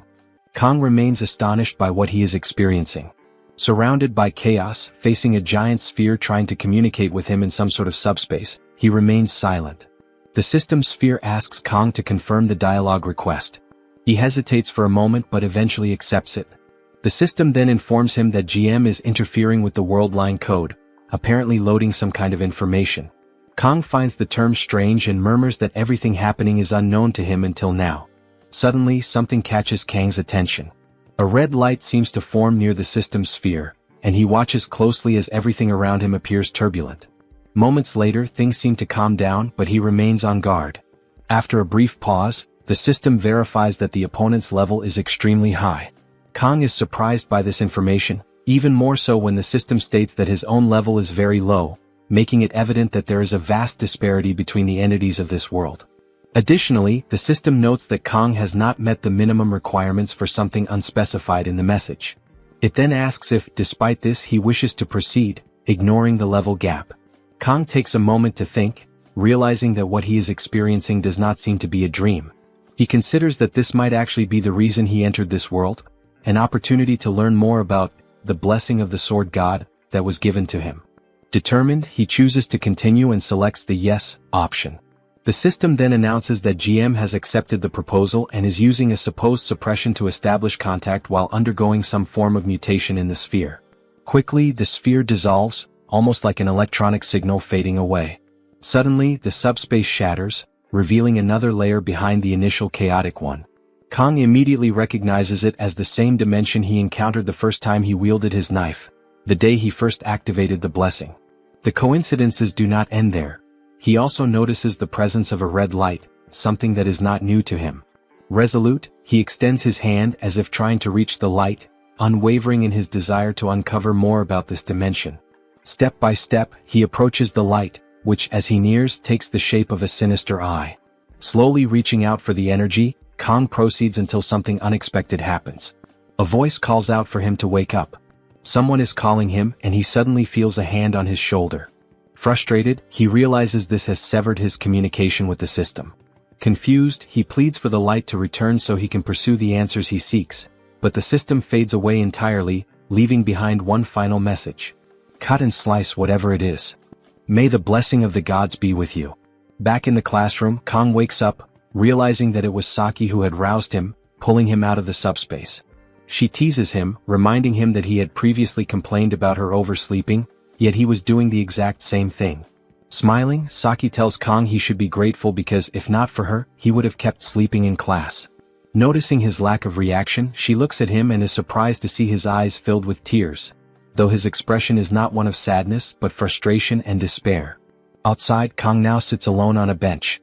He recalls the moment he woke up, confronted by Saki, who felt guilty upon seeing him cry and asked if he had been having a nightmare or something similar. Kong is unsure if what he experienced was a dream, though he cannot remember many details. But what troubles him the most is being caught by Saki in tears, unable to understand why he was in that state. Kong looks to the side and sees Speed Weapon approaching with Saki and Chloe. They announce their arrival and quickly gather to discuss Kong being someone's target. A discussion sparks as Saki, irritated, complains that Speed Weapon repeats things too much and takes forever to get to the point, which is why he's not the best in class. She says her ears are going to bleed from his endless rambling. Kong wonders if it was a good idea to have Speed Weapon explain the situation to Saki before the meeting, as it clearly led to an argument. Speed Weapon argues that maintaining the top position forever is difficult, but he's confident he'll do well in the written exams. Saki, mocking her friend's attempt to explain himself, jokes that her ears have already bled and that she's administering medicine. Meanwhile, Chloe, standing slightly behind, sneezes, drawing Kang's attention. He approaches her, asking if she's feeling any better. Chloe responds that she's much better but prefers to keep her distance to avoid spreading her cold. Turning back to the discussion, Kong points out that Saki must have already heard the explanation. He adds that he's been racking his brain alone, but it hasn't helped at all in the end. Saki, however, ignores everything he said after calling her Saki, glaring at him threateningly and demanding that he refer to her as Ryojo. Kong simply agrees, avoiding any argument, knowing that any friction could lead to an overreaction from Chloe. Saki smirks and says it'll be a pleasure to keep working with Kong. Speed Weapon steps forward, officially starting the group meeting. He places a book on the ground containing notes to organize everything that has happened and what they know so far. He reports that the Academy's elders have put a target on Kong and that, secondly, a mysterious woman with the appearance of an instructor has surfaced. Looking at the notes, Chloe praises the drawing, while Speed Weapon claims they might find the person soon with this. However, he admits that what they have so far might not be that important. After all, the elders' request is vague. It could simply be an order to exile Kong regarding the auditor. Chloe confirms the possibility. Saki states that the person in the drawing resembles someone she came across in her research. She investigated the Academy's records, sifting through 546 professors and assistants until she found a woman whose identity was inaccessible, something highly unusual. Surprised by Saki's effort, Kong curiously asks how she's able to do things like this. Saki replies that, in today's world, having this kind of technological knowledge is essential. She further explains that this world has extremely advanced security technology, which required her to research in the early morning hours, the time when defenses are vulnerable. That's why she hasn't slept yet and is exhausted. She claims that these things are routine for her, which is why she sleeps in random places. Kong jokes that she's like a ghost. Then he realizes that's probably how she got his number, since he never gave it to her. Speed Weapon regains control of the conversation, concluding that nothing is clear for now, so they can't take drastic actions like breaking into the Elder's domain and making threats in retaliation. He adds that Kong could easily resolve everything but believes that would likely make things worse. Saki and Chloe agree with Speed Weapon. Speed Weapon then presents his idea to the group. He believes the solution lies in forming a club. Kong is surprised by the suggestion, not understanding the purpose. Saki steps in to explain that clubs are well regarded in the academy, enjoy free movement and receive funding. The academy promotes cooperation among cadets, which is why these benefits exist. Additionally, clubs are considered affiliated organizations within the academy. Just as Saki is about to conclude, Speed Weapon abruptly interrupts her, saying that a club provides protection, something a mere cadet cannot have. Saki, now composed, concludes that, conveniently, this is the best way to ensure safety both inside and outside the academy. Kong then recalls this feature from the game, which allowed players to create a decorated space for members to gather. In clubs, it was possible to invite members and build bonds. These features and cosmetics were responsible for emptying the wallets of many players. Kong admits he never paid attention to these features since he had little time. However, now that he understands the housing system better, it seems quite useful. Kong then asks what the specific requirements are for starting a club. Speed Weapon responds that, first, they need at least 5 people and must submit a proposal to the relevant department. Kong reflects that, since the minimum requirement is 5 people, they are 1 person short. Before anything else, he decides to check if everyone present is willing to join the club. Speed Weapon answers yes and adds that he wouldn't have suggested creating a club if he weren't willing to follow through from the start. Chloe also confirms, saying she will do everything to help Kong. Saki also agrees, claiming she owes a debt for what happened in the dungeon and that someone as brilliant as her couldn't be left out. Kong then starts reflecting on his life before the game, where, as he got older, his relationships were nothing more than a cycle of give and take. However, now, these people who barely know him trust him completely and are willing to follow him, even in a world where social class is everything. He thanks everyone, and Speed Weapon points out that this would be a good time to think about the club's name. Chloe is the first to give her opinion, suggesting Memories of Assassination, considering they are a group determined to assassinate corrupt powers. Everyone gets frustrated with the idea, and Speed Weapon mentions that such a name probably wouldn't work well. Chloe feels disappointed, and Saki then shares her opinion. She says it would be best to pick a generic name since in the end the name doesn't matter much. They could just choose one randomly. Speed Weapon gets irritated and asks her once again to be quiet. His suggestion for the name is Fight Club. Chloe ignores his suggestion and insists on something like Assassination Memories or similar variations. Everyone falls silent for a moment until Kong decides to contribute. He thinks of something like Travel Club, where the purpose would be to clear dungeons and explore the outside world as well. To validate the idea, he asks everyone if they think it's a bad choice.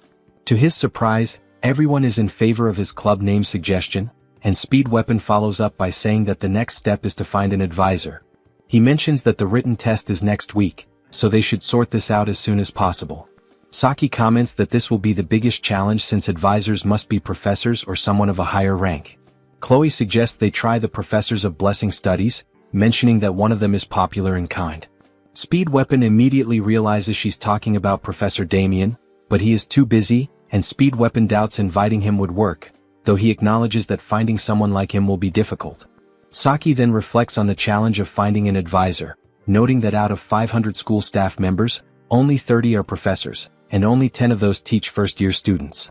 She points out the contradiction of the academy encouraging club activities without a system capable of providing proper support.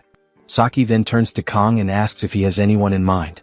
Kong confirms that it has to be a professor or someone of a higher rank. Saki acknowledges this but reminds him that there's no one above a professor likely to accept their request. Kong then says he has someone in mind and pulls out his phone. He shows them the screen with the image of the person he intends to be their advisor. Everyone is shocked upon seeing the image, stunned and in disbelief. The setting shifts to the administrative office of the academy, where a staff member informs Kong that any new club must be registered in person by its founder. Kong, calm and composed, confirms he is the founder. The young woman behind the desk, clearly unimpressed, scans him with a condescending expression and enters his name into the system. Despite trying to maintain a professional demeanor, she can't suppress a mocking laugh. Her dismissive attitude irritates Kong, who questions internally whether someone so rude could truly represent the academy's staff. The triviality of judging someone based solely on their grade strikes him as absurd. Despite her tone, Kang keeps his composure and insists that as long as he follows the procedure, the application should be processed without issue. In response, the yellow-haired staffer rises from her seat, putting on a false air of authority. She declares that first-year cadets must secure a faculty advisor in order to create a club and goes further, suggesting no professor would ever consider advising someone like him. Her words are laced with disdain, targeting his background as a special admissions student. She implies he should know his place. Kang listens in silence, his fists clenched. Deep down he's not surprised. He senses that even the smallest shred of justice within the academy is fading. Though tempted to respond harshly, his years in the restaurant business have taught him that restraint is often more powerful than words. Still, this time, something inside him wants to make sure she remembers this moment. Without arguing, Kang takes out his phone and makes a call. His composed demeanor unnerves the yellow-haired girl. The call is brief, but the voice on the other end says she's nearby and will arrive shortly. Kang ends the call with a calm assurance, which confuses and rattles the staffer further. She demands to know who he thinks he is to act so boldly. Kang replies with steady confidence, insisting they proceed according to the rules. Her composure begins to slip. Visibly shaken, she questions who could possibly be backing him. Desperate to reassert control, she blurts out that she's the cousin of the principal's close friend and threatens to ruin him with a word. Kang says nothing in return, only offering a quiet smile that enrages her even more. He takes a step closer and in a low voice, tells her she's being too loud. Stunned and visibly furious, she lashes out again, but his gaze grows colder. He declares that her hypocrisy is now fully exposed, exactly as he intended. Suddenly the door to the office is blown off its hinges. The room falls into stunned silence as media, a powerful presence radiating authority, enters with force. Every eye turns to her. Kang addresses the stunned yellow-haired staffer, reminding her to show respect. Media is his club advisor. The girl's face goes pale as realization sets in. She is too shocked to speak. Media steps inside with a warm expression, clearly pleased to see Kang in person. He bows slightly and politely apologizes for the inconvenience, acknowledging how busy she must be. Media reassures him that any request from him is worth her immediate attention. It becomes clear to the yellow-haired girl that Kang is not just any student. He is the academy's top incoming cadet. Media turns to him, requesting the registration paperwork and reminding him of his upcoming written exam. Kang hands her the documents, expresses his thanks, and exits the office confidently. As soon as he leaves, another staffer rushes to bring a chair for Media. She sits and casts a sharp glare at the yellow-haired girl, whose earlier arrogance has completely vanished. In a panicked attempt to recover, the girl stammers that the situation was simply a misunderstanding. Inside the administrative office, the yellow-haired staff member tries to explain herself, claiming she didn't mean what she said to Kang. Media, cold and assertive, cuts her off without hesitation. She makes it clear that she does not require blessings or permission to see the truth. Her words are sharp, pointing out the staff member's prejudice, which was based entirely on Kang's background.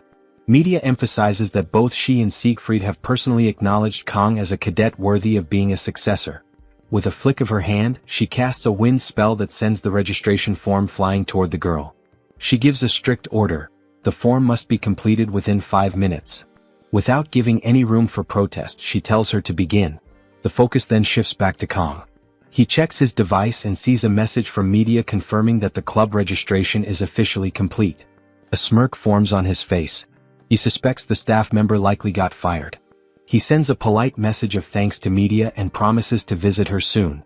In response, Media instructs him to stop by the headmaster's office after classes. Later, Kang arrives at the blacksmith's shop.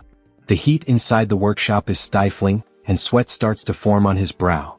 The blacksmith, whose name is Violent, informs him that he'll need to wait a few minutes if he's come to collect his gear. Hearing this, Kang internally notes that for once, Violent actually sounds like a proper shopkeeper. He's unsure of Violent's true opinion of him, but given his memories from the game, Kang remembers this character with mixed emotions.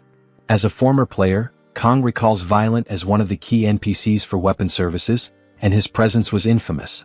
In the original mobile game, Violent had a reputation for draining resources without remorse. Light spenders like Kang didn't suffer too much, but heavier spenders used to practically beg before upgrades. The name Violent became synonymous with scams. Kang remembers a particularly bitter moment when Violent downgraded his mirror same from B rank to A rank, a sting he hasn't forgotten. Violent notices Kang's silence and asks what he's thinking about. Kang responds vaguely, saying the blacksmith reminds him of someone he once knew. Violent laughs and takes it as a compliment. With a sense of pride, he presents the upgraded weapon to Kang, claiming the work is not only perfect but might even include a special option.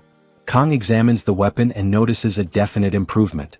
The mirror same's active time has increased from 40 to 50 seconds, which is a significant boost, especially considering the upcoming dungeon challenges.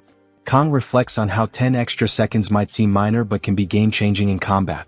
He considers the potential of combining this upgrade with his transfer blessing during future enhancements. Despite his past frustrations, he acknowledges that the blessing of painlessness, his unique commander class blessing, is surprisingly adaptable. Following Violent's advice, Kang checks the weapon's rank. It's now at D rank with the potential to reach A rank. For a weapon made with A rank beast materials from Kayaking, Kang had expected at least a C rank outcome. Still, the increase in the weapon's hardness by 2 levels is encouraging.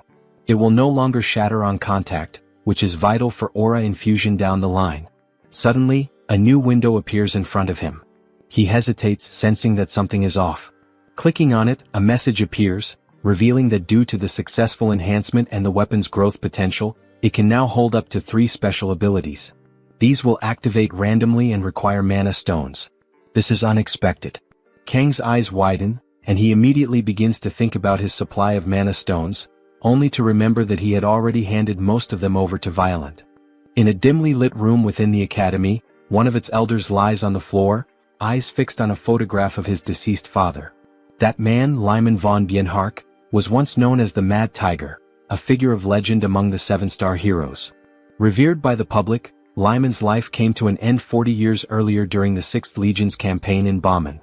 His death, however, marked not just the fall of a hero but the beginning of a relentless assault on the Bienhark family. Rival factions, hungry for dominance, pounced on the perceived weakness. Left behind in the aftermath, the elder bore the weight of his family's survival. Consumed by vengeance and necessity, he navigated a bloody path, using internal betrayal to eliminate his own kin. Only through ruthlessness did he restore the Bienhark legacy. By the time he turned 30, he had secured his place as an elder of Joaquin Academy, embracing his role as a guide for humanity which he deemed foolish. He devoted himself to enforcing the supremacy of the chosen, believing that the masses could only be controlled by rallying them against a common foe. Demons served that role perfectly. With their terrifying presence, the elders could justify their rule, tightening control under the guise of protection. Yet unpredictability remained a constant threat. Lyman, with his destiny to challenge the Demon King, had been one such disruption, selected by the heavens themselves. The elder knew all too well the staggering power gap between humans and demons, and he doubted Leon's chances of success. Still, ancient tales, like that of the hero Joaquin sealing the 1st Legion commander, kept hope alive among the people. That sort of myth had no place in the elder's carefully constructed world. His thoughts drift to a more recent memory, the day a humanoid demon entered his chambers. Mistaken for a mere instructor at first glance, the truth became clear the moment their eyes met. She had already passed the threshold. She had bound herself to a Legion-class demon, abandoning her humanity. Beings like her, half human, half demon, were labeled only one way: villains. Her presence was a grim reminder of the chaos rising beyond the elder's control. Faced with Leon's defiance and now Kang's unsettling influence, the elder mutters about the growing complications. Even the auditor seems reluctant to act without a clear cause. Rising from the floor, he calls for his butler, who answers from the shadows. Without hesitation, Clady von Bienhark issues a cold command: summon the Undertaker squad. There is work to be done. Meanwhile, the scene transitions to a classroom, where Kang sits scribbling notes in a notebook. His thoughts remain fixed on mana stones. Ever since acquiring one had turned his world upside down. Having 3 open slots available to embed them felt surreal, like striking gold. In a game setting, such stones would drop only from A-rank beasts or dungeon bosses, extremely rare and high-risk materials. These magical creatures, despite sounding impressive, posed threats on par with demons. Kang glances towards Saki, fast asleep at her desk. He assumed she had another long night. It's been a week since they cleared the Water Buffalo dungeon as a club. Through that experience, Kong learned that mana stones were the key to unlocking the stone gate, which held the Cow King. The stone he now possessed came from Behemoth Gigant, a creature of immense power. Someone had managed to defeat it and claim the prize. In the game's lore, even a single step from Gigant could cause the terrain to tremble. But even Gigant was nothing next to the titans introduced in later updates. Tainted Knight, Basilisk, Manticore, Lich King, Drogue, monsters of S-class caliber, equivalent to cataclysmic forces. As these thoughts swirl in his head, Kong questions whether the risk of hunting such beasts simply to enhance his gear is even worth it. That kind of grind was supposed to be Leon's responsibility, not his. Chloe arrives and asks if the seat beside him is taken. Kong greets her casually. She spots the sleeping Saki and pauses, observing her for a moment. Kong remarks that Chloe seems fully recovered from her previous injuries. She confirms it, smiling, but reminds him that it was Kong who had been seriously wounded during their last battle. She also recalls something peculiar from that day. His weapon had glowed a brilliant blue during the fight. Kong, hearing news about Leon's recent progress, silently reaffirms that farming mana stones is worth the danger. Despite abandoning dreams of peace or stability, his core objective remains survival. However, survival now seems more elusive than ever. Unlike when he was merely a player following a scripted path, the presence of unpredictable variables throws everything off balance. The world appears to be actively rewriting itself, subtly but unmistakably shifting the plot Kong once knew. A full month has already passed since his arrival at the Academy, and the secrets surrounding the Second Demonic War, set to erupt in 3 years, are gradually approaching the surface. In light of this, strengthening King's physical prowess and enhancing his gear has shifted from strategic decision to absolute necessity. Meanwhile, Speed Weapon takes notice of Saki sleeping through class again. Chloe voices her annoyance, pointing out that if Saki intends to sleep, she should find a more suitable place. Speed Weapon, attempting to wake her, is promptly rewarded with a punch to the face from the still slumbering Saki. Back at his desk, Kong reflects with a mix of concern and irritation. Just then, Kong notices Speed Weapon standing beside him and questions when he arrived. Speed Weapon complains about being hit by Saki, prompting Saki to grumble in her sleep that he's still a decade too early. Speed Weapon shifts the conversation to club matters, checking on their progress. Kong informs him that the principal has already given the green light. All that remains is to recruit one final member. Satisfied, Speed Weapon brings up Leon's latest accomplishments, noting how the supposed protagonist has cleared a high-ranked dungeon recently. Kong thinks to himself that Leon might finally be stepping into his destined role. Saki casually adds that Leon managed to clear an A-ranked dungeon just yesterday, and with a small team. In contrast, their own squad barely handled a C-ranked dungeon. Speed Weapon teases her for keeping such close tabs on Leon, suggesting she might like him. Saki, however, says nothing. Her silence fuels Speed Weapon's confidence in his theory until she glances at Kong, turns away, and declares she's no longer interested. She then drifts back to sleep, leaving Speed Weapon confused and visibly thrown off. Kong, however, is still lost in thought. He recognizes that Leon's growth is real. If things continue like this, Leon will likely be the one to obtain Bamong during the upcoming survival training on the deserted island. But something else gnaws at him. The existence of Tsushima, a character with 0 notable traits, continuing to survive this long seems almost unnatural. Kong suspects that Tsushima might be absorbing misfortunes originally intended for Leon, acting like a lightning rod for bad fate. The possibility unsettles him. Speed Weapon checks in on Chloe, asking if she's feeling better. She nods in affirmation. Kong returns to his inner resolve. Even if Leon's path is beginning to align with that of a traditional protagonist, it changes nothing for him. Should King's life be threatened, Kong won't hesitate to draw his sword. He has neither the inclination nor the obligation to follow a heroic script. He is not the main character of this tale. He is Kong, the sword demon, a man determined to carve his own fate. Elsewhere, the setting shifts to an ornate palace. A maid escorts 3 individuals through a grand corridor. Among them, a man enthusiastically tells his boss that they've succeeded in being summoned by one of Joaquin Academy's elders. He sees this as a massive opportunity. The woman leading them, clearly the boss, immediately scolds him, warning that another outburst will cost him. Nervous, the man attempts to calm her down, trying to dispel the tension. Another man, brown-haired and clearly more familiar with their boss, tells the blue-haired newcomer that she harbors a deep dislike for the Academy's leadership. The new guy, puzzled, asks why she accepted the mission in that case. The answer is simple: the money. The brown-haired man reminds him of the enormous payout, 100 million won up front and double that upon completion. Hearing that, the blue-haired man agrees. To him, this is nothing more than business. Their boss, growing tired of the chatter, coldly orders them both to be quiet. As tension fills the air, the group of men falls into silence out of fear. Approaching an elaborately designed room, the maid addresses Clady, announcing the arrival of the visitors. Clady instructs her to let them in. Inside, the boss of the group is revealed to be Ray Shun, a known villain. Accompanying her are two subordinates, the brown-haired Jang Taepeng serving as vice-captain and the blue-haired Parak. All three are members of a notorious assassin-villain organization known as Undertaker.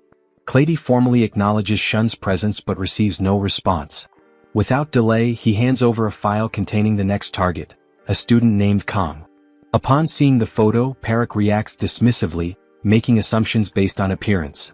Clady outlines the assignment. Eliminate Kong during the upcoming survival training exercise on the deserted island. The job comes with an upfront payment of 100 million won, along with a bonus to be paid upon completion. When asked about the post-mission cleanup, Clady responds curtly, leaving the responsibility to Shun. He remarks that the island is isolated, surrounded entirely by sea. The narrative then transitions to exam day.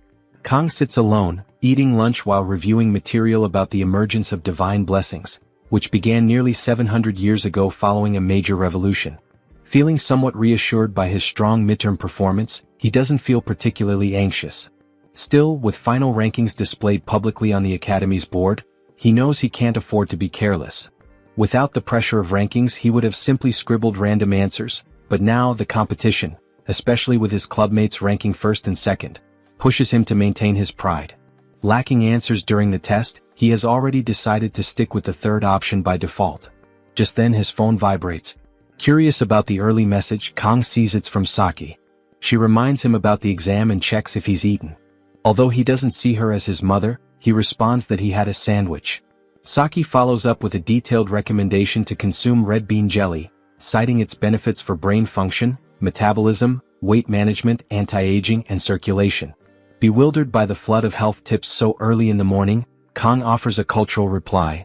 In Korea, sweet snacks are traditionally eaten before tests. Saki, surprised by his quick reply, asks for specifics. He answers with a local snack, yote. Saki grows annoyed at what she perceives as a joke and demands a serious response, but Kong ends the conversation there. Placing his phone down, he mentally prepares to conquer the exam, determined not to be outshined by someone obsessed with jelly. Later that day, after the test concludes, Kong reflects with dismay. His confidence from earlier has evaporated. This time he truly feels like the fool. Meanwhile, Saki and Speed Weapon argue over specific questions, while Chloe checks in with Kong to ask about his performance. He admits to selecting option 3 across the board. Chloe laughs, teasing him for his consistent simplicity. Kong internally admits that relying on his past gaming knowledge is no longer a viable strategy. Chloe playfully remarks that he can be quite the schemer when he wants to be. Meanwhile, Speed Weapon considers his own performance, silently estimating that he likely outperformed Chloe. Kong brings up the topic of Nox, asking Chloe whether she has heard from him lately, since there has been no recent contact. Chloe responds that her brother did try to call the day before, but she missed it because she went to bed earlier than usual. She mentions that the call came in around 7 p.m., though she's been keeping late nights lately, making her unusually sleepy that evening. This explanation causes Kong to grow slightly suspicious. He quietly considers the possibility that Chloe may have intentionally avoided the call. Given that the contact information of auditorium members is restricted, Kong realizes that unless Nox appears in person, there is no straightforward way for him to confront Chloe or dig deeper. Nonetheless, he assumes Nox must have a personal reason for staying silent. Even with the emotional distance between Chloe and her brother, Kong sincerely hopes they will eventually find common ground and reconnect. Across the room, Speed Weapon suddenly erupts in distress over the exam results, lamenting his decision to stay up late the night before. Saki wastes no time in teasing him, suggesting the problem lies less with his sleep schedule and more with his intelligence. Her teasing then turns toward Kong. With a playful smirk, she asks what he and Chloe were whispering about moments earlier. She adds a lighthearted question about whether the two of them are secretly dating. The comment immediately causes Chloe to flush with embarrassment, and Kong internally rolls his eyes at how obsessed the student body seems to be with romance. He firmly repeats the same explanation he has given before, that there is nothing going on between him and Chloe. Upon hearing this, Chloe's face calms down and her usual demeanor returns. However, Saki leans in close, challenging Kang more directly. She wants to know why he has been ignoring her messages lately. The question catches Kang off guard. He asks her to clarify what she means by lately, pointing out that he only ignored her one time. In that exact instant, something shifts in Chloe. The mood darkens as she enters a jealous state, her aura changing sharply. A flare of intensity surrounds her, and her expression turns serious. The moment she realizes that Saki has been messaging Kang, Chloe's entire posture stiffens. With a low, threatening energy, she demands to know whether Kang and Saki have been secretly talking to each other. The two lock eyes and the tension in the air is undeniable. Saki is confused. She wonders why Chloe didn't react when she sat near Kang but is now blowing up over a simple exchange of messages. Speed Weapon, surprised by Chloe's reaction, tries to grasp what is going on. With a provocative smile, Saki directs the question to Kang, asking him to explain what's wrong with Chloe. Kang, however, only asks Saki to move away from him, visibly irritated by her provocation. Saki doesn't back down. She keeps pushing, trying to understand why Kang can't answer, even after knowing Chloe for such a long time. Kang grows more irritated but doesn't respond. He just thinks to himself, wondering what goes on in Saki's head for her to act like a spoiled child. Chloe interrupts Kang's thoughts, demanding to know why he never gave her his phone number. Kang tries to reply, but Chloe doesn't give him room. She's upset over a supposed promise that Kang would be her prince, and only hers. Seeing that this is all turning into a storm in a teacup, Saki adds more fuel to the fire. She laughs shamelessly and moves even closer to Kang, just as Kang asks her if she even knows what the word Yandere means. Saki doesn't take it seriously and says she doesn't understand such apparently English terms. Before she can escalate things further, Speed Weapon steps in abruptly, grabbing her face and asking if she has any idea what's happening. Saki is more concerned about retaliating for the slap to her face, but Speed Weapon's attention is locked on Chloe's insanity. Seeing Chloe holding a small blade in her hand, Kang starts wondering what he can do to de-escalate the situation, realizing it's already gone beyond anything they've faced before. He had even looked up videos on how to deal with yanderes but ended up forgetting everything. Chloe begins walking with a threatening posture and starts her bizarre speech. She declares that from now on she will make sure he sees no one but her. Before she gets any closer, Kang tries to reason with her. But suddenly she lunges with a quick strike and Kang barely dodges in time, nearly getting slashed across the neck. Witnessing the attack, Speed Weapon panics, worried about Kang's safety, while Saki simply observes. Chloe keeps attacking, accusing Kang of always finding ways to make her sad. Completely furious, she launches a direct strike, stating that Kang is always surrounded by others, never her, and even spends time with other girls. Kang realizes the attack isn't directed at him, it's meant for Saki. He reacts quickly, countering the blow and destabilizing Chloe. Saki, ignoring the danger, mocks the situation. Still inconsolable, Chloe tries to press her attack again, but Kang has had enough.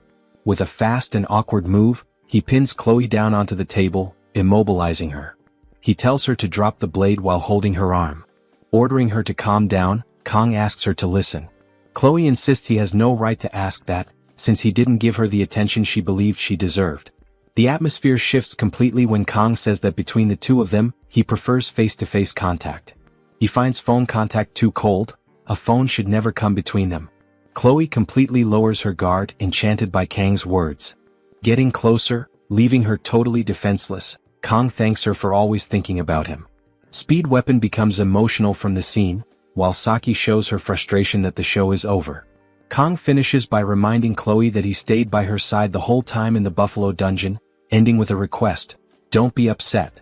Chloe pulls herself together, her rage turning into passion, while Kang turns his back, relieved to have resolved the situation. Speed Weapon checks to see if Kang is okay and Kang confirms that he is. Chloe then asks what the next topic of the meeting will be, but Kang says they need to clean up the mess first. Meanwhile, Saki turns her back to the group and walks toward the door. Kang notices her leaving but has no idea what might be going through her head. Sometime later, as the sun sets, Saki and Speed Weapon walk together, both sharing the same thought, Kang Jiyama. In Speed Weapon's thoughts, he reflects that Chloe's murderous behavior toward Kang is driven by a twisted kind of love. However, in that situation what remained most in mind was the fact that Kang, despite showing a welcoming smile, was ready for serious combat, holding his knife. It became clear that Kang operates using persuasion, negotiation, and also force. By achieving a balance between these points, his relationships are like those of a commander, a ruler. Such qualities will, without a shadow of a doubt, make Kang great. Looking at Saki, who is totally focused on her cell phone, Speed Weapon asks why she's been in a bad mood the whole time, leading Saki to promptly deny it. When he asks what's so important on the phone, Saki replies that she's about to delete a video because the subscribers are not interacting properly. Speed Weapon jokes that the video must be about how to deal with endorse. Saki then shows the phone, clearly upset. Speed Weapon is surprised by the 210,000 views, saying it's a very popular video to delete. I certainly wouldn't delete it. I'm counting on your help to reach 210,000 views on this video. Back to the scene, Saki replies that she doesn't need the video anymore, and Speed Weapon doesn't argue. Speed Weapon then asks why the channel is called Saki-chan's Japanese. Saki answers that she just typed the first thing that came to mind. The scene shifts to the library, where Kang reflects on an upcoming event. He notes that, although the event is described like a survival game, it's actually conducted almost like a summer camp. The tasks of the event are to survive, identify poisonous plants, and follow the instructor's tips. To prepare, Kang lists all the books related to the subjects. Kang reconsiders his judgment when he sees the word survival on the book cover, pondering the relevance given by the Academy. After all, it's 3 days of evaluation. Remembering the story of the game, Kang, as a former player, knows that during this event Leon obtains the fist of his legendary weapon, Bamung. Not only that, but it's also during this period that emotions between Leon and Abel emerge. While playing, Kang was deeply immersed in this stage of the game, but being a character now, he doesn't care as much. The truth is, as he observes a book with the events, the chaos surrounding Kang has made him simply not care at all about any kind of romance. There's already enough to worry about, considering that the elders are against him, there's a mysterious, malicious instructor, and he still needs to recruit members. No matter how beautiful someone is, romance simply won't be a priority. What interests him most as a swordsman is just one thing: Bamung, a sacred and demonic sword. As a former player, he knows exactly the power of this weapon and where it is. However, this weapon is fragmented, and collecting all the pieces is part of the main storyline. That makes it impossible for Kang to collect it. The requirement to acquire the sword is to ascend to the Blessing of Miracle. This weapon was made exclusively for the protagonist, whereas all Kang has is a sashimi knife. Following the possible paths, Kang is determined to make the most of the event. He then begins to map the locations, starting with Avalon Island, which has no monsters, but there is the possibility of yet another ambush. To prevent that from happening, a high-level instructor will accompany the group to ensure safety. While looking for books about Avalon, Kang reflects on the conveniences that make it possible for him to achieve his goals safely. Kang reflects on his preference for books over the internet, because in them lies ancestral knowledge. After finding a book about the history of Avalon, Kang returns to his table. The island is described as uninhabited, characterized by shifting terrains and a central lake. These things were already known to Kang. Frustrated, Kang considers the possibility of an endless search for a specific piece of information about the island. Meanwhile, Leon approaches. Kang is caught off guard by the encounter, and as he turns around, Leon greets Kang, emphasizing how long it's been since they last met. Some of Leon's fans tend him from afar as he puts his hand on Kang's shoulder and then greets him, emphasizing how long they haven't seen each other. Kang was taken aback when he noticed Leon reading a book titled Introduction to Magic. Observing him, Kang reflected that this doesn't seem appropriate because, as the game's protagonist, Leon shouldn't be studying magic in the library. But apparently the incident at the midterms had him worried enough. Kang stared at him, reflecting internally whether he could trust what he was seeing while Leon remained in silence. So then, Leon showed interest in what Kang was doing, asking what he was reading. Kang explained that he was reviewing material about Avalon Island, the site of their upcoming training, and was researching its characteristics. As they exchanged glances, Leon remarked on Kang's commitment, which Kang silently admitted was true. His recent days had been consumed by training, dungeon exploration, and monster studies. Knowing what disasters awaited 3 years into the future, Kang felt a heavy pressure to prepare. After a while, Kang answered Leon by saying that he needs to take care of the future. Leon then responded that they were different individuals, implying that Kang and he were fundamentally unlike each other. The comment left Kang puzzled. Though Leon's general path still mirrored the one he followed in the original game, something about him had undeniably changed. A sadness lingered in Leon's demeanor, hinting at an inner struggle. Leon encouraged Kang to keep working hard and reminded him that the library would soon close, wishing him a safe return. Kang thanked him and offered the same. As Leon departed, Kang wondered if this melancholy was the burden borne by a hero responsible for humanity's survival. It felt as though both light and darkness weighed heavily on Leon's shoulders. Yet Kang returned his focus to the book, determined to extract the necessary information before the library closed. The scene shifts to the training grounds on a remote deserted island where all the students had gathered for their survival exercises. The atmosphere buzzed with anticipation as the instructors made final preparations. Among the crowd, Rachel and Abel spotted Saki approaching and immediately commented on how elusive she had been lately. It had been quite some time since they had last seen her, and her sudden appearance caught them slightly off guard. Saki was accompanied by Chloe, who stayed quietly by her side. Offering only a brief hi, Saki greeted them with her usual calm demeanor. Facing her directly, Abel asked if she was prepared for the training ahead. Saki replied in a composed tone that she would proceed as she always did, and then turned the question back, asking if Abel was ready as well. Watching the exchange unfold, Rachel couldn't help but smile mischievously. Leaning in slightly, she teased Saki, suggesting that she had quietly managed to advance to the higher class without anyone even noticing. Rachel joked that school life must have been quite entertaining for her lately.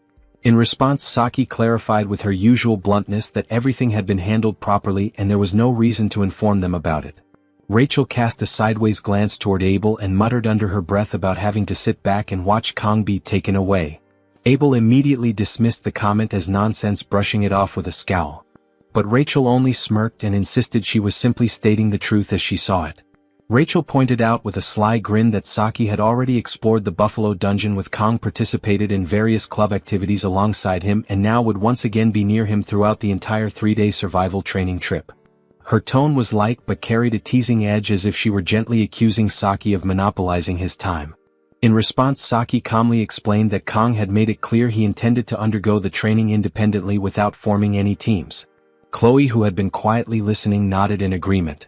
She added that Kang had specifically mentioned having personal goals he wanted to pursue alone and needed space to focus on them. At this revelation, Rachel's eyes lit up with sudden excitement. A mischievous glint appeared as she realized that technically no one had been officially paired with Kang Jayama for the training. This left an opening and opportunity. Saki raised an eyebrow at Rachel's obvious shift in mood, immediately suspicious of her intentions. Abel too narrowed his eyes and asked pointedly what Rachel was scheming now. Rachel merely shrugged, acting innocent. She argued that while Kang had indeed said he wanted to go alone, he had never outright forbidden anyone from following him if they happened to cross paths. There was, after all, no formal rule against it. Saki couldn't help but admire the way Rachel twisted the situation to her advantage, finding a loophole so easily. It was a kind of bold cleverness that Saki herself would never have thought to use. Rachel smiled even wider, sensing their attention. She suggested that deep down everyone probably shared the same unspoken thoughts about wanting to stick close to Kang. Building on the moment, Rachel proposed a solution that would make things fair for all of them, what she proudly called the Rachel game. Both Saki and Abel were caught off guard, visibly startled by the sudden proposal. The atmosphere between them shifted, filled now with a mix of curiosity and wariness as they waited to hear exactly what kind of crazy idea Rachel had just unleashed. Rachel elaborated that Avalon Island's terrain and environment were constantly shifting, making it difficult even with the use of warp gates, as students would arrive at random locations. Each of them would have to find a way to navigate the island independently, facing a challenge designed to test their survival skills. Saki, characteristically direct, urged Rachel to get to the point. Rachel declared that during the 3-day survival training, whoever found Kang first would claim him. The others would then have to back off, granting exclusive rights to the winner. The proposal left the trio stunned. Rachel eagerly asked for their thoughts. Chloe declared her enthusiasm, vowing to win this time. Saki found the idea amusing and decided to prove her resolve by planning to send a verification photo. Rachel grinned, encouraging Saki to show how much she had grown. Abel became flustered at the mention of exclusive rights and briefly thought about her grandfather before declining to participate in Rachel's proposed challenge. She apologized and said she had no time for such trivial games, stating she would not join. Rachel accepted her decision with a nod and confirmed that the rest would continue without her. As Abel walked away, Rachel observed that Abel had been occupied with special training recently, a comment that Chloe supported by noting Abel's dedication. Meanwhile, Kang appeared, feeling fatigued after spending the entire night in the library. Fortunately, he had already recorded all necessary notes on his phone. Among the details was a reminder from the headmaster that Avalon Island was not considered an official monster zone, though students were still advised to bring light equipment. Kang had prepared his own unique gear, including 24 sashimi knives from Daeso, which he considered his secret weapon. At that moment, Kang received a message from Media, checking if he had packed medicine and clothes. Smiling, Kang reflected that Media felt more like a mother, or even a grandmother, than a friend. As the instructor began calling names to organize departures, Kang realized it was time to move. A sudden memory surfaced, the academy security guard's warning about a dangerous female instructor, one with purple hair, purple eyes, and notable height. Kang suspected that the instructor might use the chaotic environment of the island as a chance to act. However, he also realized that the conditions could work to his advantage if needed. Kang recalled that Speed Weapon had sketched a picture of the suspicious instructor, but when he compared the drawing to the women present, he noticed that many female instructors had purple hair, rendering the sketch useless. Feeling frustrated, he wondered how he was supposed to identify anyone with such vague information. Sieg then arrived, dressed casually in a vacation shirt, accompanied by Abel. Sieg complimented Kang on his recent dedication to training, observing that when talent combined with effort, results did not just add up but multiplied. He also reminded Kang about the importance of rest and encouraged him to enjoy the training exercise. Kang thanked Sieg and wished him good fortune as well. Amused, Sieg laughed, praised Kang's cleverness and walked away. Watching Sieg leave, Kang thought he seemed genuinely cool. Abel, on the other hand, stared silently at Kang before turning and walking away without a word. Kang mused that Abel needed to relax more and predicted she would probably have a boyfriend soon anyway. Suddenly, Saki attempted to sneak up on Kang, intending to startle him. However, Kang's instincts reacted automatically, and he flicked her forehead before she could succeed. Caught off guard and annoyed, Saki complained that she had only wanted to joke around because she was bored, and now he had hurt her. Kang smiled apologetically, explaining that he had sensed a presence and reacted out of reflex. Despite his apology, Saki remained upset, insisting that her forehead was not a punching bag. She explained that she had come to wish him luck before sadly walking away. Watching her retreat, Kang found himself unable to understand Saki's behavior. She seemed to lack sleep and constantly lingered around him. Ignoring her made her even more persistent, and Kang remained uncertain about what exactly she found so interesting in him. Although she was officially recognized as a heroine now, Kang was determined not to form any unnecessary attachments. An announcement then interrupted his thoughts, informing all students that the dimensional gate to Avalon Island was activating. The voice encouraged everyone to be cautious and enjoy the experience. Kang steeled himself, deciding that he would focus solely on finding what he needed without getting entangled in needless trouble. In a flash, he was teleported to a random location on Avalon Island. Stunned by the breathtaking scenery, Kang reflected that although it had been a year since he fell into this world, this was the first moment it truly felt like he was living in a fantasy. Surveying his surroundings, he realized he stood before one of Avalon's sacred sites, the apple tree of beginning, which he identified with awe as Yggdrasil. A loudspeaker then echoed across the landscape, announcing the official start of the deserted island survival training. Kang resolved to postpone any sightseeing, focusing instead on the opportunity to find a new blessing. Kang meticulously studies the map of Avalon Island, a copy he obtained from the library archives. The map, worn but detailed, bears a crucial annotation made by him: the location of the blessing of regeneration. This rare and coveted power is rumored to be hidden somewhere on the island, and Kang, having played through the game that this world seems to mirror, believes he knows exactly where to look. As he cross-references the map with the vivid images in his memory, he recalls that the blessing lies near an odd rock formation, not far from the heart of the island, where the majestic world tree towers above the landscape. With this realization, it becomes clear to Kang that his journey must take him toward the lake at the island's center, a route that will lead him through rough, rocky ground and densely wooded areas. Time is on his side, at least for now. Kang still has 3 full days to accomplish his goals. The academy hadn't sent the students to Avalon Island for leisure or relaxation. This expedition is no leisurely outing. It's a carefully structured trial. The students were tasked with a specific mission: to locate and retrieve magical orbs scattered across the island. The purpose? A test of skill, endurance, and strategy. Each orb adds to a student's score, and some contain magical properties that can enhance abilities. Recognizing this opportunity, Kong decides to collect whatever orbs he can during his trek to the lake, killing 2 birds with 1 stone. Before embarking on this difficult journey, Kong prepares according to the advice he read in a survival manual. He gathers essential gear, and finally pulls out his secret weapon, a machete. It's not just any machete, but one he had specifically purchased from the hiking section of a local supermarket. It was a bit of a luxury item, something he normally wouldn't buy, but he had splurged on it for this exact scenario. Holding the weapon now, Kong reminds himself to grow familiar with it, since he intends to reserve the use of his 50-second blessing of painlessness for an emergency. He takes a few experimental swings. The blade cuts cleanly through the air, and the grip feels solid in his hands, though the overall feel is not yet second nature. Still, if the machete fails him, he has a backup plan, his trusted sashimi knife. Just then, movement in the underbrush catches Kang's eye. A rabbit bursts out from the foliage, startling him. Seeing an opportunity to test his weapon, and possibly secure dinner, he prepares to strike. But as the creature bounds into clearer view, Kang's eyes widen. This is no ordinary rabbit. It's enormous, far larger than any rabbit should be. Nevertheless, he reassures himself with bravado, muttering under his breath that if he could once defeat the Cow King, a rabbit shouldn't be a problem. He lunges forward, preparing to activate his blessing of God. But to his dismay, the blessing does not respond. Nothing happens. Elsewhere on Avalon Island, Abel encounters a rabbit of her own. Unlike Kong, she is immediately captivated by the creature's appearance. It's fluffy, small-eyed, and entirely adorable. She hesitates to harm it. Questions form in her mind. Where is its mother? Why is it alone? Overcome with a mix of curiosity and affection, she reaches out to pet it. But in an instant the rabbit snaps.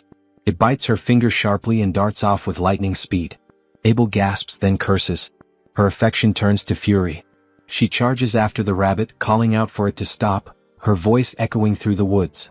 Initially she had planned to let it go, touched by its cuteness. But now, after being bitten, her pride and patience are bruised. She sees this chase as a perfect opportunity to test the results of her sword training. Declaring aloud that a rabbit like this is nothing to her, Abel sprints forward. But to her astonishment, the rabbit suddenly accelerates and, impossibly, smirks at her. The expression is unmistakably cunning. It dawns on her that she had misjudged it entirely. The rabbit had been concealing its true power just as Kong tends to do. Still, Abel refuses to back down. Her voice sharp and determined, she proclaims, "No matter how fast you are, before the blade of Nibelung, I will not lose." She reminds herself that she is no ordinary girl, she is the granddaughter of the Sword Emperor. With renewed focus she strikes, believing that this time she has the upper hand. But once again the rabbit effortlessly dodges her attack. Then, without warning, the earth beneath her feet crumbles, and Abel plunges into the waters below. As she sinks into the cool depths, the image of the rabbit grows distant, and unexpectedly her mind turns to thoughts of Kong. Meanwhile, deep in another stretch of forest, Kong remains locked in a taxing battle against the oversized rabbit. Sweat soaks his clothes and each breath comes harder than the last. Gasping, he mutters bitterly to himself that all his training amounts to little without the aid of his blessing. He had believed his physical condition, honed since his past life, was sufficient. But clearly he was mistaken. Reality hits hard. He is outmatched and out of breath. Eventually he slumps to the forest floor, resigning himself to defeat. It's not worth chasing a rabbit he cannot even touch. He tells it to go, waving it off. But the creature doesn't run. Instead it stands tall, looks him in the eyes and smirks, mocking him. Then it speaks, calling him weak. The insult cuts deep. Fury surges through Kong. Without hesitation, he hurls the machete aside, his hand reaching instinctively for the sashimi knife. His grip tightens around the handle as he finally activates his blessing of the sword god. In another quadrant of the forest, Rachel is dashing through the undergrowth, her blessing of agility helping her glide over roots, stones, and uneven earth. She leaps over a fallen log, lands in a crouch, and pauses. Looking around, she realizes with a growing sense of dread that she's been running in circles. "This is bad," she mutters, her voice barely above a whisper. Despite the situation, she tries to keep her spirits up, referring to the ordeal as the Rachel game, though the term feels more like nervous self-reassurance than confidence now. Lost and unsure of her next move, she lets out a shaky laugh. Rachel suddenly notices a bird soaring across the sky above her. Its dark feathers, sleek and gleaming in the sunlight, instantly remind her of Kang's hair. This resemblance sparks something in her, and in a flash of spontaneous conviction, she takes it as a sign. The bird, possibly a crow, is moving swiftly in one direction, and Rachel doesn't hesitate, she decides to follow it. In her mind, the message is clear. If she runs in that direction, she's bound to encounter Kong. She affirms this belief to herself with confidence, her inner voice telling her that there's no point in overthinking things. Acting on instinct is better, and hesitation would only slow her down. Her resolve surges anew, and with renewed purpose she charges ahead, chasing after the bird's flight path. Her thoughts are entirely focused on reuniting with Kong. As she runs, Rachel yells out with unwavering determination, her voice echoing through the forest as she announces, loud and clear, that she's going to see Kong now. Elsewhere, Saki suddenly stops in her tracks. She pauses, ears straining, almost certain she just heard Rachel's voice echo faintly in the distance. She's not entirely sure, but the sound lingers in her mind. Taking a moment to assess her situation, Saki checks her supplies. Jelly snacks, a soft blanket, a cardigan for warmth, and her weapons, all accounted for and neatly packed. But the one thing missing is Kong.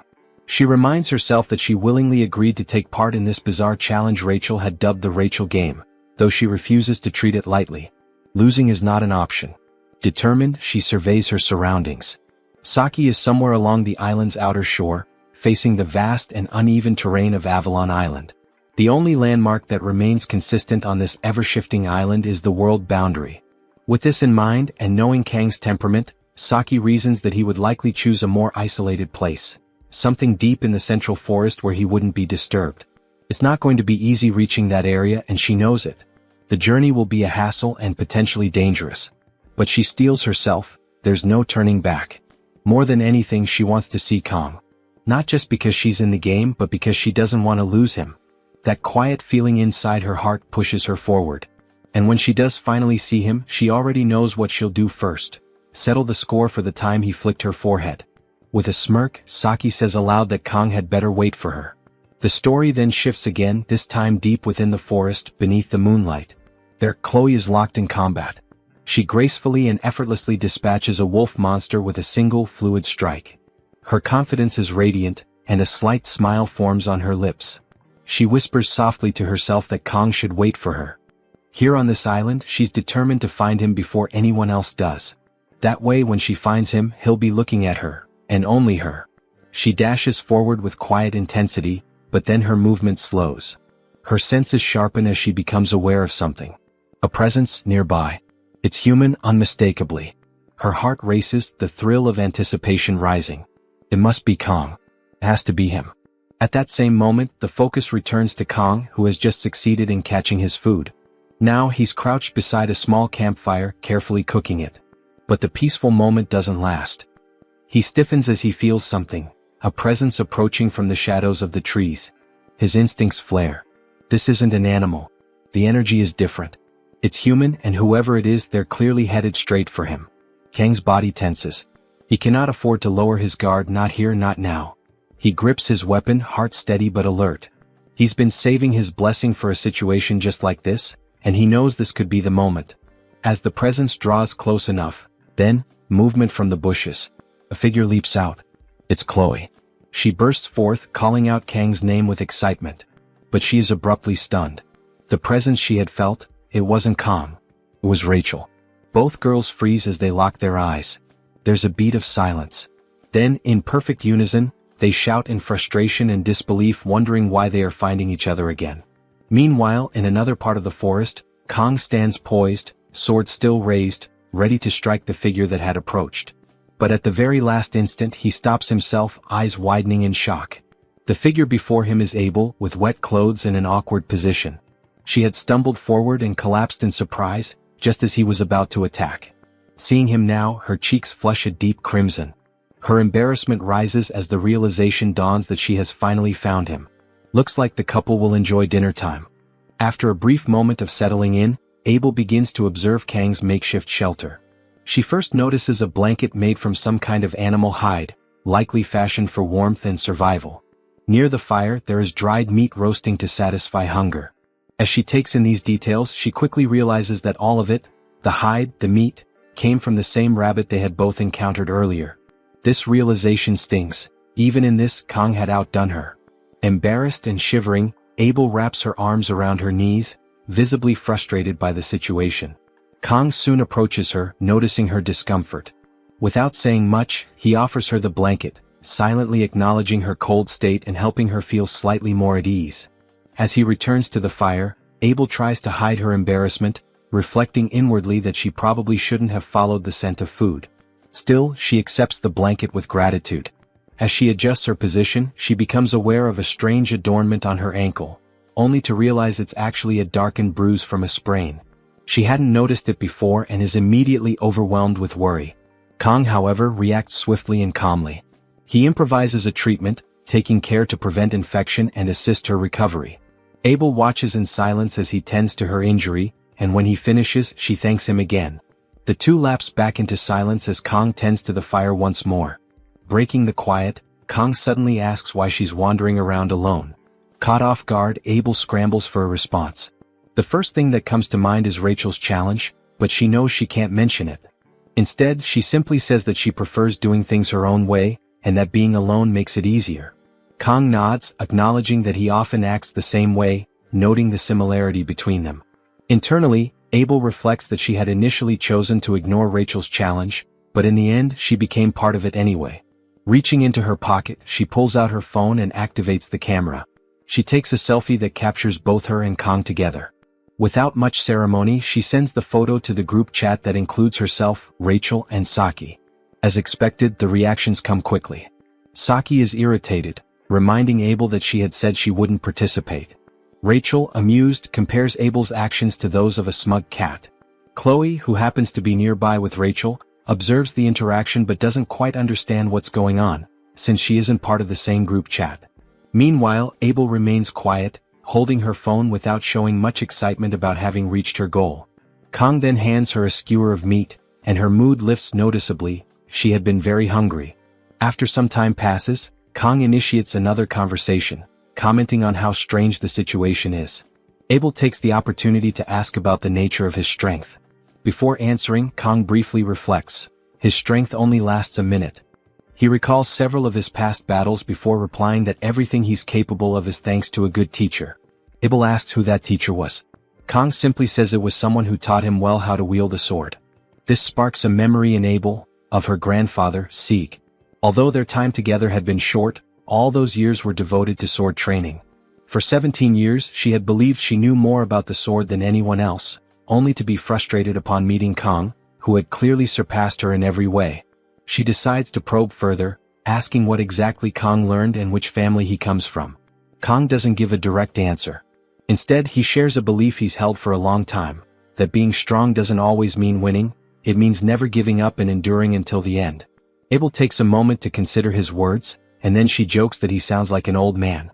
A laugh escapes her, and she remarks that what he said was like something out of a cliché, so much so that laughing was inevitable. Kang appears visibly annoyed by her reaction. Abel teases him further, comparing him to her grandfather, Sieg, and asking if he's 70 years old too. The moment reminds her of when they once talked on a bench. This, she realizes, is the first real conversation they've had since that day. Kang doesn't reply. Instead, he quietly offers her another skewer of food.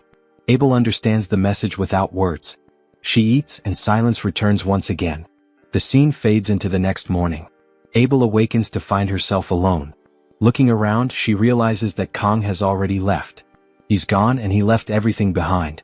Noticing the dried meat once again, Abel laments Kang's silent departure. He left without saying a final word. Her thoughts drift to the moment he treated her injured ankle. As she looks at the makeshift tourniquet, tears begin to fall to the ground, surprising her. She was crying without realizing it. The emotion overwhelms her. This was the first time someone had taken care of her. Until now, Abel had always faced challenges alone. No matter how great the obstacles, she had overcome them through sheer will. Even in moments when she felt like crying, she had always held back, believing that giving in to emotions would hinder her goals, a burden she called the curse of the Nibelung. Wiping away her tears, she begins to wonder why Kang had been so considerate toward her. Remembering that there are still 2 days left before the training ends, she refocuses. Gripping her sword and organizing her belongings, she tells herself that nothing will change if she just sits and cries. With renewed determination, she sets out once more, hoping to find Kang again and return the favor. Wrapping herself in the cloak he gave her, Abel resumes her journey. Meanwhile, Kang is exploring another part of the island, thinking about how comfortable the previous night had been, though now the weather has become hot. He assumes Abel must be awake by now and briefly reflects on her beauty. Still, something inside him believes that she doesn't like him. He blames it on her character, concluding that's just how someone from nobility is expected to act. Reflecting on the previous night, he reminds himself that his gesture of kindness wasn't driven by any emotional attachment. She had simply looked helpless and he couldn't just ignore her. Helping someone once wouldn't change the world or the fate of the game. Kang eventually realizes that he's exited the forest biome and now moves across rocky terrain. As he continues, he recalls that this is the day when Abel and Leo are supposed to meet and begin to develop feelings for one another. For a brief moment, he wonders whether it was the right decision to leave the blanket behind, considering it might have been better to take it with him. However, nearing a large tree, he shakes off the distraction and redirects his focus toward finding the blessing before sunset. This particular blessing is one of regeneration, a spirit tier blessing though considered lower ranked than the transfer blessing. Its primary purpose is to enhance healing abilities. Kang begins to imagine ways to make the most of it, such as combining it with the transfer blessing to use speed weapons healing ability on himself, amplifying the healing effects. He even considers using it to repair his sashimi blades. The way he thinks about the blessing makes it sound almost miraculous, though he knows it won't regenerate lost limbs, only heal wounds. Ultimately, what matters most is that this blessing is considered a hidden one and doesn't influence Leon's development. Leon will grow incredibly strong regardless, so there's no harm in Kang taking it for himself. After scaling a rocky cliff, Kang reaches the tree and is stunned by the stunning visuals and the difference between seeing the game's environment from within rather than from a screen. Catching his breath, he's relieved to have located the site of the regeneration blessing. But something shiny among the ruins of what looks like an old temple catches his eye. As he approaches, he sees a massive orb glowing among the rubble and wonders if it's some kind of bonus. Feeling lucky to have discovered it while only intending to find the blessing, he begins to think his fortunes may finally be turning, after enduring so much bad luck. Unable to resist shiny things, Kang decides to stop wasting time and reaches out for the orb. Suddenly, an attack strikes the ground near it, jolting him into high alert. He then wonders what's happening, only to realize that someone else is there with him. The stranger speaks first, remarking that they hadn't expected anyone to come this far, especially since the area around the tree is hardly a tourist destination. Stepping out from the shadows, Leon reveals himself and asks whether Kang had really gone through all that trouble just for the orb. Kang remains silent for a moment, while Leon narrows his gaze at him. Leon then speculates that the orb wasn't Kang's true goal and that he must be there for another reason. Kang defends himself, claiming he saw the orb from afar and simply approached to retrieve it. Leon doesn't buy Kang's explanation and declares that if Kang wants the orb, he'll have to defeat Leon first. With that, both of them draw their weapons and a standoff begins. On the day of Leon's birth, it was as if fate itself had smiled upon him. The world seemed to acknowledge his arrival with silent approval, as though he were destined for greatness. Later in his journey, Leon came across the emblem of the hero, a powerful symbol that confirmed his place in the grand narrative that surrounded him. Meanwhile, Kang stood in growing confusion. By this point in the story, Leon was supposed to be with Abel, sharing in a crucial development. This day was marked as a pivotal moment, one that should have unfolded elsewhere, yet here Leon was, sword in hand, swinging through the air with calculated grace. Kang's thoughts raced as he tried to understand what had gone wrong. He questioned whether he might have inadvertently altered the course of events, perhaps disturbing an essential encounter between Leon and Abel. But nothing unusual had happened the night before. No confrontation, no revelations that could have led to this detour. Even if Leon had learned something troubling, there was no logic in responding with violence. Yet something still felt undeniably off. As Leon moved, his sword caught the light and Kang's heart skipped a beat. The weapon was instantly recognizable, Bamong. But something about it felt incomplete. The sword, known in legend as the most cursed and malevolent of demonic blades, bore a strange addition, a blue gem embedded at its core. This gem, the ether jewel, was no simple ornament. It acted as a divine regulator, muting the chaotic magic of the blade and imbuing it with holy power. However, because Bamong's essence was rooted in magic, the jewel could only control it to a limited extent. Ultimately, the sword's alignment would always reflect its wielder's true nature. In the original version of the story, Bamong represented duality. It could become a tool of salvation or destruction depending on the bearer's choices. That thought chilled Kong to the bone. He considered the possibility that Leon might be leaning toward the darker path. Before Kong could fully process this, Leon addressed him with a calm tone, framing the encounter as a friendly spar. There was a disquieting honesty in his words, and Kong recognized that Leon planned to use their duel as a means to improve himself, even if it meant treating Kong as a temporary obstacle. Despite some understanding of Leon's intentions, Kong knew one thing for sure. Whatever excuse Leon had given, about some orb or pretense, it was just that, an excuse. Leon's expression hardened. Time was limited, he said, and he was ready to begin. Without waiting for agreement, he charged forward with tremendous speed. Meanwhile, elsewhere on the island, Saki was fuming as she came across Speed Weapon. Her patience wore thin. Of all people she could have encountered, it had to be him. Speed Weapon was equally displeased, making it clear he hadn't chosen this meeting either. Saki grumbled about the incompetence of those who had assigned Speed Weapon to her path, telling him to stay quiet and follow her lead. Speed Weapon, never one to let such remarks slide, asked if she was looking for someone, perhaps Kong? Her immediate confirmation caught him off guard, but it also gave him fuel for teasing. Speed Weapon suggested that maybe Saki had feelings for Kong. She denied it, but her flustered response only made Speed Weapon more confident in his theory. He pointed out how her behavior had changed dramatically. Not long ago, she had spent most of her time lounging around the archery range. Since becoming involved with Kong, however, she had taken on tasks she used to avoid, like hacking, which she once claimed to hate. Now, she was willingly volunteering for extra responsibilities, clearly acting out of character. Saki suddenly stopped walking. Speed Weapon, unprepared, walked straight into her. Annoyed, he muttered a complaint, but then noticed the faint blush on her cheeks as she quietly wondered whether her feelings had been so obvious. Speed Weapon's tone shifted slightly, teasing her again by suggesting she might be under a spell or possessed.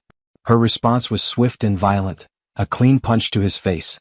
But their bickering was abruptly halted by a low, deep rumble. Saki immediately sensed something was wrong. Speed Weapon assumed it might be an earthquake, but Saki's instincts told her otherwise. The disturbance, she said with certainty, came from Kong. Back at the battlefield, the fight between Leon and Kong escalated. In one clean, powerful strike, Leon shattered Kang's machete. Kong stood stunned, unable to mask his disbelief.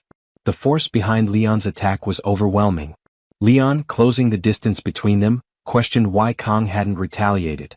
Kong stood motionless at first, caught off guard by Leon's unexpected attack. Though the strike had missed, the mere fact that Leon had genuinely attempted to land a blow unsettled him. He hadn't anticipated that level of seriousness. The realization dawned, this was not a mere sparring session. Engaging in battle without fully understanding the stakes could lead to disaster. Kong hesitated. Using his blessing might overwhelm Leon, but if he faltered even slightly, Leon, armed with the miracle blessing of the protagonist, would win without question. It was a dangerous equilibrium, where one misstep could shift the outcome entirely. Leon, aware of Kang's turmoil, pressed forward without mercy. His demand was clear. Kong had to fight. This confrontation was inevitable. Without giving his opponent a moment to regroup, Leon attacked again, striking with precision and force. The sheer absurdity of the situation weighed on Kong. Fighting someone like Leon without any divine aid bordered on madness. Realizing he had no other choice, Kong invoked his blessing. Instantly, their clash ignited a burst of raw energy. The air around them crackled as their weapons collided, neither willing to retreat. Their ferocity mirrored one another, and every move was met with equal resistance. Yet, despite his best efforts, Kong found himself on the defensive. Leon's strikes came with unrelenting speed and aggression. He pressed forward, swinging Bamong with deadly precision. Kong dodged narrowly, evading the cursed blade by the thinnest margin. But the protagonist gave no respite. A new strike from the right came like lightning. Kong shifted just in time, but Leon was already preparing the next assault. The barrage left no room to counter, no space to breathe. In a desperate move, Kong pulled out his sashimi swords, hurling them in an attempt to buy himself a moment. Leon, however, met the thrown blades with ease. With a single swing of Bamong, he shattered them all midair. The display of strength stunned Kong, leaving him vulnerable. Leon advanced in a blur, appearing before him with terrifying speed. Kong, driven by instinct, dropped low to avoid the downward swing. Bamong crashed into the stone pillars behind him, reducing them to rubble. Kong seized the chaos, bounding across the collapsing columns to gain some distance. From higher ground he assessed the situation. Leon's growth since the midterms was almost incomprehensible. The gap between them had widened dramatically, as if the protagonist's progression defied natural limits. While others plateaued, Leon surged ahead.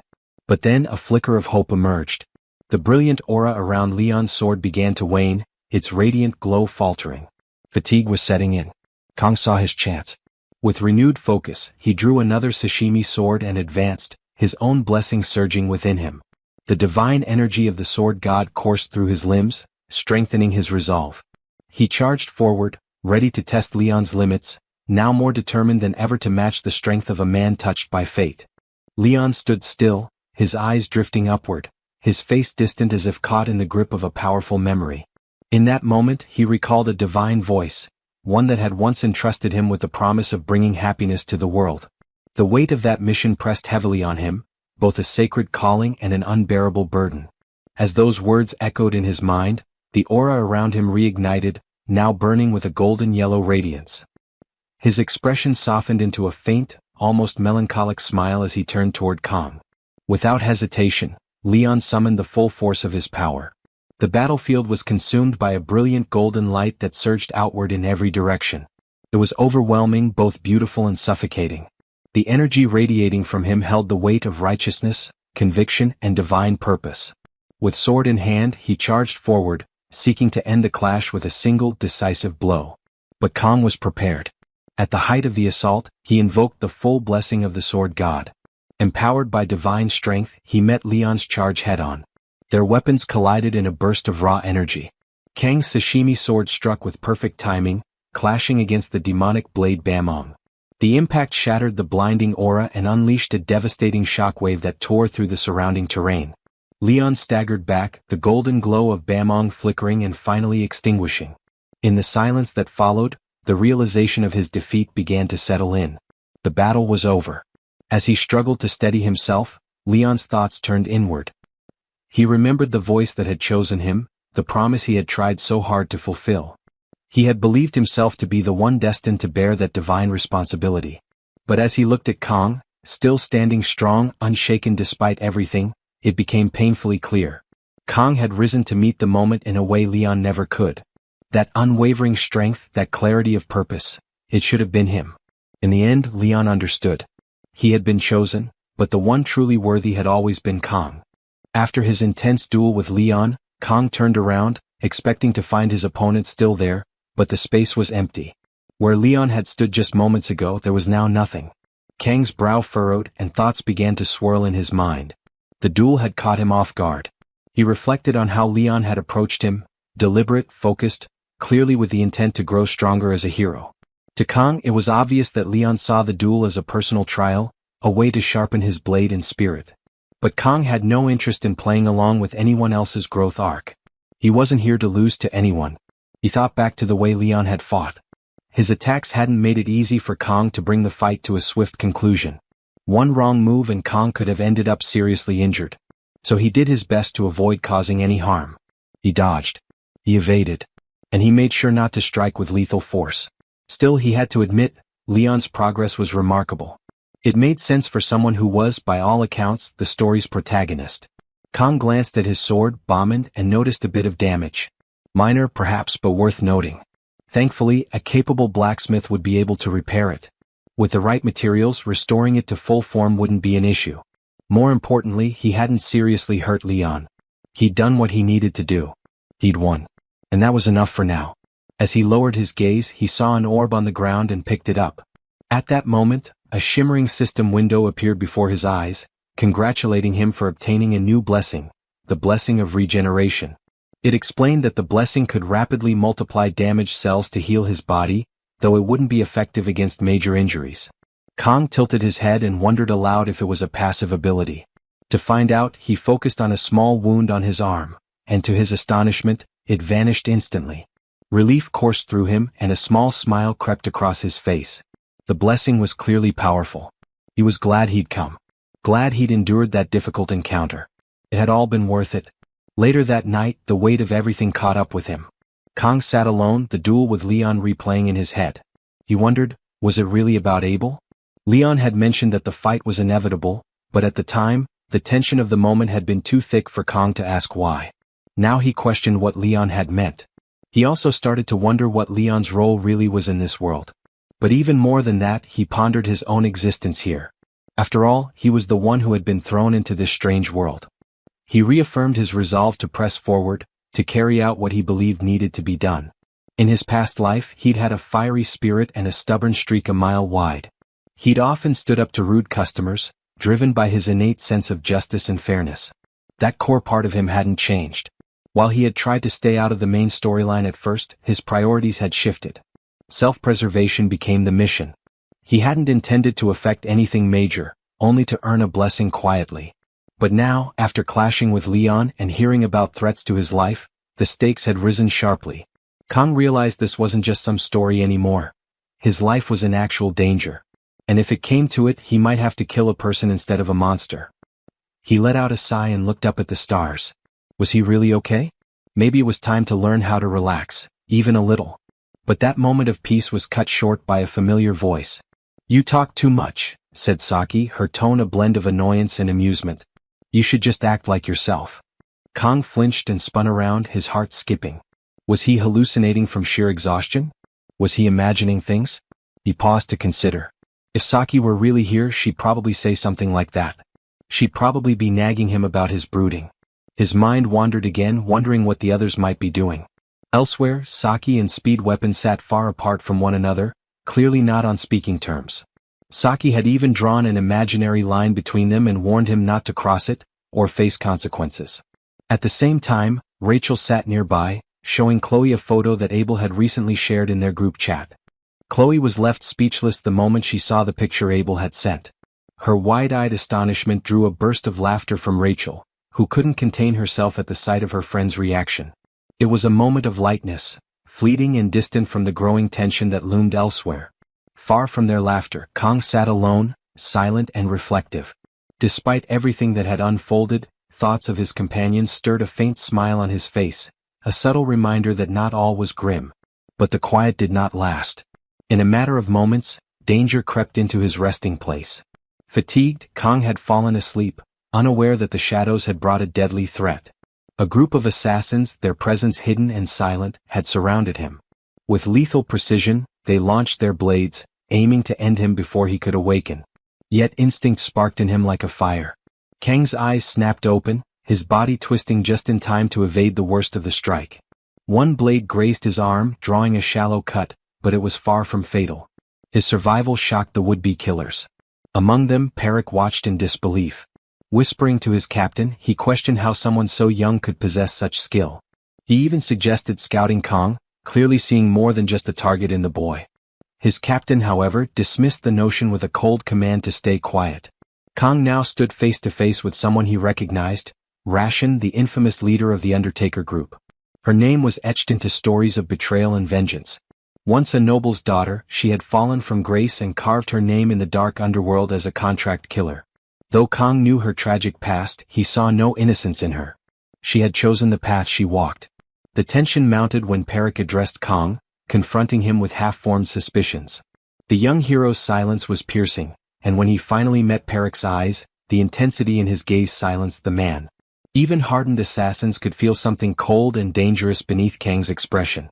Perrick muttered doubts about Kang's true nature, suggesting aloud that he couldn't just be a student. The vice captain, agreeing, began to show his own unease, noting that Kang's abilities far exceeded what anyone would expect of a cadet. As darkness gathered around the vice captain, Kang's instincts sharpened. With calm boldness, he assessed the situation, voicing his deduction that the group's backers had to be at least elders. That statement shifted the air. The assassins froze, no longer confident. Kang's words had struck too close to a truth they didn't expect him to know. Angered, Perrick stepped forward, demanding answers, while the vice captain stiffened, stunned by how much Kong seemed to know. His muttered disbelief betrayed how off guard he had been caught. Ration intervened before things escalated further. Her voice cut through the growing storm, pulling her people back. For a moment, it seemed the encounter might end there. But Kong stepped forward again, calling out Ration and her group. He exposed them for what they were, mercenaries who killed for money.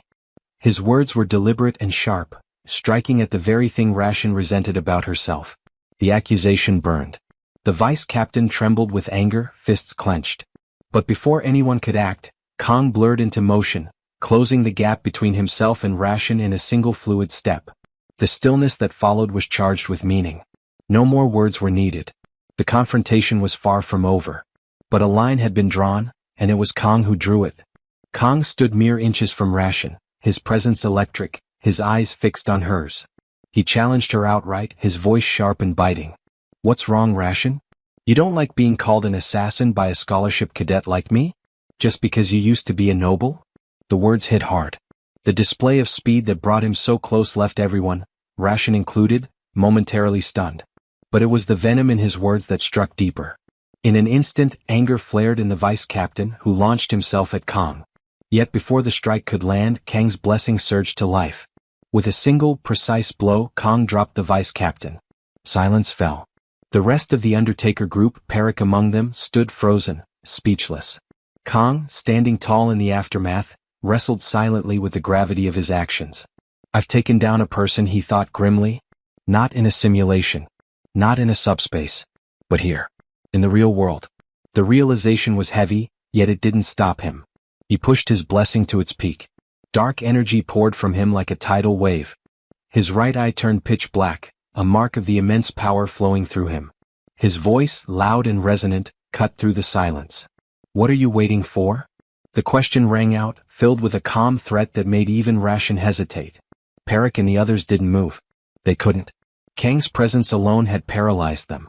And yet Kong noticed something else. The duration of his blessing had increased. A faint smile curled on his lips. "This isn't bad at all," he mused, his confidence sharper than ever. Then a sudden memory intruded. Kong, back in a simpler moment, was rummaging through his fridge. Something about the way it was organized confused him. Every item looked perfectly placed, but it hadn't been him. On a juice box, a strange note caught his eye. It read, "Take down everything." Kong blinked. The message was bizarre, and it didn't feel like something he had written or seen before. Had he not gotten enough sleep? Before he could process it further, a brilliant light burst from the fridge. The world tilted. The system's voice returned, clear and cold. "Eliminate everything that stands in your way." The blessing of painlessness activated. And with it came the beginning of something much more dangerous. Back in the present, Kong stood over the vice captain's fallen body. There was no time to reflect, because the rest of the group was already charging at him. Blades drawn. Faces grim. But Kong moved like a shadow. With elegant, lethal precision, he cut them all down in a single motion. Two more rushed him from the side, hoping to catch him mid-move. But Kong leapt into the air, evading their attacks entirely, and brought them down the moment he landed. It was over in seconds. Perik and Ration stood in disbelief. Perik shouted at the others, demanding they stop panicking. "He's just a student," he barked. "Form up. Focus." But even he didn't believe it anymore. Ration's thoughts spun. This wasn't how things were supposed to go. She had expected a simple job: strike, retrieve, disappear. Easy. Efficient. Not this. Not him. Perik turned to Ration, desperate. "What now, Captain?" But before the words even reached her ears, Kong was already there. He closed the gap between himself and Perik in a blur and took him down with a final, thunderous strike. Ration didn't move. She couldn't. This was supposed to be a mission with zero complications, and here she was, face to face with something unexplainable. A force that didn't match the file she was given. A cadet? No, not this one. This wasn't just a top-ranking student. This was a monster wrapped in human skin. The Elder had promised her 100 million. A bonus. Glory. And now all she could think of was cursing him to the pit.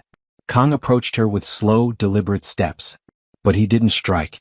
Instead, he lifted his sashimi sword and calmly pointed it at her. His voice, composed and final, cut through the tension. "Everything's mostly taken care of." He wasn't boasting. He was stating a fact. In his mind, Kong tracked the timer. Only 9 seconds left on his blessing of painlessness. Nearly all of it had been used up, first with Leon, now with the Undertaker group. He exhaled slowly. Though it had been self-defense and he had no regrets, he hoped he wouldn't have to rely on that blessing again.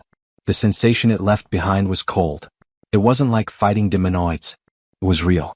In a desolate clearing, only two figures remained standing, Kong and the last of his enemies, Ration. Moments earlier, he had effortlessly dispatched her entire team, leaving no room for doubt about his resolve or his strength. The group that had come after him wasn't just any group, they were assassins sent specifically to eliminate him. In his eyes, that alone justified the brutal efficiency with which he fought. He felt no guilt for what had occurred. What he wanted now was information. He needed to know who had sent them. As Kang stepped closer, the air thickened with tension. He demanded to know who had placed the hit, hoping Ration would give him the answer. But she wasn't so easily shaken. Instead of replying, she threw the question back at him, wondering aloud if he truly believed she would reveal such a thing. Despite her defiance, Kang remained focused. He understood that the best way to make her talk wasn't with kindness, it was through fear. If he ended the fight without learning the truth, he knew he would carry the regret with him. His next move was deliberate. He reminded her of what had become of her subordinates, making it clear that the same fate awaited her. Ration snapped in response, calling him a demon. Then she said something that cut deeper than any blade. She mentioned a bounty placed on his head by someone powerful. Someone who had also ensured that all records of Kang's existence had been wiped away. His parents, his family, gone. Erased. Kang froze. Her words struck him like lightning. He searched his mind, desperate to recall their faces. Nothing came. Not a smile. Not a voice. Just emptiness. Panic turned to fury. He demanded she repeat what she had said, barely able to contain the trembling in his voice. His original plan had been to extract the identity of whoever hired her, then let her go. But now the plan had changed. This wasn't about negotiation anymore. This was personal. As Kang took a step forward, a pressure fell over them both, immense and suffocating. Magic, deep and old, surged through the atmosphere. Neither Kang nor Ration could identify its source. The sensation was paralyzing, like standing at the edge of a thunderstorm. Then as quickly as it came, the force vanished. But something else had started. Kang stared in disbelief as Ration's body began to shift. Her outline contorted, her aura deepened, and before he could act, she was no longer Ration. Elsewhere, far from the confrontation, a man named Siegfried fished calmly by a quiet pond. His line remained still for a long time, until suddenly several fish bit in rapid succession. Just as he pulled them in, a familiar magical pressure swept across the forest. His eyes narrowed. He recognized it instantly. A demon commander. Back with Kang, the air exploded with energy. Dust and wind swept around him, and when it cleared, Ration was gone. In her place stood a new figure, smiling with twisted amusement. Her voice echoed, ancient and proud. This moment marked her return to the human world after 700 years. The power radiating from her dwarfed anything Kang had encountered. Even the mermaid demonoid he had fought earlier paled in comparison. Now standing before him was not a mere assassin. She was Ager, the true identity behind Ration. She was the commander of the 5th Legion in the Demon King's army. With her head tilted, she addressed Kang as if meeting an old friend. Her tone was casual, almost playful. After centuries away, she no longer understood human customs and treated the moment like a formal greeting. She introduced herself with a faint smile and asked for Kang's name. But he didn't answer. He watched her carefully, wary and calculating. Ager's soft laugh followed his silence. She teased him for being cold and distant. But Kang wasn't ignoring her out of rudeness, he was thinking. In his mind, he sifted through everything he remembered about her from the game Miracle Blessing AM. Of all the Legion commanders, Ager was not known for brute strength. In fact, her combat skills were average. But that wasn't what made her dangerous. Ager was a master of mental magic. And now, that master stood before him in the flesh. In a quiet moment of clarity, Kang recalled details from the days he had spent playing Miracle Blessing AM, long before he'd been pulled into its world. He remembered Ager well, her traits, her power, her infamy. But something didn't sit right with him. After 700 years, why had she returned to the human realm? And of all people, why had she chosen Rayon as her host? While these questions churned in Kang's mind, Ager surveyed the battlefield with a casual, almost detached gaze. The remnants of the fight were strewn around her, the air still thick with tension and the scent of scorched earth. She acknowledged the destruction with a faint sense of admiration. Kang had defeated them all alone. That made him no ordinary human. Her eyes studied him more intently. Despite the fierce aura he carried, she noted that he still looked like a kid. Yet in him she saw potential, a warrior in the making. And with that, a new idea took shape in her mind. With an unsettling smile, she extended a proposition. A contract. Before Kong could react, she cast her magic, an invisible force surging toward him. He didn't understand what was happening. Her voice wove through the air like silk, offering him a rare opportunity. Her words were laced with temptation, peeling at the edges of his thoughts. She spoke of humans, of how they cloaked themselves in nobility but secretly ranked and judged one another. It was a truth he couldn't deny. As her voice sank into his mind, her presence grew heavier, more alluring. The haze set in. Her argument, once absurd, now felt reasonable. Maybe allying with the Demon King's army would make things easier. Maybe survival depended on compromise. Aeger's voice echoed inside him, sweet and persuasive. It was, after all, just a dream, one of glory. But just when the fog seemed ready to consume him, something deep within Kong stirred. His divine blessing activated. A surge of clarity shattered the enchantment in an instant. The weight lifted. His vision sharpened. Reality returned. Kong recognized Aeger for what she truly was, not just a legion commander but a demon queen. She had tried to ensnare him with high-level mental magic, but his blessing had shattered her control. Aeger's surprise was palpable. She hadn't expected her spell to fail. She glanced down at her own hands, questioning the weakness. Her host body was new. Perhaps that was the reason. But Kong didn't let up. Amused now, he laughed, low and sharp. Aeger's gaze snapped back to him. She hadn't anticipated such defiance. His blade flashed with sacred energy, steady in his grasp. There would be no contracts, no alliances. He made that clear. The atmosphere thickened. Without another word, they launched into battle. Aeger moved like smoke, dodging his every swing without effort. Kong gritted his teeth and pushed his blessing further, channeling its divine force through his Sashimi sword. The blade shimmered with radiant light. Aeger finally took notice. His aura surged. The next strike came with blinding speed. She barely avoided it, retreating with a smirk that suggested both surprise and intrigue. What had begun as a joke was turning into a real fight. Her posture shifted. No longer playful, she raised a hand and began chanting. Flames burst forth in a torrent, rushing toward Kong. He did not waver. With will alone, he tore through the inferno and closed the distance once more. Aeger's eyes widened. His resolve burned brighter than her fire. She retreated, weaving through his attacks.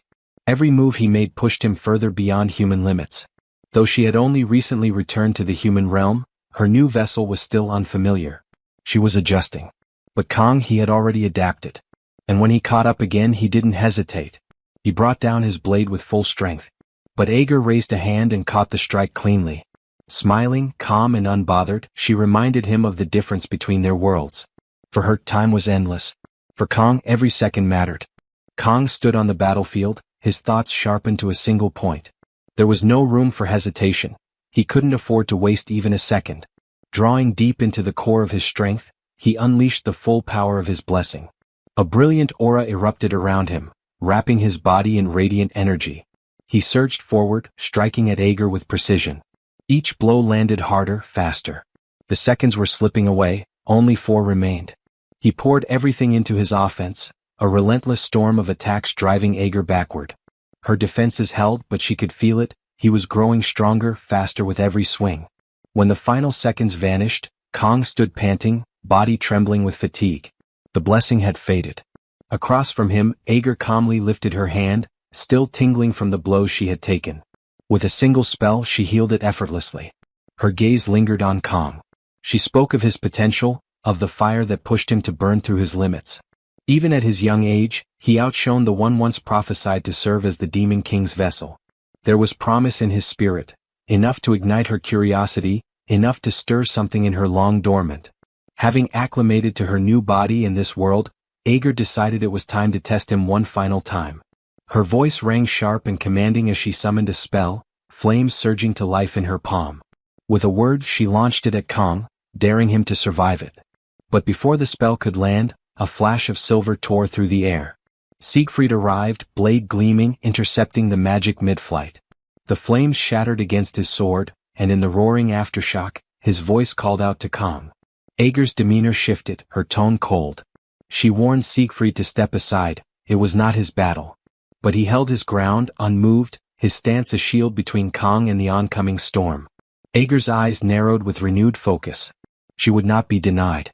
With a flick of her hand, she released the full force of her magic again, the spell crackling as it sped toward Siegfried. Then the world turned white. Everything vanished in a blinding haze, and Kong found himself suspended in a vast empty space, weightless, directionless. Confusion gripped him as he drifted. Was this death? But the light faded. The world returned. He blinked, breath caught in his throat. Before him stood Siegfried, sword still drawn, unwavering. The spell had been blocked completely.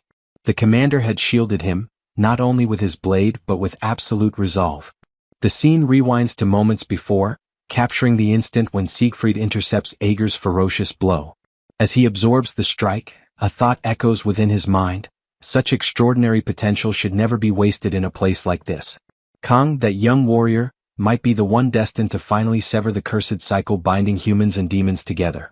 Although Siegfried manages to divert the devastating attack, his arm becomes trapped in the impact, suffering a grave wound. Yet, despite this, he stands unwavering, steadfast before the demonic adversary towering over him. Deep inside, he firmly believes that Kong will rise as the guiding light of humanity. Wincing from sharp pain, Siegfried coughs and shifts his gaze to Kong, who slowly begins to stir, consciousness flickering back. In a gentle, almost fatherly tone, he urges the young man to rest and allow his battered body to heal. Despite the bleak reality unfolding, Siegfried holds onto a composed facade, aware of the grim truth surrounding them. Kong notices the severe injury and reacts with worry, but Siegfried answers with a faint, reassuring smile. He quietly insists that there's no need to worry, tightening his grip around his sword's handle. He reminds Kong that wielding a sword doesn't require both hands, urging him to focus solely on recovery. He promises to keep their foe occupied. Elsewhere on the chaotic battlefield, Ager's expression twists into pure confusion. She struggles to comprehend how Siegfried, a mere mortal, could endure her destructive power. How is this frail old human resisting my sorcery? She mumbles under her breath, disbelief surging through her. None of it adds up. While they lock eyes, Siegfried calmly assesses the unfolding scenario.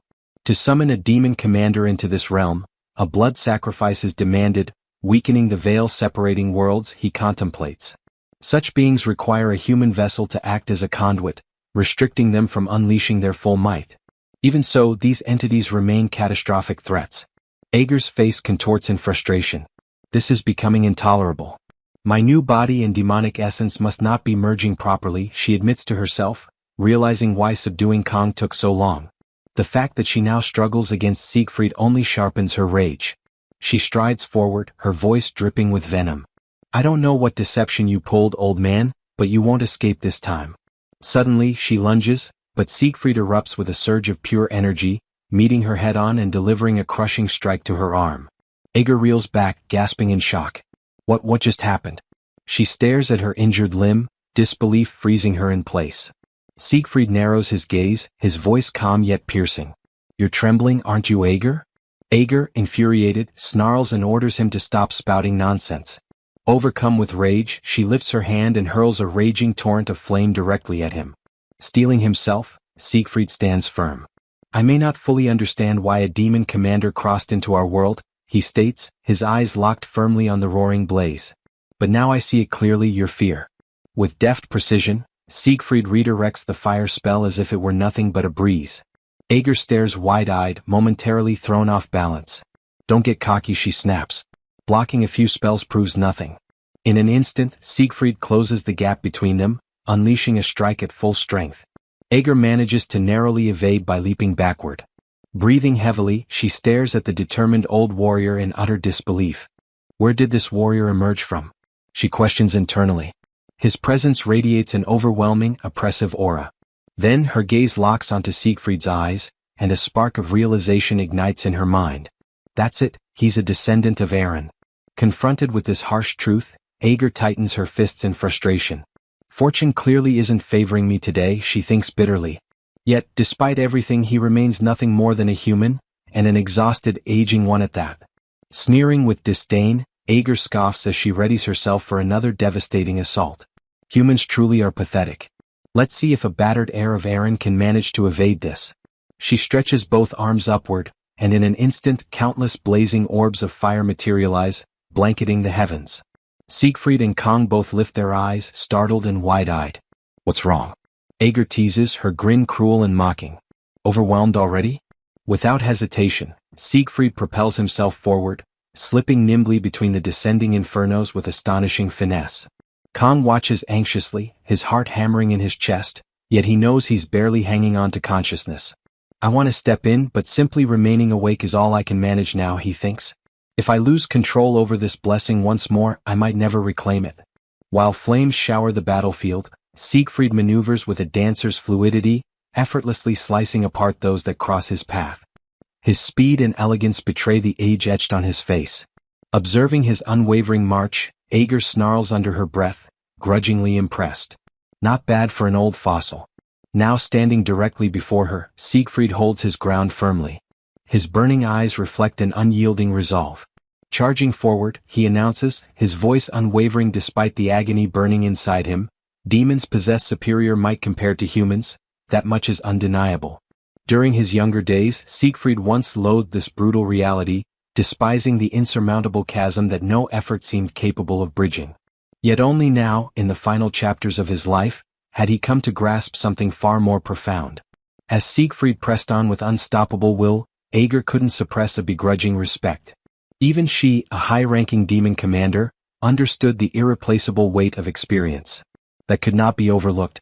Despite his battered body and advanced years, Siegfried steadily diminished the gap separating them. She analyzed his footwork closely, searching for any vulnerability. That's when her eyes caught the grave injury to his arm, the crack she needed.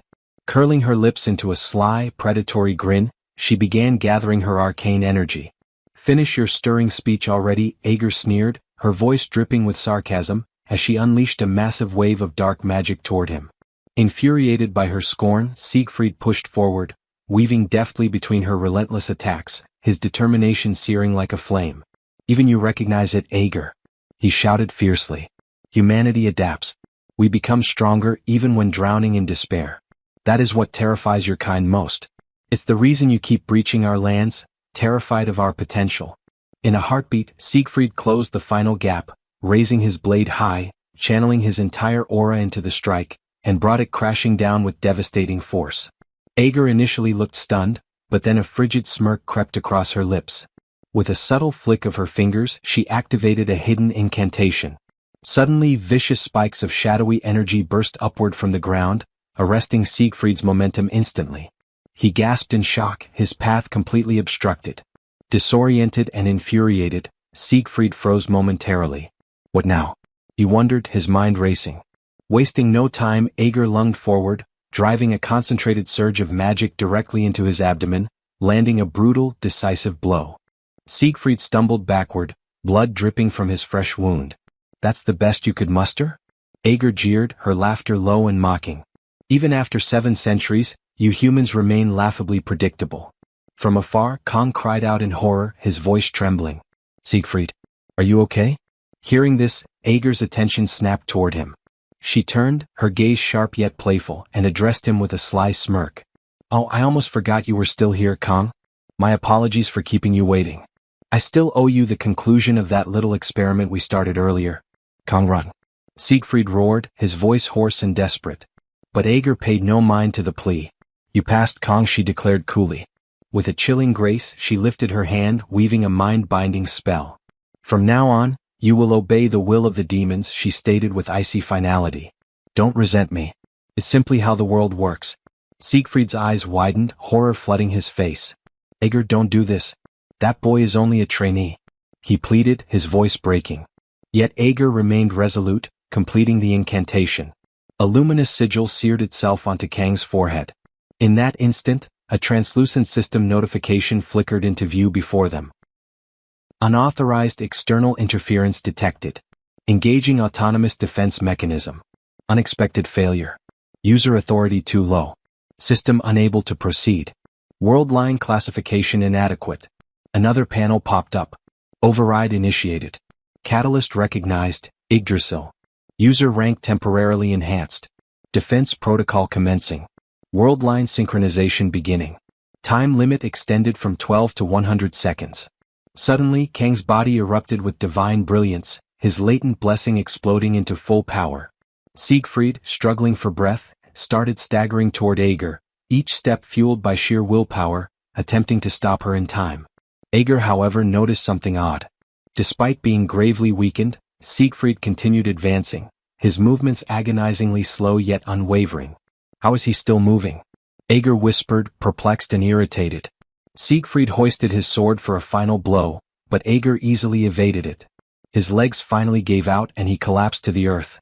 Yet even then Siegfried forced himself back up, every muscle trembling, channeling all remaining aura into his blade. I'll use everything I have to finish this. Right here, right now, he growled, teeth clenched tightly. Spotting the brilliant golden glow enveloping Siegfried's sword, Ager's eyes widened in shock. That aura, it's identical to 700 years ago, the aura of the sword saint, she realized with a shudder. Despite his broken state, Siegfried had transcended, evolving his aura far beyond anything Ager had foreseen. Narrowing her gaze, she hissed, I have to end this now. Ager lunged forward at full speed, ready to eliminate him once and for all. But just as she closed the final gap, a devastating blow crashed into her from behind. She shrieked, spinning in utter disbelief. To her horror, it was Kong standing there. Yet something was off, he wasn't the same fragile youth she had mocked earlier. His presence radiated overwhelming power, an ancient, dreadful familiarity washing over her like a tidal wave. That presence, it's identical to 700 years ago. Another notification window materialized in the air. All user blessings forcibly enhanced and fully awakened. Pain immunity, divine variant, initiated. Regeneration, divine essence, engaged. Blessing of transition, sacred, now harmonizing all blessings and balancing the wordline distortion. Blessing duration expanded to 100 seconds. Ager's expression twisted into pure fury. Aaron Hokin once again meddling in my affairs. Standing before her was Kanga, transformed beyond recognition. His entire figure wrapped in an ethereal, luminous radiance. A final system alert shimmered before him. Blessing of the Sword God, disengaged. What Kong held now transcended any previous form. The perspective shifts to Abel, who stands silently under the endless sky. Her eyes distant, lost in contemplation about the moment. It was the final day of the trial, she mused inwardly. Her gaze drifted upward, scanning the heavens. She couldn't help but question how the others had endured so far. Did they manage to survive? Were they holding on? Elsewhere, Saki checked her phone, her face drawn with tension. Meanwhile, Speed Weapon slowly awakened, rubbing the sleep from his eyes as he noticed Saki standing nearby. It's not even sunrise yet, Speed Weapon grumbled, yawning. You haven't slept at all, Saki. Saki's eyes stayed fixed on her phone screen. It already is dawn, she snapped sharply. Speed Weapon blinked repeatedly, bewildered. Growing more agitated, Saki shot him an icy glare. I told you the sun has already come up. Still half awake, Speed Weapon squinted into the distance. Then why is it still pitch black outside? He muttered under his breath. Is it just me, or are you sure you're really second place in the written exam? Saki retorted coldly, her patience fraying. Almost growling, she continued. It's nearly time to return to the academy. We have to get to the return zone immediately. Around them, the air grew thick with a tense, uneasy energy. Other cadets had gathered since the previous evening, each looking equally bewildered by the unnatural gloom. Low murmurs spread like ripples through the group as they scanned the darkened surroundings, exchanging worried whispers. Didn't the sun rise already? Why is it still so dark out? What is happening? Saki glanced toward the hidden horizon, then turned to Speed Weapon again, her voice now low and edged with anxiety. Regardless, this doesn't feel right at all. Abruptly, the narrative cuts back to the battlefield, where tension crackled in the air. Siegfried and Ager stood frozen, eyes wide with shock as Kang's transformation finished before their eyes. Ager's pulse thundered in her chest. What she was sensing felt impossible. That's Hokin's energy, she whispered shakily. How is this kid emanating Hokin's power? As Kang landed firmly on the ground, realization crashed into Ager's mind like lightning. It really is him.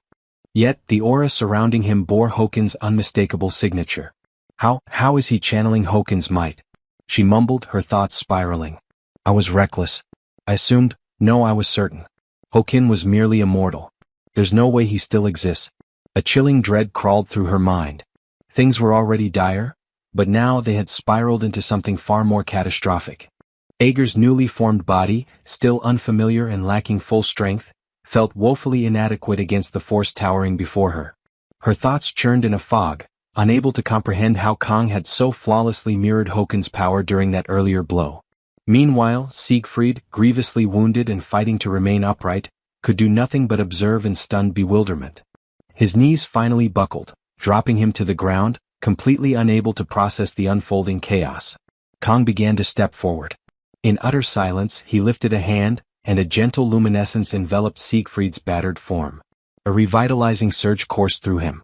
Within moments, his wounds closed, vanishing as though they had never been there.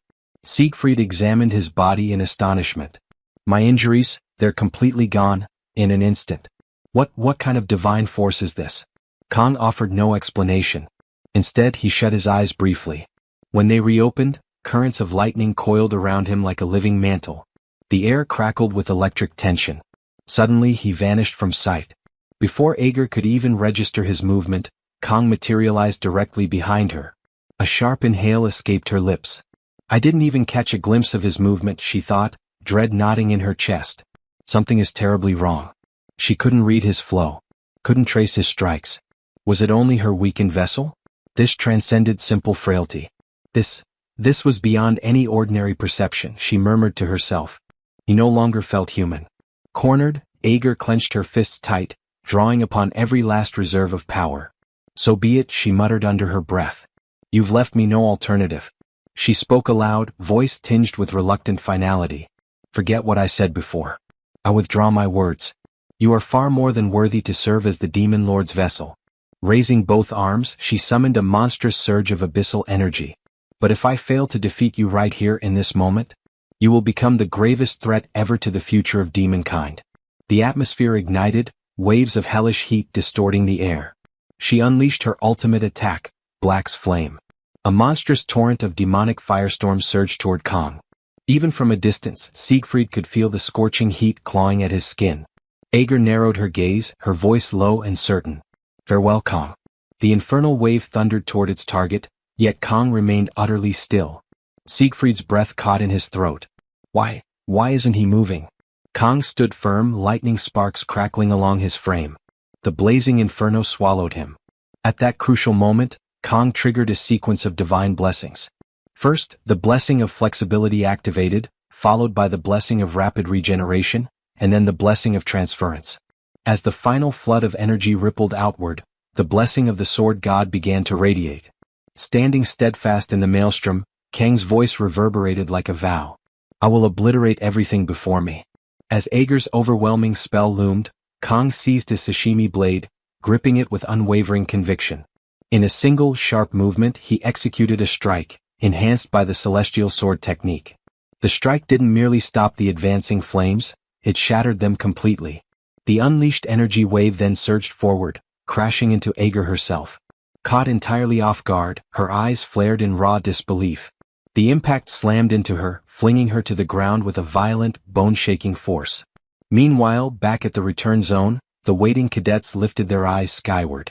Gradually, the heavy, ominous cloud cover began to disperse.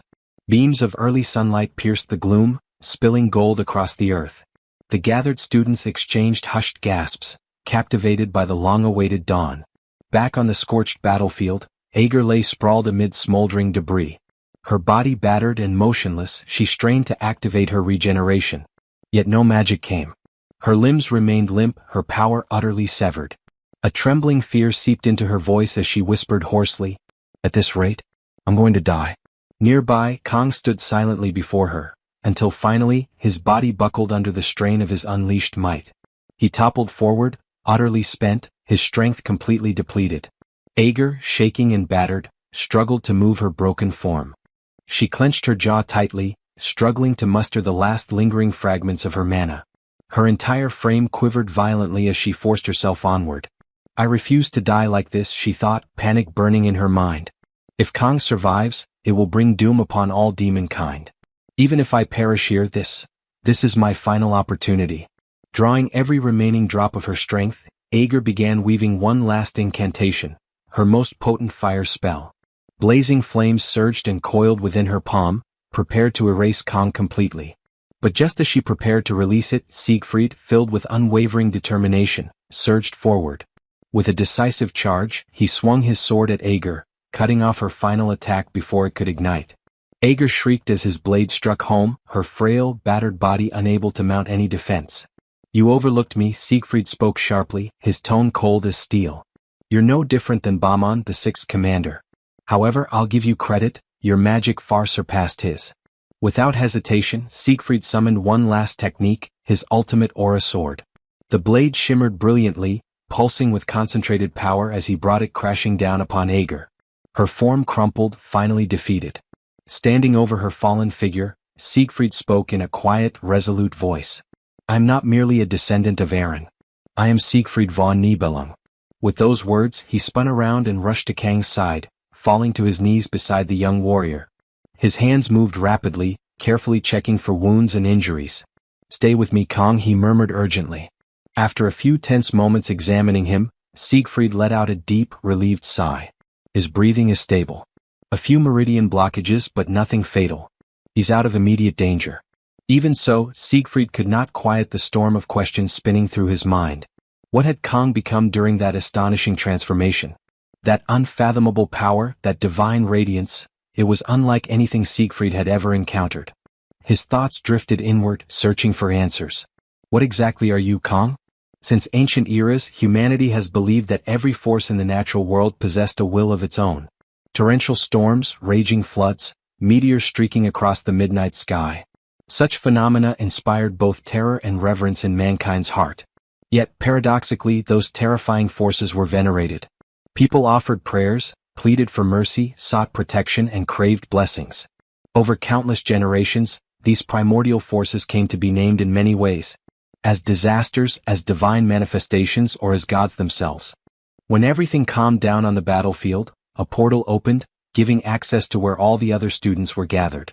An uproar formed instantly, with everyone curious about what could have happened. Saki and Speed Weapon stepped to the front and witnessed the unimaginable. Sieg and another professor are carrying Kang, unconscious, on a stretcher. Saki is shocked by the sight, but her attention quickly shifts elsewhere. Chloe, overwhelmed by despair, tries to approach Kang, but is restrained by Rachel and the demonic professor. An argument begins, and before the chaos around Saki is limited to that, another reality comes to light. Her attention now turns to Abel, who is stunned by what she sees. As if Kang's condition were not enough, Sieg is also gravely injured and missing one arm. This causes Abel to break down in tears. Saki, realizing the gravity of the situation, comforts Abel. For now, the only thing to do is reflect on what could have happened in the exam zone that left the strongest people she knows in such a state. Sometime later, Saki watches a live stream where people discuss the matter, pointing to the battle between humans and demons. Some speculate on what happened, since the true event has not yet been revealed. People suspect betrayal, conspiracies, and even that Sieg injured himself. Another pressing concern arises. Will Sieg's position now be considered vacant? For Saki, however, the lack of any news about Kang makes her even more anxious. Maybe he has already recovered by now, but without concrete information, she cannot stay calm. Some nearby students comment that Kang has not been seen in class since the incident that left him on the brink of death, speculating he might not survive. That possibility leaves Saki irritated. She draws their attention, startling them, unsure if she is addressing them at all. Saki tells them to talk farther away, since she did not sleep well and they are too loud. The pair obeys her request and quickly leaves. Saki then refuses to believe in the possibility of Kang dying. Suddenly, Chloe's crying takes over the atmosphere. The redhead laments having spent all this time without being able to see Kang, and for that reason cries all day long. A week has passed since he was last seen, and Saki can no longer hide her concern either. She recalls the moment when she and the team tried to visit Kang, but were blocked by direct orders from the principal. Chloe, impulsive as always, even tried to force her way in, but that did not work either. The fact that visits were forbidden by direct orders highlights the seriousness of the situation. Putting the pieces together, remembering how Avalon Island was left covered in lava and releasing strange mana multiple times, along with Sieg losing his arm, leads to one conclusion. Some demon invaded the exam and fought against Sieg and Kang. Saki used her abilities to search for some useful information, but nothing came. An interesting fact about the lack of information was that Midia was supposed to give updates, yet all communication was cut off, to the point that even she had no news. Saki contemplates her frustration. Recalling the last contact she had with Kang, the flick on her forehead, she wonders when they will stand face to face again. Meanwhile, in the star class, Abel and Rachel are together. Rachel is worried about Abel, who seems distracted. Rachel calls Abel's attention and at last Abel responds. She had been lost in thought and the mood is one of complete sorrow. Nearby, more students comment about news regarding the movements of the other members of the strongest group, trying to bring some sense of stability. Abel recalls the scenes of Sieg carrying and acting as a protector, but reflects that, in truth, Kang was the one who got seriously hurt while trying to protect Sieg himself. Abel's seriousness makes Rachel even more concerned for her friend. Elsewhere, the henchman responsible for setting up the entire ambush gets drunk. He smashes his bottle against the table. The scoundrel reflects on how things did not go as he wanted, which only brought more trouble. Looking at the document used to hire the mercenaries, he curses them as useless vermin. The scene shifts to a conversation where it is explained that practically all of Kang's muscles and nerves were twisted and broken. Midia points out that none of this was normal, given her experience. Sieg recognizes the severity, but notes that now Kang has recovered and is probably much healthier than before. Midia then brags about mobilizing every doctor and healer to treat Kang, even threatening each of them to save the hero at all costs. Sieg says that now everything is over, she does not need to worry anymore, or else she will get wrinkles. Midia becomes furious. She soon calms down and breathes with relief that, in the end, everything turned out well, holding on to positive thoughts. Midia then asks Sieg how he has been handling things. The master replies that there have been no major inconveniences, swinging his arm as a gesture to mock and lighten the seriousness of the situation. Midia recalls an encounter with one of the doctors, who expressed astonishment at never having seen such a monstrous recovery in his entire life. The doctor described the case as a miracle, and Midia could not understand what the future had placed before her. Trying to figure out why Sieg had spent an absurd amount of money on Kang's care and never left the hero's side for a single moment, Midia begins to wonder if it was guilt for not having prevented Kang from leaving the exam in tatters. Midia then takes a more direct approach. Since Kang is awake, what really happened? Her curiosity has kept her from sleeping for nights. Sieg replies that he needs to reorganize his thoughts before answering. He himself took time to process everything that happened on the island. Midia demands that he spit it out. Sieg tightly grips the stump of his arm. And finally, the truth: Ager, the fourth commander, appeared on Avalon Island. The information hits Midia hard and she refuses to believe it. Sieg says it is the truth no matter how absurd it sounds. It was she who tore off his arm when he tried to protect Kang. Midia, now accepting, asks if Ager was the one who caused all that to Kang, and also wants to know her fate. Sieg replies that Ager was eliminated. He points out that it is still too soon to make the information public, but he witnessed it with his own eyes. Midia asks if Sieg was the one who finished Ager. The answer comes with laughter. How could that even be possible? Midia relaxes on the couch. Then comes the quick assumption. Sieg was cornered and needed more backup. Sieg does not give her time to confirm and immediately reveals who delivered the final blow. The truth shatters Midia completely. As for the details of how things unfolded, Sieg cannot say more as he still needs further information. Enjoying his drink, Sieg jokes that now it is time for the young lady to visit a certain place before dealing with adult matters. Midia pauses, calls Sieg a boomer, and smiles as the conversation ends. The scene shifts to the school grounds where Speed Weapon tries to lighten the mood, saying they cannot stay depressed forever. That is why he moved forward with the idea of creating a recruitment poster for the club. Honestly, it was something ridiculous, but Speed Weapon showed it off with great joy. Since Kang had always been responsible for leadership, Speed Weapon felt it was his duty to do something for him and take the initiative, now seeking the others' validation for the poster. Saki gives her opinion, saying she is very surprised with the result and that she would never in her life be capable of doing something similar. However, her expression reveals the true meaning of her words. Speed Weapon tries to argue, but while he is speaking, Chloe moves behind the poster and stabs it with a box cutter. When Speed Weapon mentions that the poster is very eye-catching and would easily grab people's attention, Chloe finishes the job in a single motion. Speed Weapon panics at Chloe's action. She defends herself, saying she would never let Kang see a piece of trash like that. Upset, he asks how Chloe has the courage to so easily throw away something he spent all night making. She replies that at least it can still be burned, so it has some use. Saki then reaches for a golden bar on the bench, reflecting on how the noise cannot fill the emptiness in the group. Not even the sweets taste as sweet as before. Before there is much time for lamenting, the others greet the arrival of the hero. Saki quickly turns to the commotion. She stands up at once. Chloe and Speed Weapon are already there, eager to know how the hero is and pointing out how worried they had been. Saki instantly moves to where Kang is and without much talk, gives back the flick on the forehead she had received from him before the exam. They both pause for a moment, the action completely unexpected. Then finally Saki shows her joy at having her comrade back.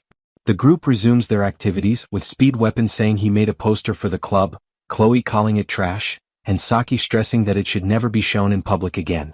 Meanwhile, Saki's chocolate is left aside. If you enjoyed this video, don't forget to give it a thumbs up, it really helps. And for more content like this, make sure to subscribe and hit the notification bell so you don't miss any updates. Let me know in the comments if you'd like to see another part. I'd love to hear your thoughts. See you next time. Bye-bye. The scene shifts with Kong standing in a bleak zone where a tall clock tower rises at the center. He grips his sashimi knife, bracing for whatever comes next. Sharp streaks of light appear around the tower, then shoot straight at him, and only then does he realize they're sashimi knives. Caught off guard, he blocks them with his own blade. A few slip past him, ripping the space behind him apart. He looks upward just as a massive long sword tears through the sky and dives toward him.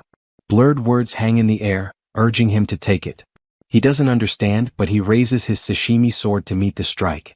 When the blades crash, he manages to slice the mysterious sword clean in half. Confusion hits him immediately. The ground has twisted into a red, eerie illusion. Another faint message appears, telling him to let it in. Kong drifts in the air, trying to make sense of everything, and only then notices he has released his sashimi knife. The strange world collapses right after, and he wakes up. Exhaustion weighs on him as he sits up, recognizing the same dream haunting him again. His phone vibrates and he wonders who would bother him this early. The name Speed Weapon flashes on the screen. The guy sent a message bragging about uploading the recruitment posters for their club, congratulating himself for having the design ready. Kong stares at the hideous poster and mutters internally that they're doomed. Later he stands before a mirror getting dressed. His body feels stronger, maybe even better than ever. He figures it must be from resting in the VIP treatment room. After the fight against Ager, the Sword Emperor had paid for that room with his own money and even looked after him personally. Kong knows he now owes a huge debt. His hand moves to fix his tie out of habit, but the tie isn't there. That moment pulls his memory back to Avalon Island, where he used the tie to support Abel's wounded leg. He wonders what lies ahead and whether his choices are even the right ones. Saki's advice echoes in his mind, telling him to act the way he always would. Kong leaves his dorm with steady resolve. Complaining now won't change anything, so he decides to push forward without hesitation. As he walks through the academy hallway, a woman steps up and offers him Yonggang. The message turns out to be from Saki. She offers Kong some of the snack she's holding, but he brushes it off and lets her take it instead. She yawns, annoyed, claiming he's no fun and wondering why he isn't even startled to see her. Kong responds with an exaggerated show of surprise, and Saki gives a flat, unimpressed reaction. She pushes further, wanting him to finally explain what really went down. Kong plays dumb, acting like he has no idea what she means. She presses about Avalon and the reason he spent so long in the hospital. Kong keeps pretending ignorance, throwing out a vague comment about something happening. Saki's irritation spikes. She starts pestering him with a parade of goofy anime voices, first cheerful, then overly flirty, then full yandere, demanding answers. Kong just stares at her, confused, wondering what her problem is. She shoots back with a sly look, flipping the question onto him and claiming that, as the strategist of the travel club, she deserves to know what's going on. Kong doesn't bother engaging. He simply walks off while looking at his phone. She tells him not to brush her off, but he just holds up the screen. She checks her own phone and realizes she received a message from him, the hideous poster that Speed Weapon made. She erupts in frustration, furious that they barely got approval for recruitment and now he's posting that disaster. Kong waves her away, telling her to deal with it, adding that they'll never bring in new members at this rate, especially with her role as strategist on the line. As he leaves, she panics and demands to know where he's heading next. The scene then shifts to the headmistress's office. Siegfried casually remarks to Medea that despite her appearance, her tea pouring is surprisingly skilled. Medea snaps instantly, challenging what he meant by that and demanding to know what's wrong with her looks. Siegfried insists it was just praise, which only irritates her more. A knock interrupts their bickering and Kong steps inside. Watching the messy back and forth, he wonders if he arrived too early, but Medea quickly assures him that his timing is perfect. Siegfried sets his tea down and laughs, commenting that living 70 years with 2 arms makes it strange adjusting to having only one now, even doing basic things around the house. Medea folds her arms and tells him to show some self-respect. Kong stands awkwardly between them, stuck in the middle of their argument. Then the sharp-eyed grandmother fixes her gaze on him, saying she heard from Siegfried about his victory over Ager, the 5th Legion commander. Kong hesitates, unsure how to respond. His thoughts churn instead.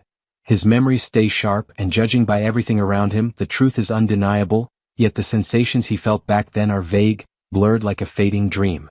Medea notices his distant look and immediately backs off, admitting she's pushing too hard right after he left the hospital. Kong assures her it's fine and she forces a stiff smile, saying she still struggles to accept the whole situation, though she knows neither of them would deceive her. Siegfried cuts in, insisting that it's an undeniable fact regardless. He reminds her he was present when Ager fell. But, in reality, Kong carried almost everything on their own.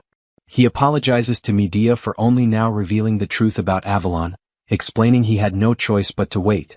By this point, the demons must sense that something is off. They must realize humanity currently has no active hero capable of confronting a demon of Legion commander level. Siegfried reflects on Ager's intrusion into the mortal world. He doesn't know how it happened, but he's certain it had a deliberate aim, almost as if the demons were trying to stop something before it could even begin. This idea startles Medea. Siegfried calmly lifts his cup, saying that if they remain idle, everything will only spiral further. Demons are reckless and sly, and if he had to predict, a clash is inevitable within a few years, far worse than what happened 50 years ago. Kong processes it all in silence. If they reveal Ager's defeat openly, the demons might twist it into an excuse to start a war. At least Sword Emperor's silence is stopping them from reacting publicly. Kong now understands why the Sword Emperor holds such deep respect among humans. His attention shifts as Siegfried explains the real reason for calling them together. Holding his ruined arm, he states that he can no longer fight on the front lines. Medea shoots up from her seat, furious that he's acting like losing one arm means his life is finished. Siegfried responds with an old line, to create a better future, they raise upright heroes. Medea mutters that it's the Academy's own motto. Siegfried reminds her that this is exactly why she stands as the headmaster here. She turns away and walks off without another word, leaving Kong stuck in the middle of the thick tension. Siegfried lifts his cup again, unfazed, and drops another revelation. Soon he'll step down as one of the 7-star heroes. Kong freezes at the news, but Siegfried tells him to relax. This isn't some sudden impulse.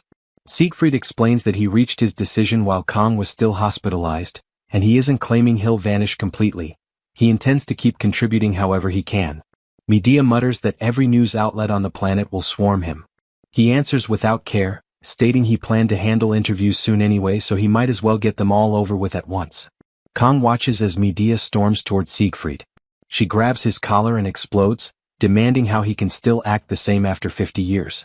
He fires off a playful remark about it, proving he's young inside. She snaps back, calling him an old man, and Kong can't help letting out a faint chuckle at their bickering. Inside, his thoughts unravel. Up to this point, he tried everything to stop the world from twisting off its intended path. Whenever the story's characters behaved differently than expected, he practically panicked. But looking back, he realizes he acted stubborn and self-centered. Their choices come from their own will. They aren't game NPCs, they're people with actual lives and motives. From here on out, whatever decisions they make or whatever situations unfold, he plans to face them head-on. Hiding from reality is no better than a child crying with eyes closed. Siegfried then mentions he nearly forgot the most crucial point. Medea, already drained from the day's revelations, wonders what else he could possibly add. That's when Siegfried states that he intends to pass the 7-star hero title to Cadet Kong. The shock freezes Kong in place. Time shifts forward. The teacup now sits empty. Medea exhales heavily, calling Siegfried a lunatic in her thoughts. Silence settles around her as she recalls the earlier chaos. A flashback follows. Medea panicked, insisting they first needed to measure the demon's response, then arrange all the interviews and most importantly handle the 7-star position. Siegfried cut her off, stating he wasn't doing any of that immediately, preparations alone would take at least a year. He also pointed out that Kong should enjoy being a student for as long as he still can. Medea grabbed him by the collar again, furious, while he only laughed. The memory fades. Medea remains upset that someone as young as Kong is expected to inherit the 7-star title. She thinks to herself that it's far too heavy a weight for a 17-year-old. And yet, she knows there's barely anyone more fitting for that role than Kong. They can't announce anything publicly, but if the world learned what Kong has already done, everything would be thrown into chaos. In her mind, she calls him a genius who seems carved straight out of the heavens. Kang is already stepping into the territory of myth, much like Valor Joa. But she cuts herself off the moment the name slips out by accident. A dry laugh escapes her as she mutters Siegfried's name instead. Inside, she admits she understands his reasoning. Leaving the 7-star hero position empty could create diplomatic tension with the demons, not just trouble among humans. There will be disagreements, but if Siegfried personally selects a successor, most of the conflict should settle. Even so, they still need approval from the association and the remaining 7-star heroes. She rises from her seat, muttering that it looks like she has to gather the old crew again. Her eyes drift toward an old photo frame showing her and the other 7-star heroes in their younger days. The scene moves to the corridor. Kang walks beside Siegfried, then calls out, asking for a moment of his time.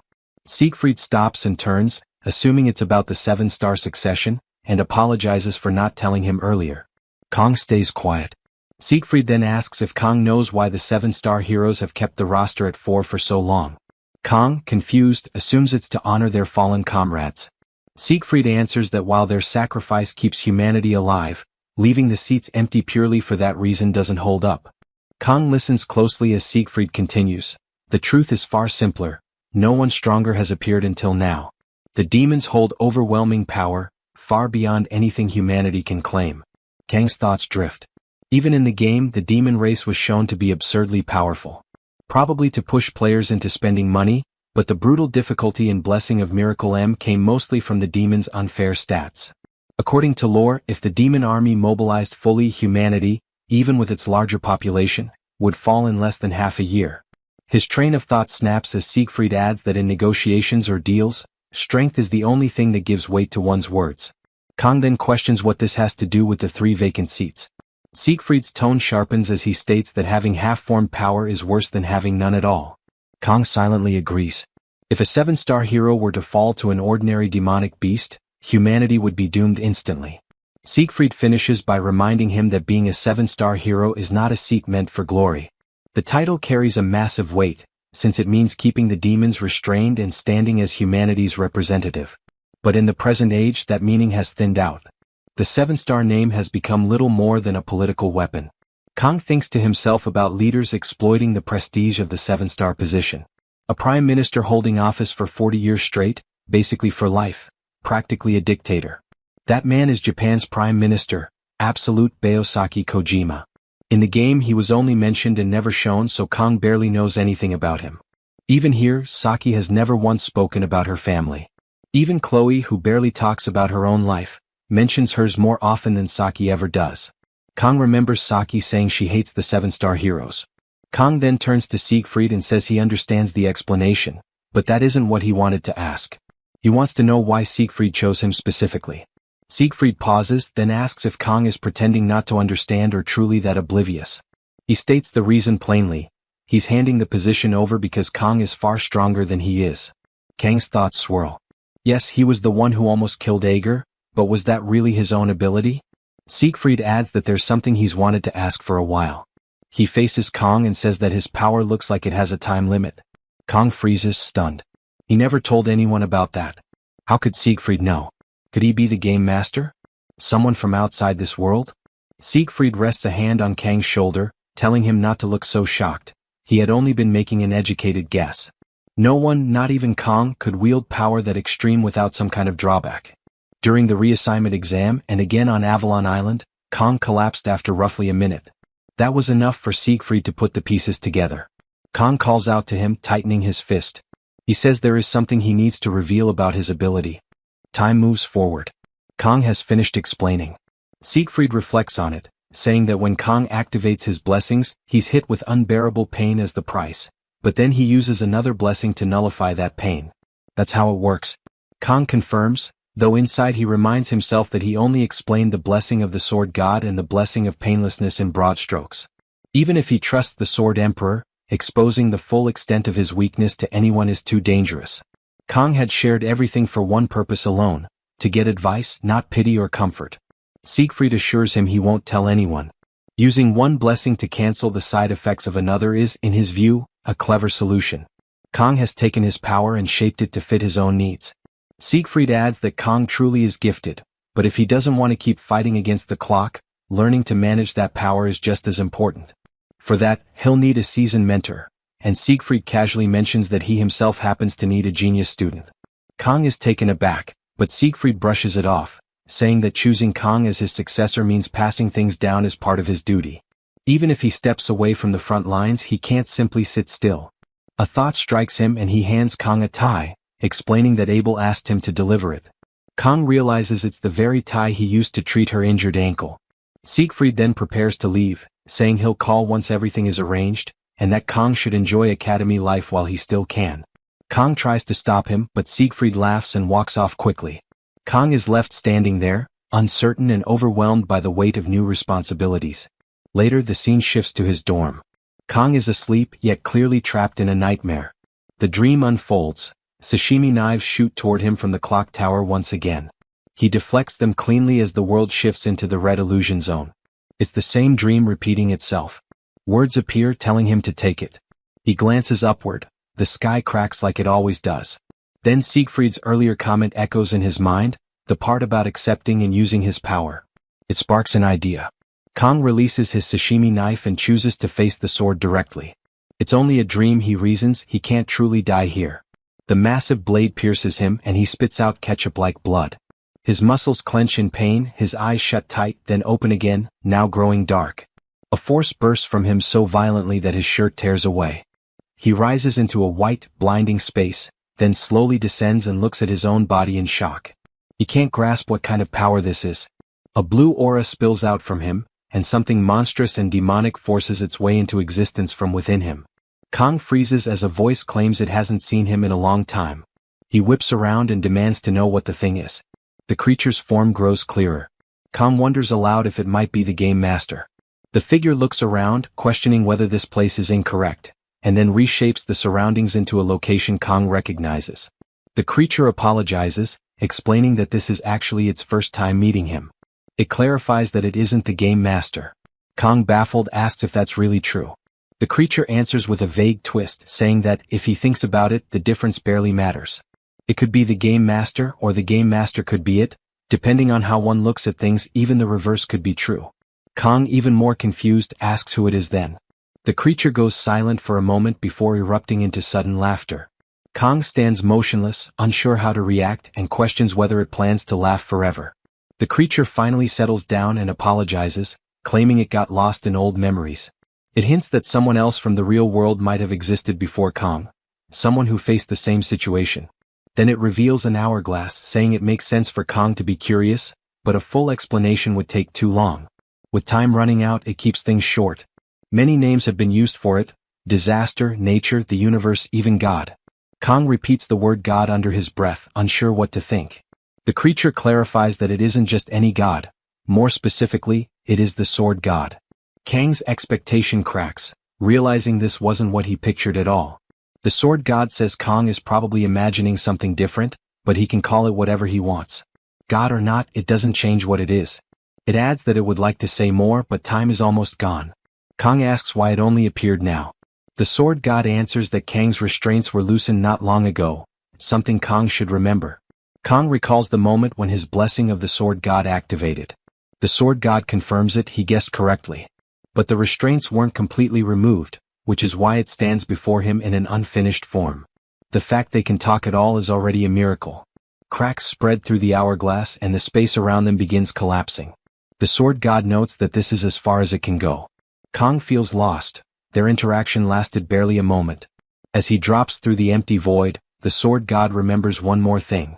It tells him that while cutting and slashing might be his specialty, he shouldn't rely on doing it blindly. It starts to bring up the power he uses, then stops itself with a dismissive never mind. The sword god says he wouldn't understand even if it tried to explain now. Kang shouts back, insisting he still has so many questions left. As the figure fades, it offers one final piece of advice: not to repeat the same mistake again, and that it believes in Kang. Kang jolts awake, yelling for it to wait, only to realize he's no longer dreaming. He sits up, mind racing. He opens his system window and sees the synchronization rate has jumped to 21.3%. He quickly gets up and moves to his desk, writing down everything he can before the details slip away. His memories are already starting to blur. He forces himself to think harder and mutters that what matters now is collecting clues, even the smallest ones. Looking out the window, he notes the start of monsoon season. The sudden jump in synchronization bothers him, though at least no negative effects have shown up yet. His phone rings. When he answers, Speed Weapon shrieks that the people have arrived. Kong winces from the volume, wondering why anyone is shouting this early. Then it hits him, what Speed Weapon just said. The scene shifts to a cafe. Kong sits between Chloe and Saki, wearing an awkward smile. Saki questions if this is even real, who would call after seeing that awful poster. Chloe adds that she didn't expect any leftover trash posters to still exist. Kong glances at the stunned Speed Weapon and notes even he looks shocked. Chloe wonders what kind of person would join after seeing something that ugly. Saki adjusts her glasses and says anyone curious about that poster should already be considered suspicious. They need a full interrogation. A pressure interview. Chloe agrees, calling it suspicious, and the two high-five. Kong stays quiet between them, thinking there's nothing wrong with extra caution. He still doesn't fully understand what was going on with the female instructor behind the dungeon guard and Lei Shin. For all he knows, the new applicant could be an assassin sent after him. Speed Weapon then calls for the club president, Kong, and asks if he remembers tomorrow evening. Kong confirms, and Chloe brightens as she mentions he once said he liked fish dishes. Saki smiles and says the club is about to become official, and beyond that they should celebrate his release from the hospital.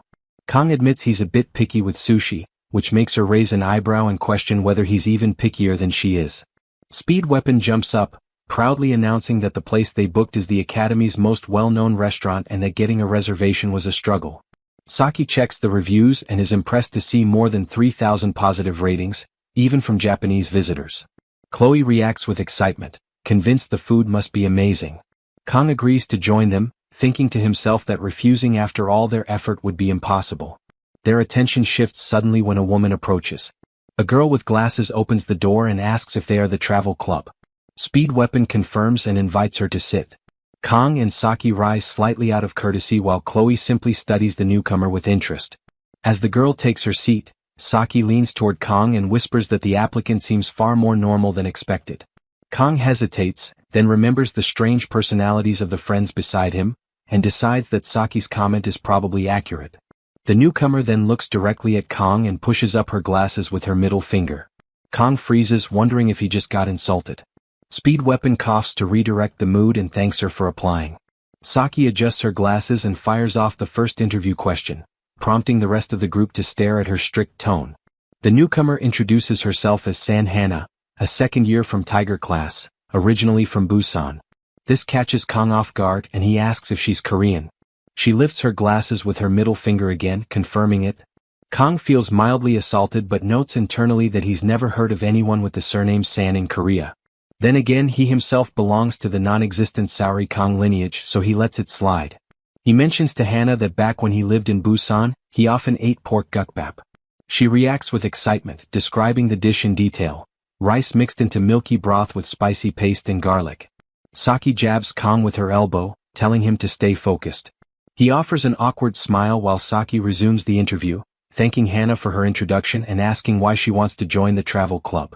Hana responds by once again lifting her glasses with her middle finger, explaining that the poster mentioned traveling and dungeon clearing. Her practical scores have been borderline this year, so she wanted to clear a few dungeons, and the recruitment notice appeared at the perfect moment for her to apply. Saki narrows her eyes and reminds her that they are officially a travel club. Dungeon clearing is merely a side activity. Saki points out that there are plenty of clubs centered on dungeon raiding anyway. Hana hesitates, clutching her shoulder, and explains that by second year, those clubs rarely accept Tiger class students like her. Someone as plain as she is naturally ends up left behind. The comment makes the others stare at Saki strangely, and Saki awkwardly tells her she didn't need to phrase it that way. Kong notes inwardly that this newcomer is sharp. She managed to make Saki look bad while still flipping them off with her middle finger disguised as a glasses adjustment. Saki moves on and asks about Hana's weapon. Hana raises a fist and says she doesn't really use any specific weapon, but if she had to pick, it'd be her fists. Saki pauses, then asks if she'll be fine in dungeons like that. Hana pushes up her glasses with her middle finger again, reminding her that dungeon clearing isn't their main activity. Saki is left speechless, and Speed Weapon is stunned since this is the first time he's seen Saki unable to counter someone. The two women hold eye contact in a tense stare-off until Saki finally breaks away, saying she'll note it. Hana then adds that she truly wants to join the club, not just for dungeons but to make memories before graduating. Kang thinks to himself that after dealing with plenty of unwanted visitors, he has a good sense of a person's nature just from the vibe they give. With the perceptiveness granted by the sword god's blessing, he tries to analyze her, until Saki gives him a look. Her expression clearly says they won't find better applicants anytime soon. Seeing her subtle approval, Kang steadies himself and welcomes Hana to the travel club. Hana acts surprised, asking if she's already accepted. Kang confirms and tells her that since they're all a year younger, she can speak casually with them. Hana lifts her glasses with her middle finger once more, asking if she really should. The whole group feels violated at the same time. Kang awkwardly thinks she jumped at the opportunity the moment he gave permission. He turns to Saki and says it'll be easier for everyone if the oldest member drops formal speech first. Saki stares at him, and he adds that Chloe's polite tone is more than enough for the whole group. Hana then tells them they can speak casually too. She doesn't want to be treated like an elder just because she's 1 year ahead. Kang says he'll call her Hana Sunbae. Speed Weapon lifts a form and hands it over, saying he needs to submit it by the end of the week and asking Hana Sunbae to fill out her application. Hana looks over the form and asks if the club's advisor is truly the headmaster. Speed Weapon confirms that the club president asked her personally, and she accepted right away. Hearing this, Hana turns toward Kang with an unsettling smile, saying the club already looks entertaining. Kang feels thrown off by her reaction. She then heads out, saying she'll contact them next week. Once she's gone, Kang crosses his arms and wonders aloud who she reminds him of. Saki asks what's bothering him. Kang explains that Hana felt strangely familiar. Was he the only one who sensed that? Saki says she didn't feel it. Maybe her impression was just vague. Then she mischievously lifts her glasses with her middle finger to imitate Hana. Kang forces an awkward smile and tells her not to mimic that. Kang briefly wonders if Hana could somehow be the principal's hidden granddaughter. Just then, Kang gets a notification.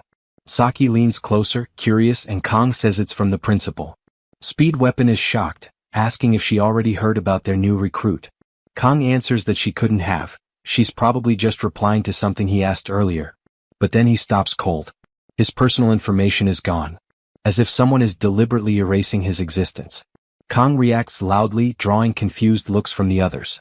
He stands and excuses himself abruptly. Speed Weapon asks the group why he suddenly acted that way, and Chloe guesses the headmaster might have called him in. Meanwhile, Saki watches Kang leave with a thoughtful expression. Outside, Kang walks with anger simmering through him. He remembers Lei Shin explaining that his personal records had been erased somehow. He recalls Medea's message, that she wanted to warn him earlier but had been cautious. Inside, Kang mutters that everything has been wiped out. All information about his parents or relatives, gone. Only his academy records remain. And no matter how hard he tries, he can't recall his parents' faces. He realizes the last time he called home was before midterms, because he didn't want to worry them. He decides to dial his parents. But the moment he calls, the number is marked out of service. He freezes, unable to process the shock. Rage floods through him as he grips his phone tightly. Rain begins to fall. Kang turns away and heads to the nearest bench. He sits, opens his gallery and looks at photos taken with his family. Even those appear blurred. Kang sits in the rain, thinking that even his photos will probably vanish soon. This isn't his imagination and there's nothing wrong with his memory. The instinct granted by the sword god's blessing rejects every excuse he tries to make. He falls quiet, then mutters a chilling thought. Maybe those people only existed to help him adapt to this world. The idea hangs over him as the downpour soaks through his clothes. With a hardened look, he concludes that someone engineered all of this. Was it part of a stage? Was it the sword god's doing? Or the game master's? He pulls his sashimi knife from his coat. Thunder rolls overhead as two storm clouds crash together, and the sky flashes, symbolically hinting at both entities watching him. Lightning strikes near him, but he swings his sashimi knife and slices straight through the bolt as if it were nothing, cutting it the same way he intends to cut the game master and the sword god someday. He mutters that he'll cut every last one of them. The next day the scene shifts to Star Class. As usual, the boys crowd around Rachel, begging her to spar with them. She turns with a sweet face and tells them she's not in the mood today. Immediately they start blaming one another for ruining their chances. Inside the classroom, Abel watches the daily chaos and notes that mornings are always rough for Rachel. Rachel drops into her seat with a sour mood, her chest bouncing slightly with the movement. Abel notices her unusual energy and wonders if the weather is affecting her. Rachel asks if she can talk. Abel tells her to say whatever is on her mind. Rachel rests her face in her hands, looking defeated. Her confidence has been at rock bottom lately. She insists she isn't that bad, she's strong, guys chase her for her looks, and then her gaze drifts directly to Abel's large chest. Abel instantly covers herself in embarrassment as Rachel seems ready to comment. Abel blushes hard and demands to know exactly where Rachel was staring just now. Rachel shifts the topic by calling Abel's name and asking if she knows Gioma started a club. At his name, Abel stutters. Rachel catches her reaction and leans in, wondering aloud if something happened between Abel and Gioma on Avalon. Abel flinches, flustered, insisting nothing happened. She hides her chest again and stammers that she only had a sprained ankle that day, and Gioma left at dawn afterward. Rachel finds her reaction interesting and says that Abel doesn't seem like the type to lie. Rachel admits she was being overly sensitive and apologizes. She reminds Abel that Abel once claimed she had absolutely zero interest in Gioma, not even as much as a speck of dust under a fingernail, and says she should have trusted that. Abel objects, insisting she never phrased it that harshly. Rachel immediately pounces on this, teasing that Abel must have some interest in Gioma then. She leans in with a sly grin, and Abel grows flustered, practically caught in the act. She stammers, asking why the conversation shifted in that direction. Rachel casually returns to her desk, saying feelings change all the time and nothing in relationships is absolute. She then asks what they were even talking about before. Abel sits down and repeats that Rachel mentioned Kong Gioma starting a club. Rachel explains that she asked Speed Weapon if she could join, but he outright rejected her. Abel is shocked and asks why. Rachel says Kong didn't want star class members joining, claiming it would put too much pressure on the club.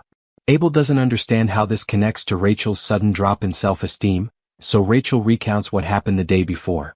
As usual, she entered the cafe with full confidence, hair flowing like she owned the place. She ordered an iced Americano and wiped her sweat elegantly, complaining to herself that Korean summers were painfully hot. Then she noticed someone, Gioma. She felt triumphant, thinking she had spotted her prey in an unexpected spot. But then she froze. Kong was smiling, really smiling while talking with the mysterious glasses girl. Rachel's heart sank instantly. Back in the present, Rachel explains that it looked like some kind of interview, but she can't forget the expression on Gioma's face. His grin stretched practically to his ears. She keeps questioning what he found so appealing about that girl, and whether that might be Gioma's preferred type. But mid-sentence, she goes still as she notices Abel's expression. Abel looks furious over the idea of Kong smiling at other girls. It becomes clear, Chloe is not the only Yandere of the story. The scene shifts to a sushi restaurant where Kong waits outside for the group to arrive. He stares up at the dull signboard and mutters to himself that the naming sense in this world is something else. If the chef happens to be a Westerner, then the name fits perfectly. Given the setting, he reminds himself not to let his professional habits slip out. Soon, Speed Weapon and the others call out to him and Kong greets them. He asks if Senior Hannah isn't joining. Speed Weapon explains that Hannah doesn't like fish, so she refused to come. Kong is taken aback. Someone claiming to be from Busan who dislikes fish makes no sense. He suspects the girl lied. Inside the restaurant, Kong glances around and feels a faint sense of nostalgia, almost like returning to his hometown. Chloe suddenly freezes when she notices Knox, her older brother, working there. Kong follows her gaze and also becomes shocked seeing Knox in a restaurant uniform.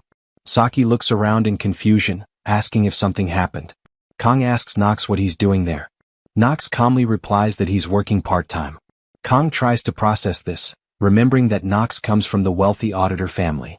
He starts to wonder if Knox is concealing his identity and operating under some mission. Before he can think further, the restaurant owner snaps at Knox, calling him a newbie and yelling at him to seat the customers. He mocks Knox for begging for the job while crying a few days ago and demands to know why he's frozen now. Knox apologizes immediately. Seeing the awkward tension, Saki steps in and tells Kong they shouldn't interrupt Knox while he's working. They head to their table. After taking their seats, they browse through the menu. Speed Weapon comments that the dishes look impressive and now he understands why the place is always packed. Meanwhile, Kong notices Chloe still looking troubled. He quietly tells her that Knox must have his own reasons and that since they're eating together, they should focus on enjoying the meal. Chloe nods softly. Kong thinks about how strained the siblings' relationship seems, and how Chloe had looked forward to this outing more than anyone. Saki nudges him and points at the restaurant's specialty sushi set, saying it looks amazing. When Kong checks the price, he almost frowns. $40,001 for one set hardly feels reasonable. Saki responds that this is their first team dinner in a long time. Maybe she's too focused on getting the best deal, or would he rather go somewhere cheaper? Kong tells her to forget it and order whatever they want, since they're the ones paying. Hearing that, Saki immediately calls for a waiter to place her order. Kong watches her and thinks again about how different her background is from his.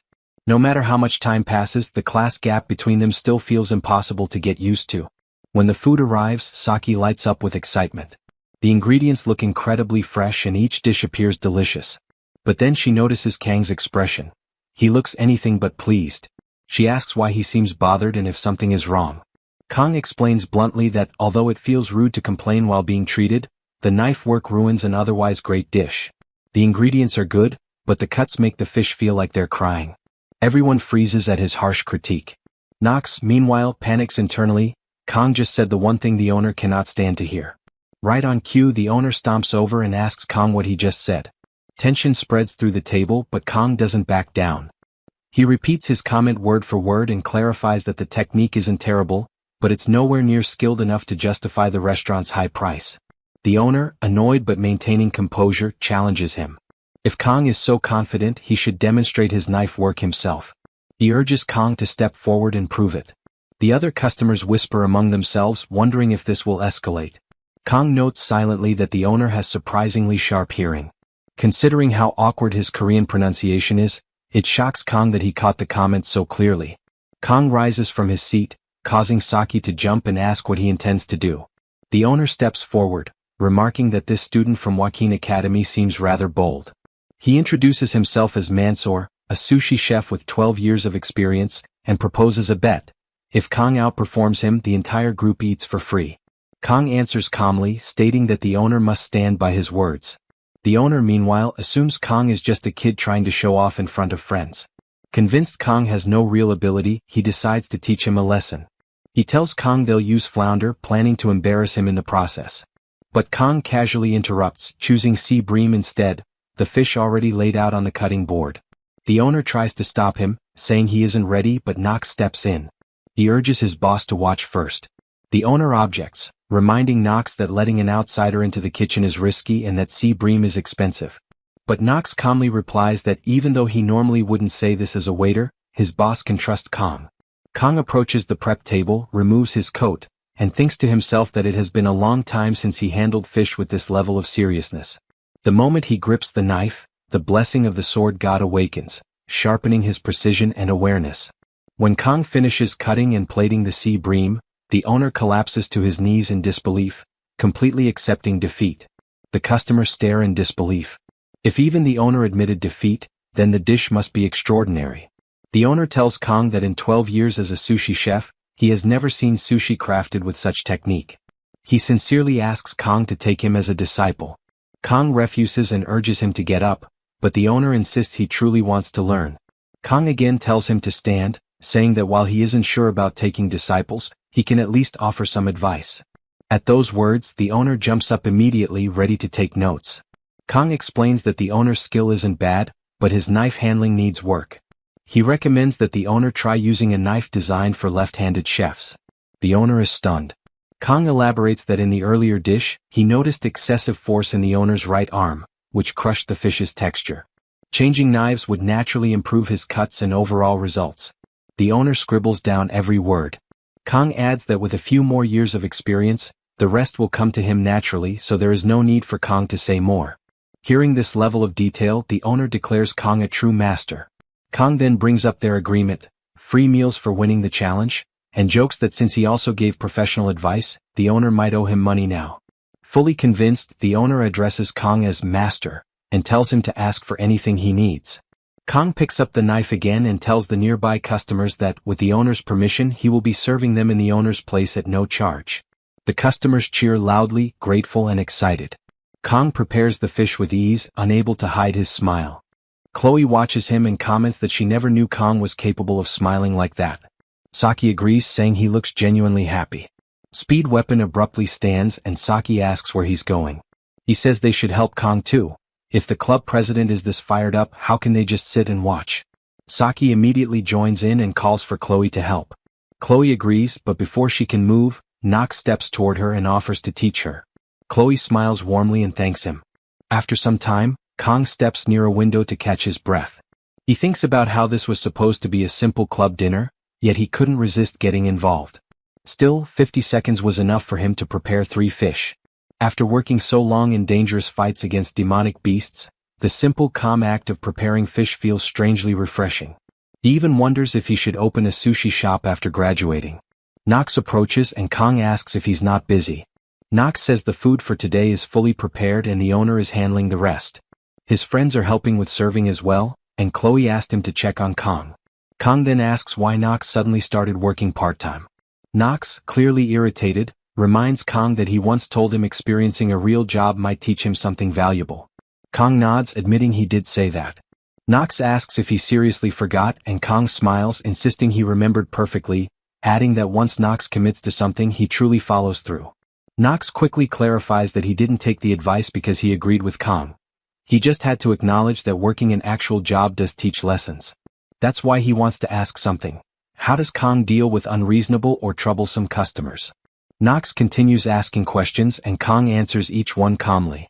After a while, Nox comments that the more he talks to Kong, the harder it is to believe they're the same age.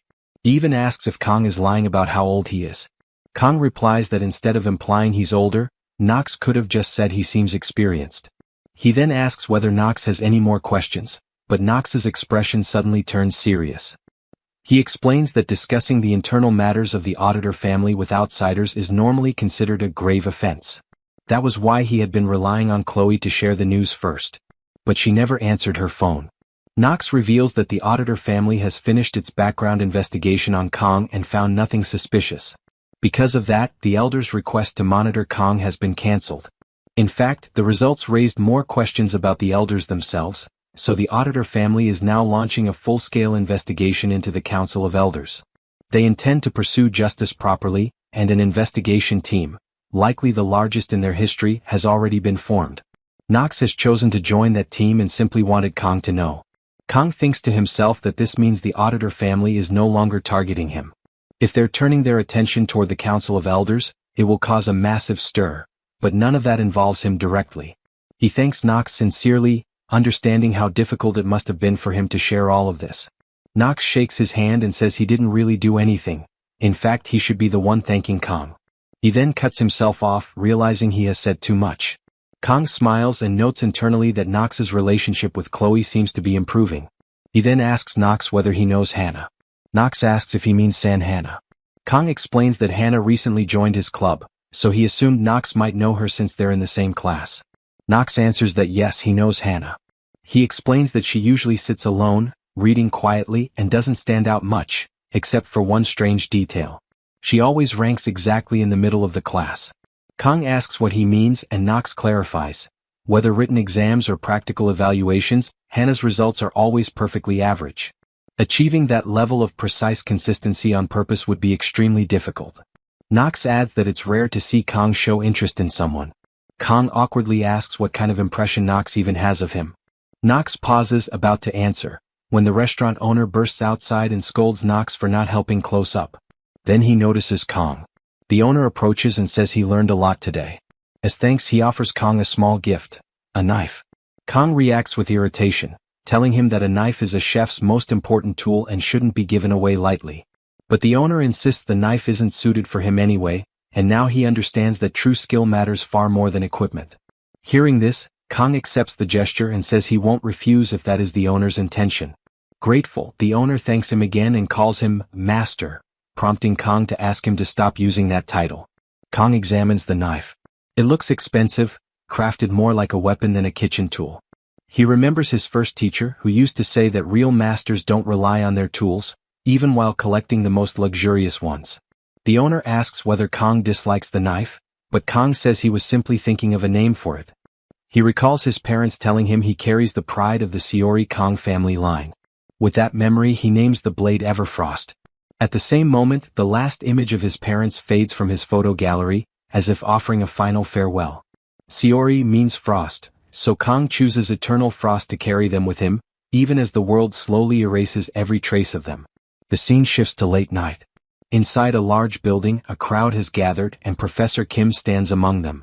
A cloaked figure thanks everyone for coming despite their busy schedules. One impatient attendee tells him to stop talking and demands to know who summoned the meeting.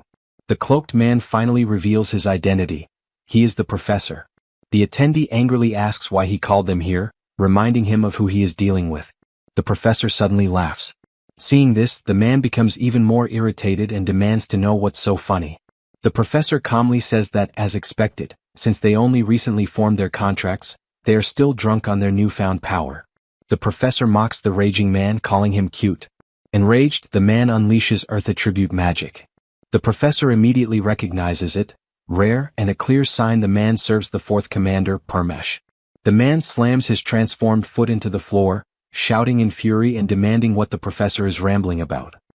He lifts his arm, preparing to rush in, muttering that his hands have felt dry and it's been too long since he's gotten them bloody. Others in the room try to restrain him, but Kim watches with a grin. The man ignores everyone and charges forward.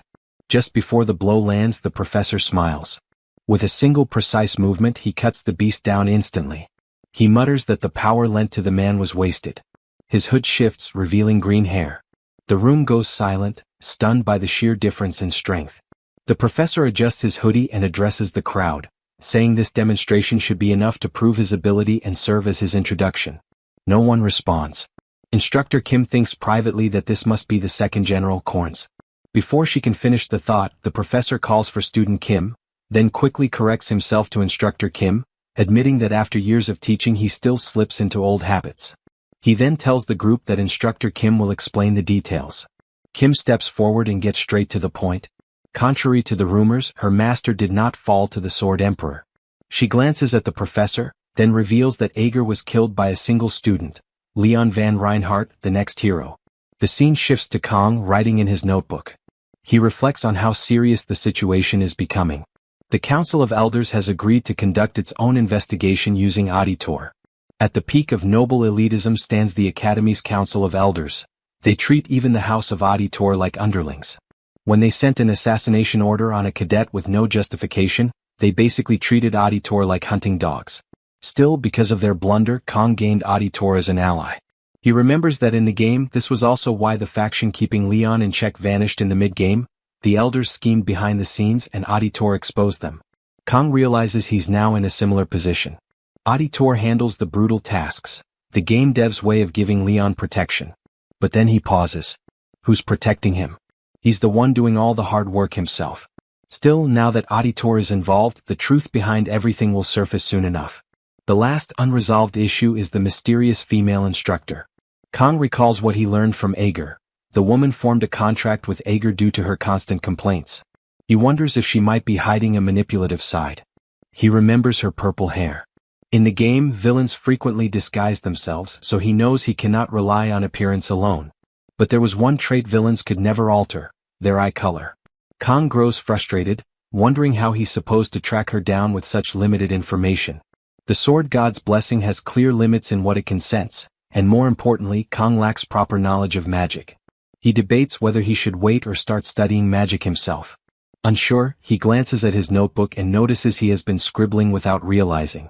He closes it and wonders since when he started doodling like some distracted school kid. Crossing his arms, he mutters that he should aim to catch her off guard. Striking first is courage, not recklessness. Now is the time to act. He should consider visiting Professor Damien soon. At that moment, Saki and Speed Weapon barge into the room mid-argument. Saki tells Speed Weapon to stop getting worked up over trivial things. Speed Weapon, annoyed, asks if Saki really doesn't know what day is coming. Kong asks what's going on. Saki sighs, but Speed Weapon shoves her aside and insists Kong listen to him. He announces that July 7th is approaching. Hearing this, Kong remembers internally that it's his birthday. Kong tells Speed Weapon there's no need to prepare anything for him, but Speed Weapon, ignoring him, shouts that it's the day Valor Joaquin sealed Leakin. Kong goes silent. They were not talking about him at all. When Speed Weapon realizes Kong said something earlier, he asks what it was. Kong simply replies it was nothing. Saki tells Speed Weapon there's still no reason to make such a fuss. Speed Weapon insists there is, because several major figures will attend the Academy Festival. The strongest assassin known as the Old Man of the Mountain, Altair Adhitari, the next master of the Iron King family, Iron Legs Mao Lang, America's pride and a potential future 7-star hero, all mute. Speed Weapon says this is their chance to boost the club's achievements and help raise the headmaster's reputation. Saki, irritated, says he just wants to enjoy the festival and should stop pretending otherwise. Kong stays quiet, watching the two argue, while Hannah reads silently as if none of this concerns her. Chloe then asks Kong if he already has plans. He says he doesn't have anything in mind. Chloe blushes, about to suggest something. But Speed Weapon suddenly interrupts, shouting that they should run a tasting booth. Since their club president is a skilled chef, it would be great publicity for their club. Chloe immediately becomes annoyed and pulls out her box cutter, alarming Kong. He realizes Speed Weapon is in real danger and steps in quickly, saying Speed Weapon's idea is actually a good one. Both Saki and Chloe freeze in shock at Kang's sudden support. Speed Weapon silently thanks Kong for saving him. Saki, now irritated, says she didn't expect Kong to be interested in flashy displays meant to impress influential people. Kong thinks privately that Saki herself is the closest to the higher-ups among all of them. He answers calmly that he doesn't have some secret agenda. Kong explains that once break begins, they'll be clearing dungeons non-stop anyway, so this is their last chance to enjoy something like a festival. Besides, days like these aren't going to last much longer. Saki immediately grows serious and asks what he means by, not much time. Kong freezes, realizing he slipped. He had unconsciously been thinking about what will happen in 3 years when the Second Demon War begins. He can't believe he let that thought slip out loud. He has grown too relaxed around them. Saki leans in, asking if he knows something they don't. She points out that he seems suspicious before as well. Now Chloe and Ryoso both fix their attention on him, ready to pounce. Kong quietly begs Speed Weapon in his mind to save him. Speed Weapon notices Kang's distress and suddenly interrupts, holding up a poster he plans to make and asking everyone for their thoughts. The group stares blankly at the ugly drawing. Hannah, however, laughs and says she fully supports the idea since she originally joined the club after seeing one of Speed Weapon's posters. Speed Weapon shoots a look at Kong, thinking he just paid off a debt. Saki, however, snaps. She shouts that his dumb posters and constant interference are always getting in her way. She declares she has been thinking it over and now is the perfect time to settle this. Speed Weapon, confused, asks what she's talking about. Saki, with a threatening tone, declares that the club has too many people trying to act like leaders. She intends to establish a clear hierarchy so Speed Weapon will never spout nonsense again. The scene jumps to a few minutes later. Saki and Speed Weapon stand opposite each other, preparing to spar. Speed Weapon says he's excited and warns Saki not to regret it when she loses. Saki counters that if Speed Weapon somehow wins, she will never argue with him again and will follow his entire festival plan without complaint.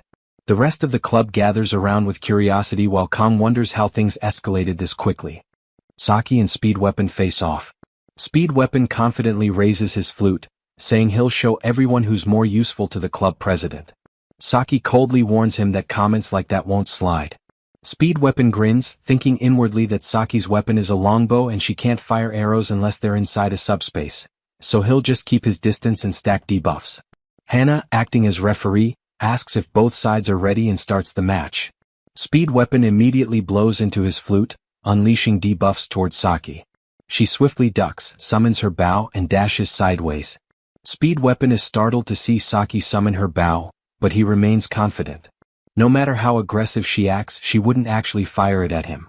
As far as he's concerned, nothing has changed. If he stacks his debuffs properly, he can beat her easily. But then Saki suddenly charges straight at him. Speed Weapon is thrown into confusion. She's an archer, yet she's rushing him head-on?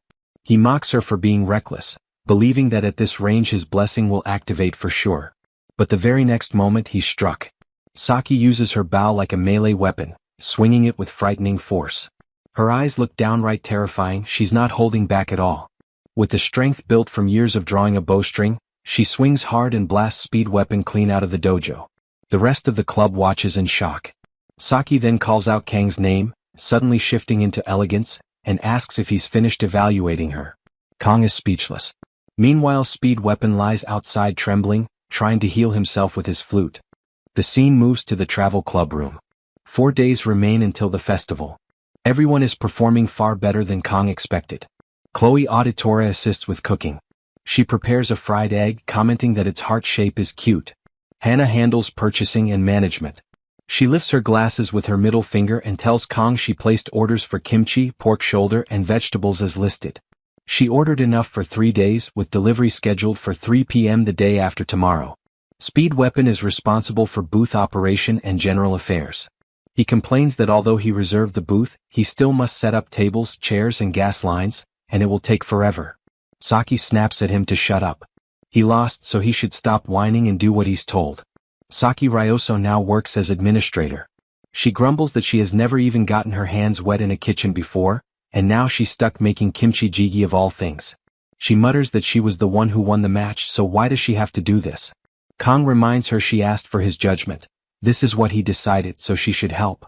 Internally, Kong admits it would be easier if they were making sushi again, but that would just end up being a one-man show.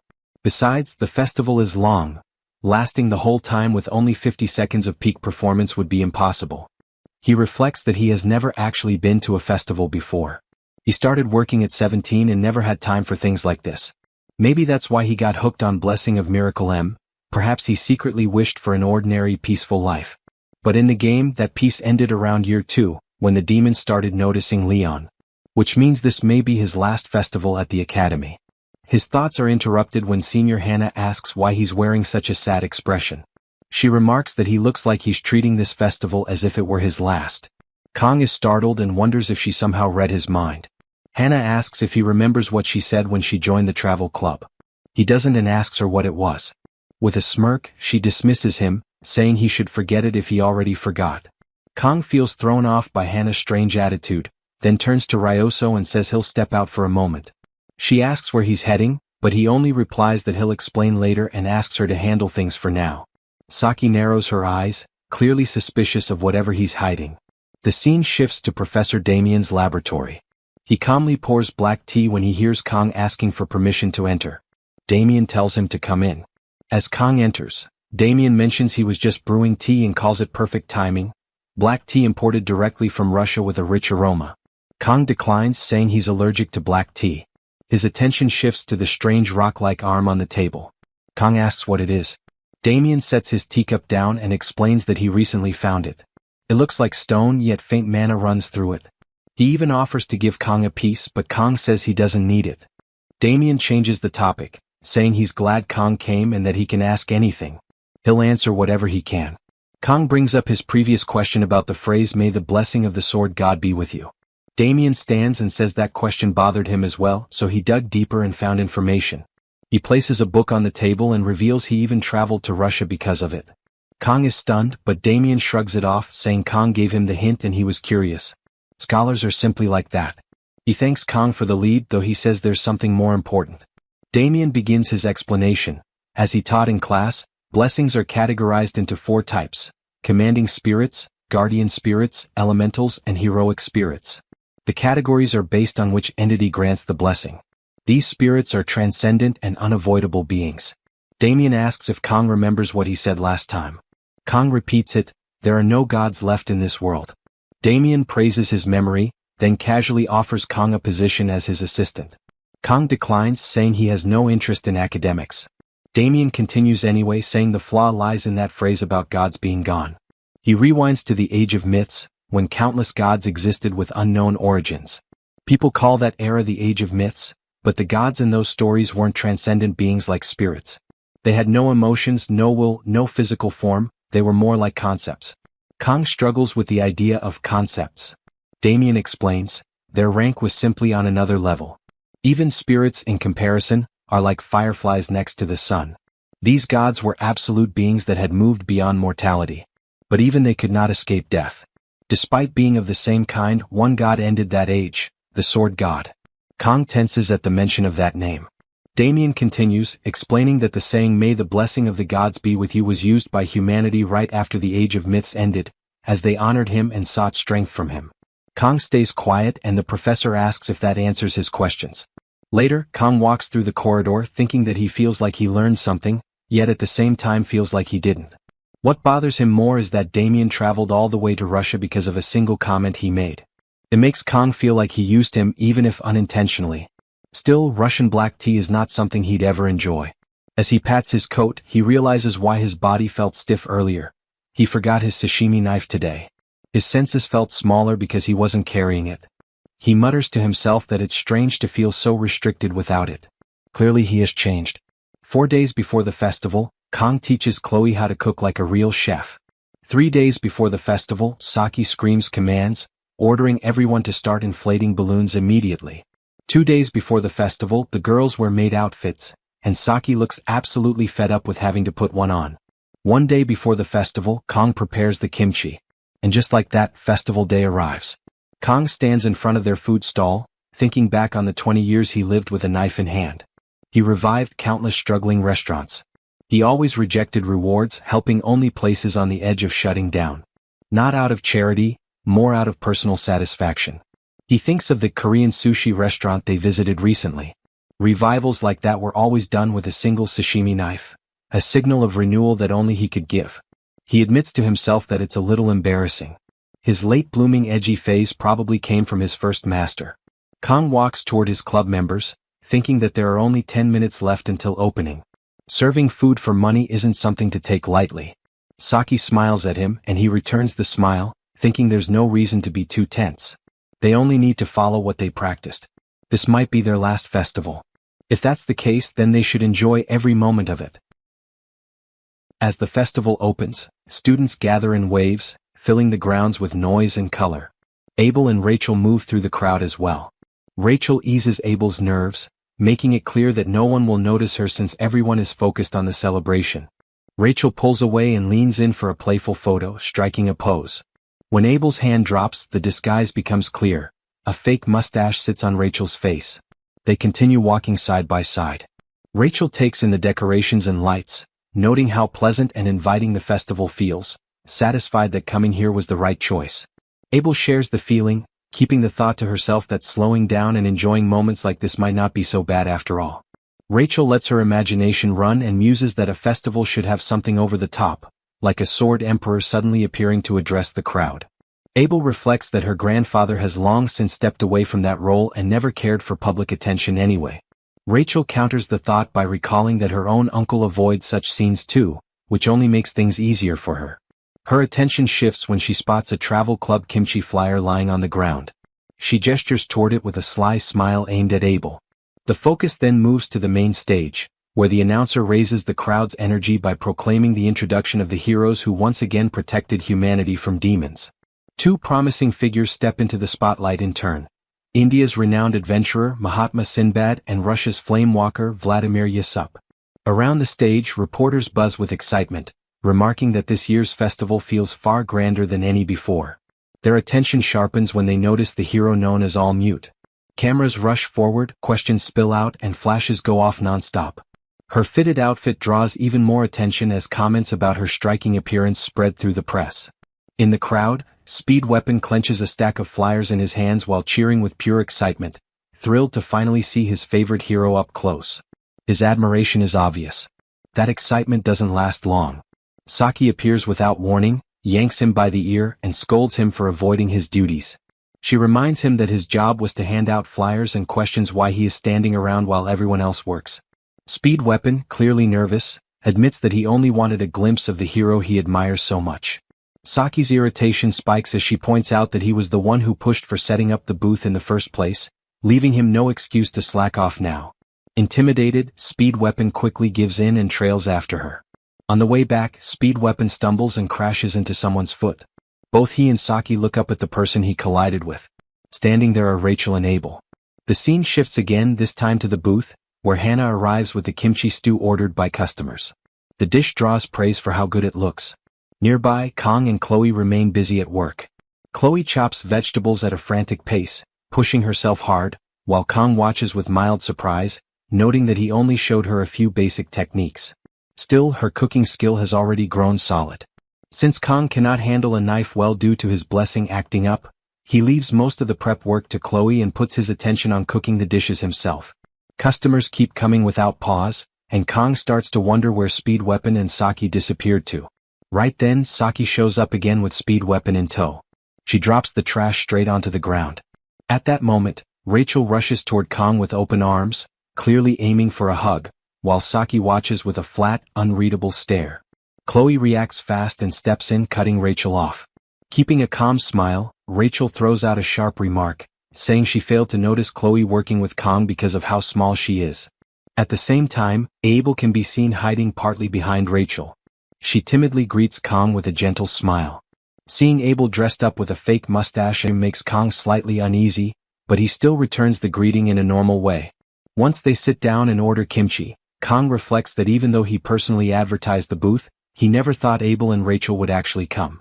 With the crowd growing, he decides it would be better to prepare their food first and send them on their way before things get even busier. Soon after, another customer orders and Hannah confirms it.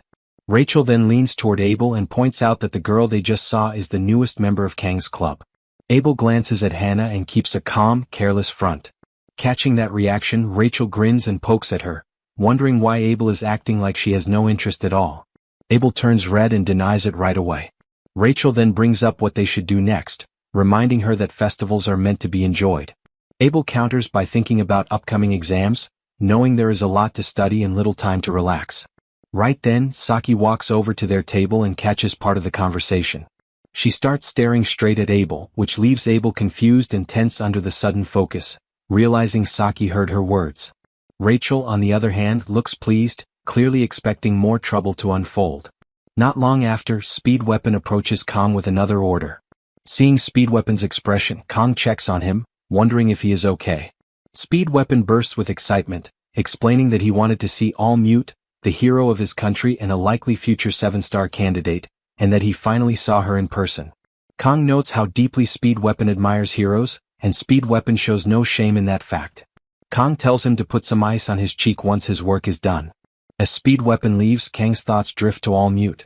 Her real name is Con Elizabeth, a hero from the United States, often mentioned as a possible 7-star candidate. Even here, the United States remains a top-ranked power, standing alongside Korea. With that much power, an independent system has taken shape inside the hero world. Those under its protection are called heroes without extra titles, and the role itself is treated like an organized industry. Because of that, heroes earn respect, but they are also cheered like stars on a stage. Even so, neither the old-style heroes nor the celebrity-type ones fit Kang's own values. Still, he feels a sense of relief that he did not end up reborn as an American hero, knowing that would mean wearing a tight outfit like All Mutes. Even then, their paths could still cross someday, even outside official duties, since the Sword Emperor named Kong stands as a successor. Despite that chance, Kong has no intention of meeting All Mute. His plan is simple. Stay inside the booth for 3 days and focus on cooking in peace. Someone buried under massive attention like her would never bother coming to a small stall like this. The focus shifts to Abel and Saki. Abel tries to clear the misunderstanding, explaining that her words were not meant the way they sounded. She recalls only knowing Saki from before she skipped grades and remembers how Saki often slept during class back then. Saki pushes back, questioning whether those habits can really be cut off from club work, clearly caught off guard by how biased Abel sounded. Abel insists that it has nothing to do with club matters and that she was only talking about the outfit. That explanation leaves Saki flustered, while Rachel breaks into laughter at the awkward scene. Right then, a new presence steps into the booth. A woman casually remarks that the place looks filthy and asks her follower if this is the correct spot. He confirms it. As she walks in, everyone freezes. Customers react with shock, unable to believe that Mao Rang has shown up in person. She is known as one of the top 2 heroes, standing alongside All Mute. She heads straight for Kong and brings up the incident involving her brothers. After a moment, Kong connects the dots and realizes she is the sister of the infamous Mao brothers, the one called Iron-Legged Mao Rang. She mentions that her brothers described Kong as a beast, yet adds that he looks far better than Jun and Shun claimed. She follows that by noting that those two never spoke well of anyone anyway. With a sharp gesture, she signals her subordinate. A luxury footrest is brought over at once. Mao Rang drops into a seat with her legs spread wide, plants her left foot on the stand, and claims the chair for herself without hesitation. Kang's eyes lock onto her foot, and he quickly identifies the gear she is wearing. It is the S-rank weapon known as Storm Kick Ramgak. Seeing her arrive fully armed makes her intent clear. Revenge is likely on her mind. Chloe bristles and tries to step forward, but Kong stops her at once and signals Saki and Hannah to stay out of it as well. Mao Rang then makes it clear that Kong is misunderstanding the situation. She brushes off the past, questioning the value of stirring up something that happened months ago. Kang, unconvinced, wonders why she came here in the first place, pointing out that someone of her rank should not have the freedom to wander around so freely, unlike all mute. Mao Rang cuts him off at once, making it clear that he should not compare her to all mute from the start. She follows by stating that she has no special motive for coming here. Curiosity alone brought her. Her brothers may have awful personalities, but their skill is real, and the fact that they became shaken just by hearing Kang's name caught her attention. That detail alone sparks interest across the booth. Hearing this, Kang privately notes that the whole family seems cut from the same cloth. Mao Rang then adds that she actually feels thankful toward Kang. Because of her brother's behavior, the family name had suffered, and no matter how hard she tried to rein them in, they were beyond fixing. After Kang defeated them, the two stopped causing trouble completely.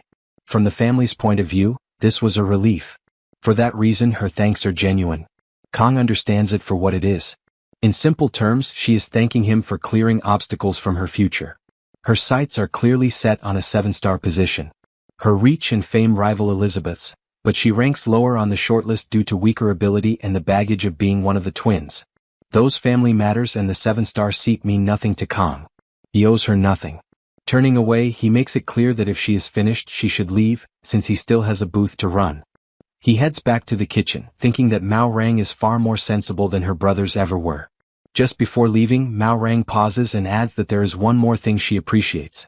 With a sharp tone, she points out that he opened his booth using their pao chai and claims pride in seeing their country's food being sold. Her subordinate grins along with her, and the two move to leave. At that moment, Kang freezes mid-cooking and sharply calls out to Mao Rang. He makes it clear that kimchi should not be called by that name. Mao Rang only smiles and repeats the word pao chai. Kang feels irritation rise. He had planned to let it go this time to avoid drawing attention, but this is one thing he cannot ignore. Finally, he calls out again, telling her to stop and warning that he will cut her down. The scene shifts as students rush toward the subspace, excitedly spreading word that Mao Rang is about to spar with the special cadet who once fought Ade. One of them jokes that Mao Rang will easily crush the cadet. Nearby, Leon overhears them. He recalls his own fight with Kang and quietly walks away from the stadium, already certain of how the clash between Mao Rang and Kang Gaoma will end. Inside the stadium, the crowd roars in support of Mao Rang, while Knox watches from above. Meanwhile, his clan head is also anticipating the outcome. Rachel sits beside Abel and notes that the scene brings back memories of Kang's earlier fight with Knox. Abel smiles faintly, thinking that Kang always ends up standing at the center of events no matter where he goes. At that moment, All Mute arrives as well, calmly looking down at those gathered below.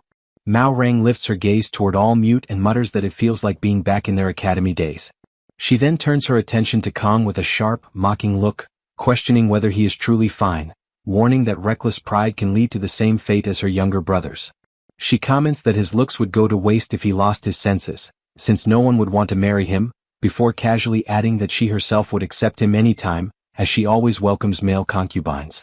Kang responds by laying out what he believes to be her true goal. He sees her provocation as an attempt to draw out the last weakness of the Iron King family, to defeat him and gain a clean excuse. That, in his view, is why she approached him in the first place. Mao Rang laughs it off, admitting that he is sharper than expected, yet points out that even knowing this, he still reacted to such an obvious bait. At that instant, the subspace barrier forms, sealing the area and signaling the official start of the fight. Kang draws his sashimi knife, convinced that Mao Rang cannot reach the rank of a 7-star hero. She shifts her stance, lifting her leg and mocks him for being clueless. Kang accepts that label and rushes forward. Mao Rang charges as well, half amused, thinking she may need to rethink her earlier offer.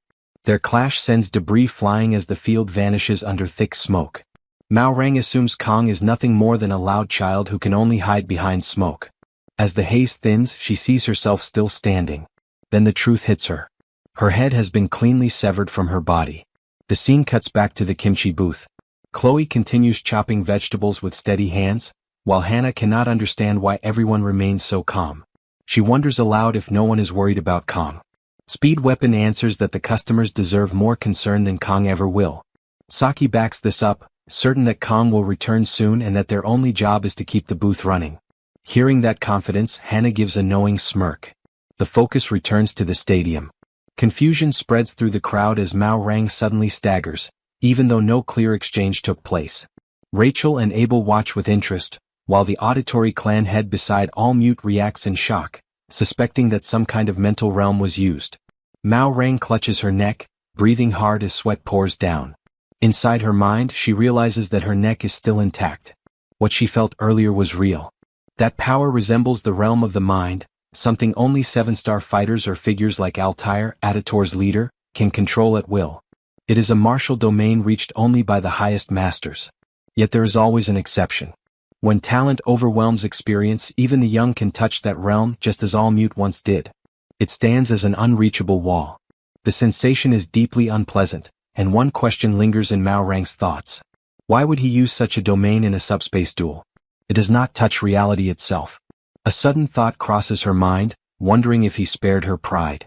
By showing the gap in talent through a domain while avoiding larger political trouble, his way of thinking runs far deeper than expected. Mao Rang steadies herself and realizes the truth. It was him. There had been quiet rumors among the higher ranks about the Sword Emperor choosing an official successor. She reflects on her own past, remembering how she envied All Mute and felt bitter knowing that All Mute would rise to the 7-star rank. Worse than jealousy was the fear of being left behind. Over time, that fear turned into awe toward All Mute. Now, however, she understands that Kong is the one chosen by the Sword Emperor. Like All Mute, he carries talent that far exceeds his experience. Anger flares up inside her. She refuses to accept being looked down on, believing she did not come this far for nothing. Kong only watches her as she stomps the ground, shouting that Kong Gaoma is the reason she finally woke up to reality. She charges forward while Kong remains still and calm.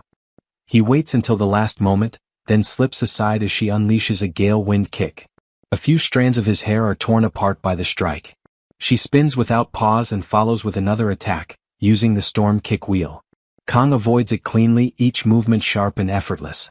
The shock waves ripple through the field, leaving the crowd holding its breath. His motions look almost unnatural as his gaze briefly sweeps across the stands. Mao Rang leaps into the air and brings her leg down in a crushing kick, demanding his attention. With a confident grin, she slams into the ground, but Kong is already gone. Her attack does not end there.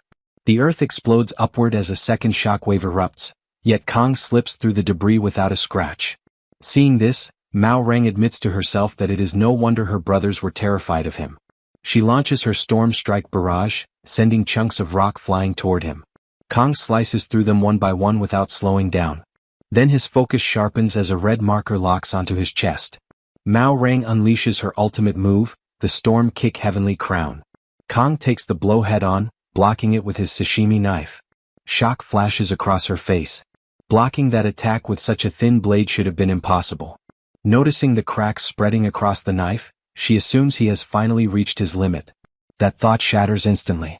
Kong activates a skill and the blade repairs itself in a blink. Electricity surges around him, swallowing his form as he vanishes from sight. Alarmed, Mao Rang scans the area, unable to track him at all. He is simply too fast. She spins and lashes out behind her as a blue, electric shape appears. A grin spreads across her face as she convinces herself that speed means nothing if she can read his movements. Then a flash of blue light cuts through the air. Her right hand separates from her body. Pain tears out of her, but the scream dies in her throat when she catches Kang's expression. In her blurred vision, she sees him moving forward, standing alongside the 7-star heroes, while she is left behind once more. Kong settles into his stance and notes that her momentum was not bad. Mao Rang clutches her injured arm, trembling in disbelief as Kong faces her with the sashimi knife ready. From the stands, Nox and Abel recognize the posture at once. It is the same position Kong used for his finishing move against Nox. Mao Rang is left in tears, unable to accept defeat. Rage takes over as she cries out in denial, refusing to lose. In the next instant, Kong rushes forward. Her life flashes through her mind as the distance between herself and All Mute grows wider than ever. That moment makes it clear how far behind she truly is. Kong strikes without hesitation. The final blow lands cleanly, and her head is severed from her body. In that instant, she understands that this was the absolute limit of her ability. Nothing beyond that awaited her. The crowd falls into stunned silence, unable to process what they just witnessed. Abel smiles quietly at Kang's victory, while All Mute looks on in shock, seeing her longtime peer fall. The subspace begins to break apart as the result is announced. Kong Gaoma is declared the winner, and Mao Rang, once hailed as the star of the continent, has been defeated. The red-haired girl learned an important lesson: never mock the sword god's kimchi. Back in the corridors of the festival, Saki receives the report about the outcome of the battle. She immediately informs everyone that she was right not to worry, as she knew Kong would return quickly. The scene shifts to Rachel and Abel as they walk away from the arena. Rachel shows a trace of disappointment, bothered by the fact that they never got the chance to taste Kang's cooking in the end. Attention then turns to Mao Rang. After her loss to Kong, her condition is clearly poor, and the defeat has left her deeply unsettled. Those under her care check on her state. She makes it clear that she is not injured, since a subspace duel cannot cause physical harm. Still, she admits that the outcome is a serious problem in a wider sense. Being defeated by a student is a heavy blow to her standing. One of her subordinates tries to ease her mind, but Mao Rang shuts that down and insists again that she is fine. She then states that Kong holds overwhelming potential and is bound to rise to the very top in the future. When that day arrives, people will naturally look back and judge her own strength more kindly. This explanation finally puts her subordinate at ease, even leaving them quietly satisfied. Mao Rang goes on to say that this moment was likely the best time for her to lose to Kong. Even Almet, she notes, could not promise a certain victory against him.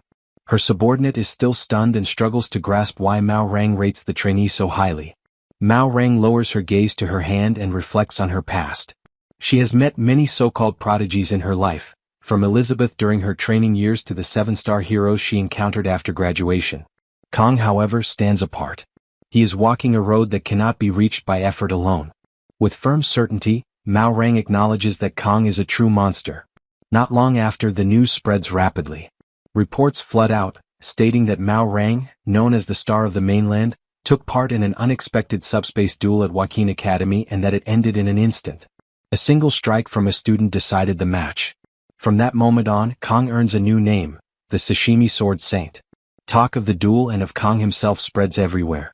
Kang's booth is soon overwhelmed by a massive crowd, and the place turns chaotic with work.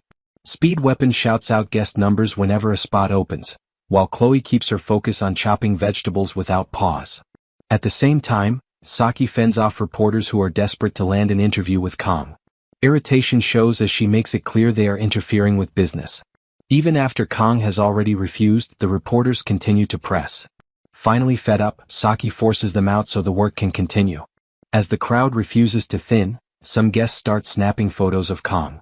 Hearing the new title, Sashimi Sword Saint, leaves him visibly uncomfortable. After that day, articles and videos appear in overwhelming numbers. While Kong had expected attention to some degree, the name Sword Saint is not a title that should ever be taken lightly. In the original flow of events, that title was meant to belong to the Sword Emperor later in the game. With the Sword Emperor having already stepped down in this world, the title should have vanished completely, or at least that was how things were supposed to go. Kong grows more irritated by the minute. After everything from the previous day was cleaned up, Saki and the others would not stop mocking him about the name. Sword Saint on its own carries weight, but adding sashimi turns it into something that sounds close to a bad joke. At that point, Speed Weapon steps in, asking whether the orders are ready and pointing out that the customers are still waiting. Kong calmly checks how long the line has become. Speed Weapon reports that they have reached number 674, but they have already used up all their paper and will need to buy more later. He estimates that, counting those without numbers, the total may easily exceed 1,000 people. Hearing that figure, Kong feels overwhelmed. Even in his past life, he had never dealt with this much traffic or attention. Around the same time, Chloe seems to hurt her hand. Kong reacts right away, checking on her condition, and she brushes it off as nothing serious. Still, watching her work under this pressure makes him uneasy. With so few hands to help, he even briefly considers whether pulling out his sword just to keep things flowing might become necessary. Right then, Nox and Monsieur show up. Monsieur notes that he has never seen a shop this crowded in his life. Kong tells him that he will visit them another day, since today is clearly impossible. Monsieur makes it clear that they are not there to eat. After seeing the news, they figured Kong would need help and came for that reason alone. Kong thanks them honestly for stepping in. When Nox notices Chloe's injured hand, concern immediately shows on his face. Saki cuts off the chatter at once, making it clear that there is no time to waste. From there, everyone falls into place. Saki and Hannah deal with the customers, Monsieur and Nox move into the kitchen to help, and Speed Weapon takes charge of managing the endless line. The scene moves to later in the day. Kang is finally resting, thinking that there is no way he could endure 2 days like this in a row, even if he admits it was enjoyable in its own rough way. Nox comes in and Kang checks on how the cleanup is going. Nox reports that it is mostly done and adds that Monsieur plans to bring the missing ingredients for the next day. Kang expresses his thanks for the help, but Nox shuts that down and tells him that the gratitude should go to the restaurant owner instead. Kang responds by making it clear that Nox should not downplay things, stressing that both he and Monsieur were a huge help throughout the day. Nox then brings up whether Kang has time later. When asked for the reason, Nox explains that the head of the auditor family wishes to meet him. The moment Kang hears this, he understands who is calling for him.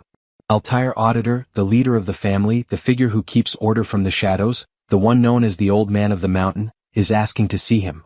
Kang immediately suspects a link to the elders who once tried to erase him. He is also certain that Altair Auditor must have witnessed his clash with Maorang. Anyone who truly understands domains can sense such events even from far away. Nox adds that this is the first time Altair Auditor has ever shown interest in someone from outside. For him to step forward at all, even a 7-star hero would normally not qualify. Nox admits that asking Kang was only a formality, since it was obvious Kang would have his own reasons and questions. Kang thinks in silence and recognizes that Nox is not wrong. He does owe both Monsieur and Nox for the help they gave today, and repayment would be fair. He stays quiet for a few seconds, which makes Nox question his sudden silence. Kang then states calmly that he will not go. The answer leaves Nox frozen in shock. Kang explains that he is simply exhausted and too lazy to deal with it right now. After that, he thanks Nox once more for the assistance and turns away.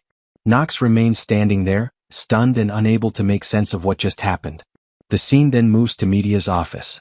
Allmute greets Media, noting that it has been a long time since they last met. Media responds with the same warmth, expressing that it is good to see Allmute again. Also asking whether Allmute is enjoying the festival. The blonde replies with a smile that she is. Medea addresses her former student as Ellie and asks whether the blonde came to satisfy some curiosity about Kang. The question, far too direct, leaves Ellie silent for a moment. Ellie then asks what exactly Kang Geoma is. Medea does not understand the nature of the question at first. Ellie explains that she noticed Kang uses the realm of mental imagery, something that is not normal for an ordinary young man. Medea replies that since Ellie herself can also use it, she sees no issue with Kang being capable of the same. Ellie grows irritated and raises her voice, saying that she did not come for a conversation reduced to wordplay and vague assumptions. She wants answers. Medea responds by asserting her authority, without even standing up. She laments that, while Ellie was away, the blonde seems to have lost her manners. Medea's pressure quickly subdues Ellie. Ellie is reminded that Medea's power is not something that can be challenged, not even by the most influential figures she knows. She also recalls a rumor within the world of heroes, that Medea is known as the Sage, Tyrant Medea. Having regained control of the situation, the director smiles and asks how long Ellie plans to remain standing there. Ellie regains her composure and apologizes for her reaction, citing the recent events involving Siegfried as the reason. The director moves on, stating that regardless of whatever rumors may have guided Ellie here, she cannot provide information about Kang. Given her position at the academy, she must treat everyone equally. She also asks Ellie to remember what was always taught to her when she was still a student. The blonde reflects briefly on those words, but before she can respond, Medea adds that if she is curious, she should go and find out for herself. Allmute thanks her for the reception and stands to leave. Medea asks how long the blonde plans to stay in the area.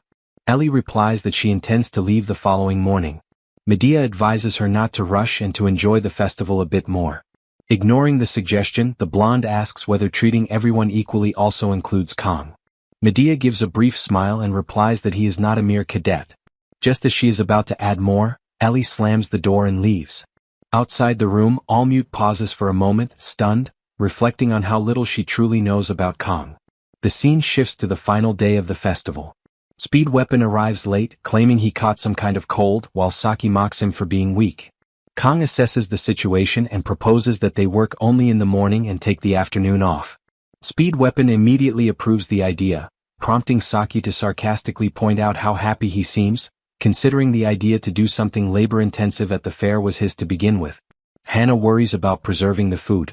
Chloe asks Kang whether he already has plans for the afternoon, and he replies that he has nothing planned. Kang reflects on how hard Chloe worked on the cuts, something he cannot match due to time constraints. Wanting to reward her in some way and understanding the intent behind her question, he asks whether she would like to take a walk with him. Saki watches from a distance. The redhead jumps in joy at the proposal, unable to believe it, and quickly agrees. To no one's surprise, of course. As she returns to working on the cuts, Kang reflects on her potential. The progress she made in just 2 days feels unreal. Kang then notices Saki's gaze and looks directly at her. Finally, without exchanging a single word, she turns away and returns to her tasks. On the way, she runs into Speed Weapon, scolding him and telling him to take care of the customers. Kang notices Saki's irritation and considers that it might be due to Speed Weapon arriving late. The scene moves forward in time. After shutting down the booth, Kang ends up sitting on a bench, his thoughts drifting once the work is done. As soon as business wrapped up, everyone scattered with excitement. Saki, however, stood out. She looked unsettled. It was likely the result of dealing with reporters since the day before. The exhaustion was obvious. With 30 minutes left before his meeting with Chloe, Kang decides to rest for a while. He leans back and fixes his gaze on the sky. The attempt fails. Rest does not come easily. Then a wooden cane strikes the ground. The sharp sound pulls his focus back. An elderly man approaches alone, clearly someone of senior standing. He moves calmly and takes the seat beside Kang. The man mentions how the heat becomes harsher with age. Kang recalls how similar this feels to the Able bench incident. For some reason, people always ignore empty benches and choose to sit right next to him. He cuts through the moment and pushes for the real reason behind the visit. The old man pretends not to understand. Kang quickly reaches a conclusion. The man had come from far away. This was Altair, the head of the Auditor family. The old man smiles, amused by Kang's awareness, and seems curious about how he was found out. Kang gives no outward reaction. Internally, the answer is simple. He had seen that cane before in a past life. The S-ranked cane sword of the Syndicate. A weapon known for matching the image of an assassin clan leader. Kang had once wanted it himself. Altair misreads the silence, assuming Kang detected him through perfect concealment granted by the Raven's blessing. He finds such perception terrifying in someone so young. Kang pays little attention to that praise. His eyes remain fixed on the cane. The truth has nothing to do with instincts or blessings. It was the weapon itself. Altair then moves on, claiming Kang likely already knows why he came. Kang reasons that it must be related to the elders placing an assassination order on him. Altair dismisses that matter, treating it as internal business already resolved. That was not why he came. This visit was about something more important. Kang considers what could possibly outweigh an order on his life. His thoughts drift to the mental imagery he used inside the subspace. After a moment, he discards the idea. That alone would not justify this meeting. Suddenly, the old man cuts in. The cane strikes the ground again. In that instant, the surrounding space reacts. The mind domain spreads outward, heavy and sharp, as if the air itself were being split apart. The man's presence shifts without warning. Kang does not understand the move, but his body reacts before his thoughts do. His hand reaches for Murasame. The old man suddenly coughs in an odd way, and the pressure of the mind domain breaks apart. The invisible weight fades, and the space returns to normal as if nothing ever happened. He shifts the topic and probes into Kang's connection with his granddaughter.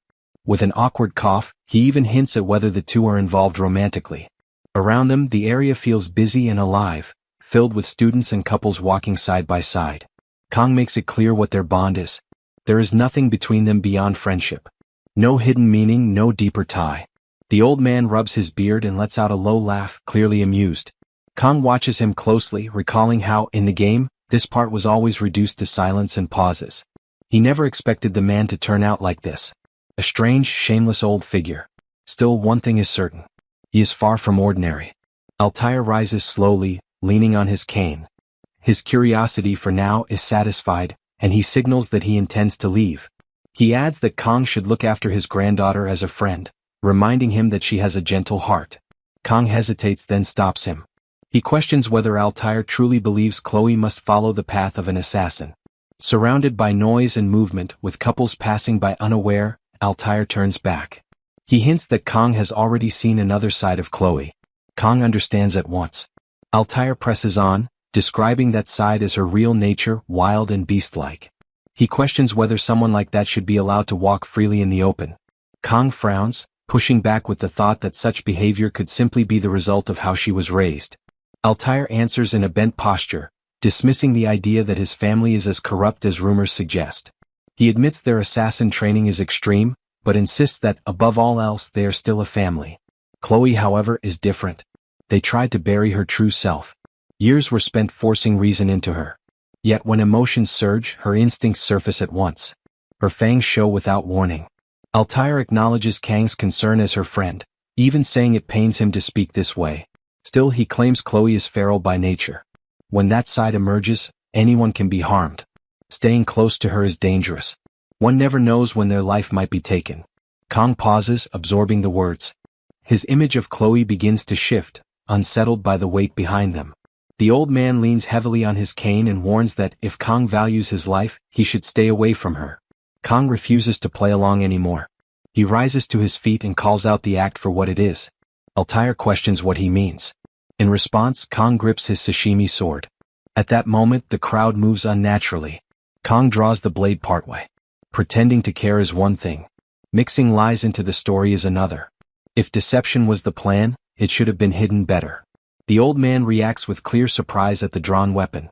In an instant, the atmosphere turns dark. The people who were casually walking nearby reveal their true roles. Assassins close in, surrounding Kang from all sides. Kang does not flinch. He stands firm, fully prepared to strike if necessary. Then the old man raises his hand. With a single motion, he orders his subordinates to stop. At the family head's signal, every assassin pulls back at once, melting away without resistance. Altair questions when Kang became aware of it. Kang slides his blade back into its sheath, brushing it off with the same reasoning Altair used before. Sharp instincts. Nothing more than that. They stand facing each other. The old man reassesses him, admitting that Kang went far beyond what he expected. Kang shuts his eyes in response, unmoved, judging that Altair himself fell short. Time passes. The scene shifts. Kang is seated alone on a bench, lost in thought. Chloe had only just started mending her bond with Nox, yet Altair deliberately wove lies into his words to throw Kang off. The purpose remains unclear, but one thing is certain. Without Murasame, the deception would have gone unnoticed. Kang quietly curses the old man, disgusted. Right then, Chloe calls his name. She walks over with bright energy, asking if he waited long. Kang looks at her cheerful expression and smiles without thinking. Whatever anyone says about Chloe, that will never change how he sees her. He will remain her friend. Elsewhere, Altair wanders through the academy grounds, deep in thought. The encounter replays in his mind. Perception sharp enough to detect assassins hidden among civilians. Nerve strong enough not to waver before him. Judgment fast enough to respond instantly to a mind realm. This goes beyond interest. It frightens him. Calling Kang geomet genius would be an insult.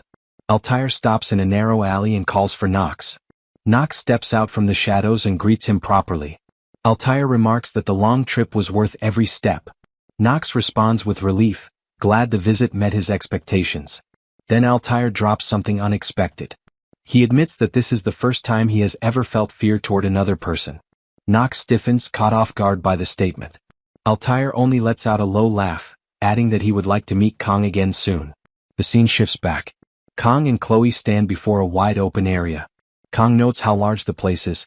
Chloe, sensitive to danger by nature, senses something off and checks whether anything happened while she was gone. Kang decides against mentioning his encounter with the head of the auditors. There is no reason to ruin the mood. He brushes it off, saying nothing happened. Chloe immediately lights up and asks what they should do next. Kang recalls the schedule he saw earlier. There will be a parade in the afternoon, followed by fireworks at dusk. With time to spare before the parade, wandering around sounds fine. Chloe takes off running, calling for him to hurry. She soon shows up wearing bunny ears. Kang watches her and smiles again, unable to hide it. They stand together on a bridge, looking out over the entire academy grounds spread below them. After a while they decide to rest. Kang drops onto a bench and lets out a slow breath. Fatigue settles in more than he expected. Chloe notices right away. She hesitates, then wonders if he is tired because of her. Kang brushes the idea aside.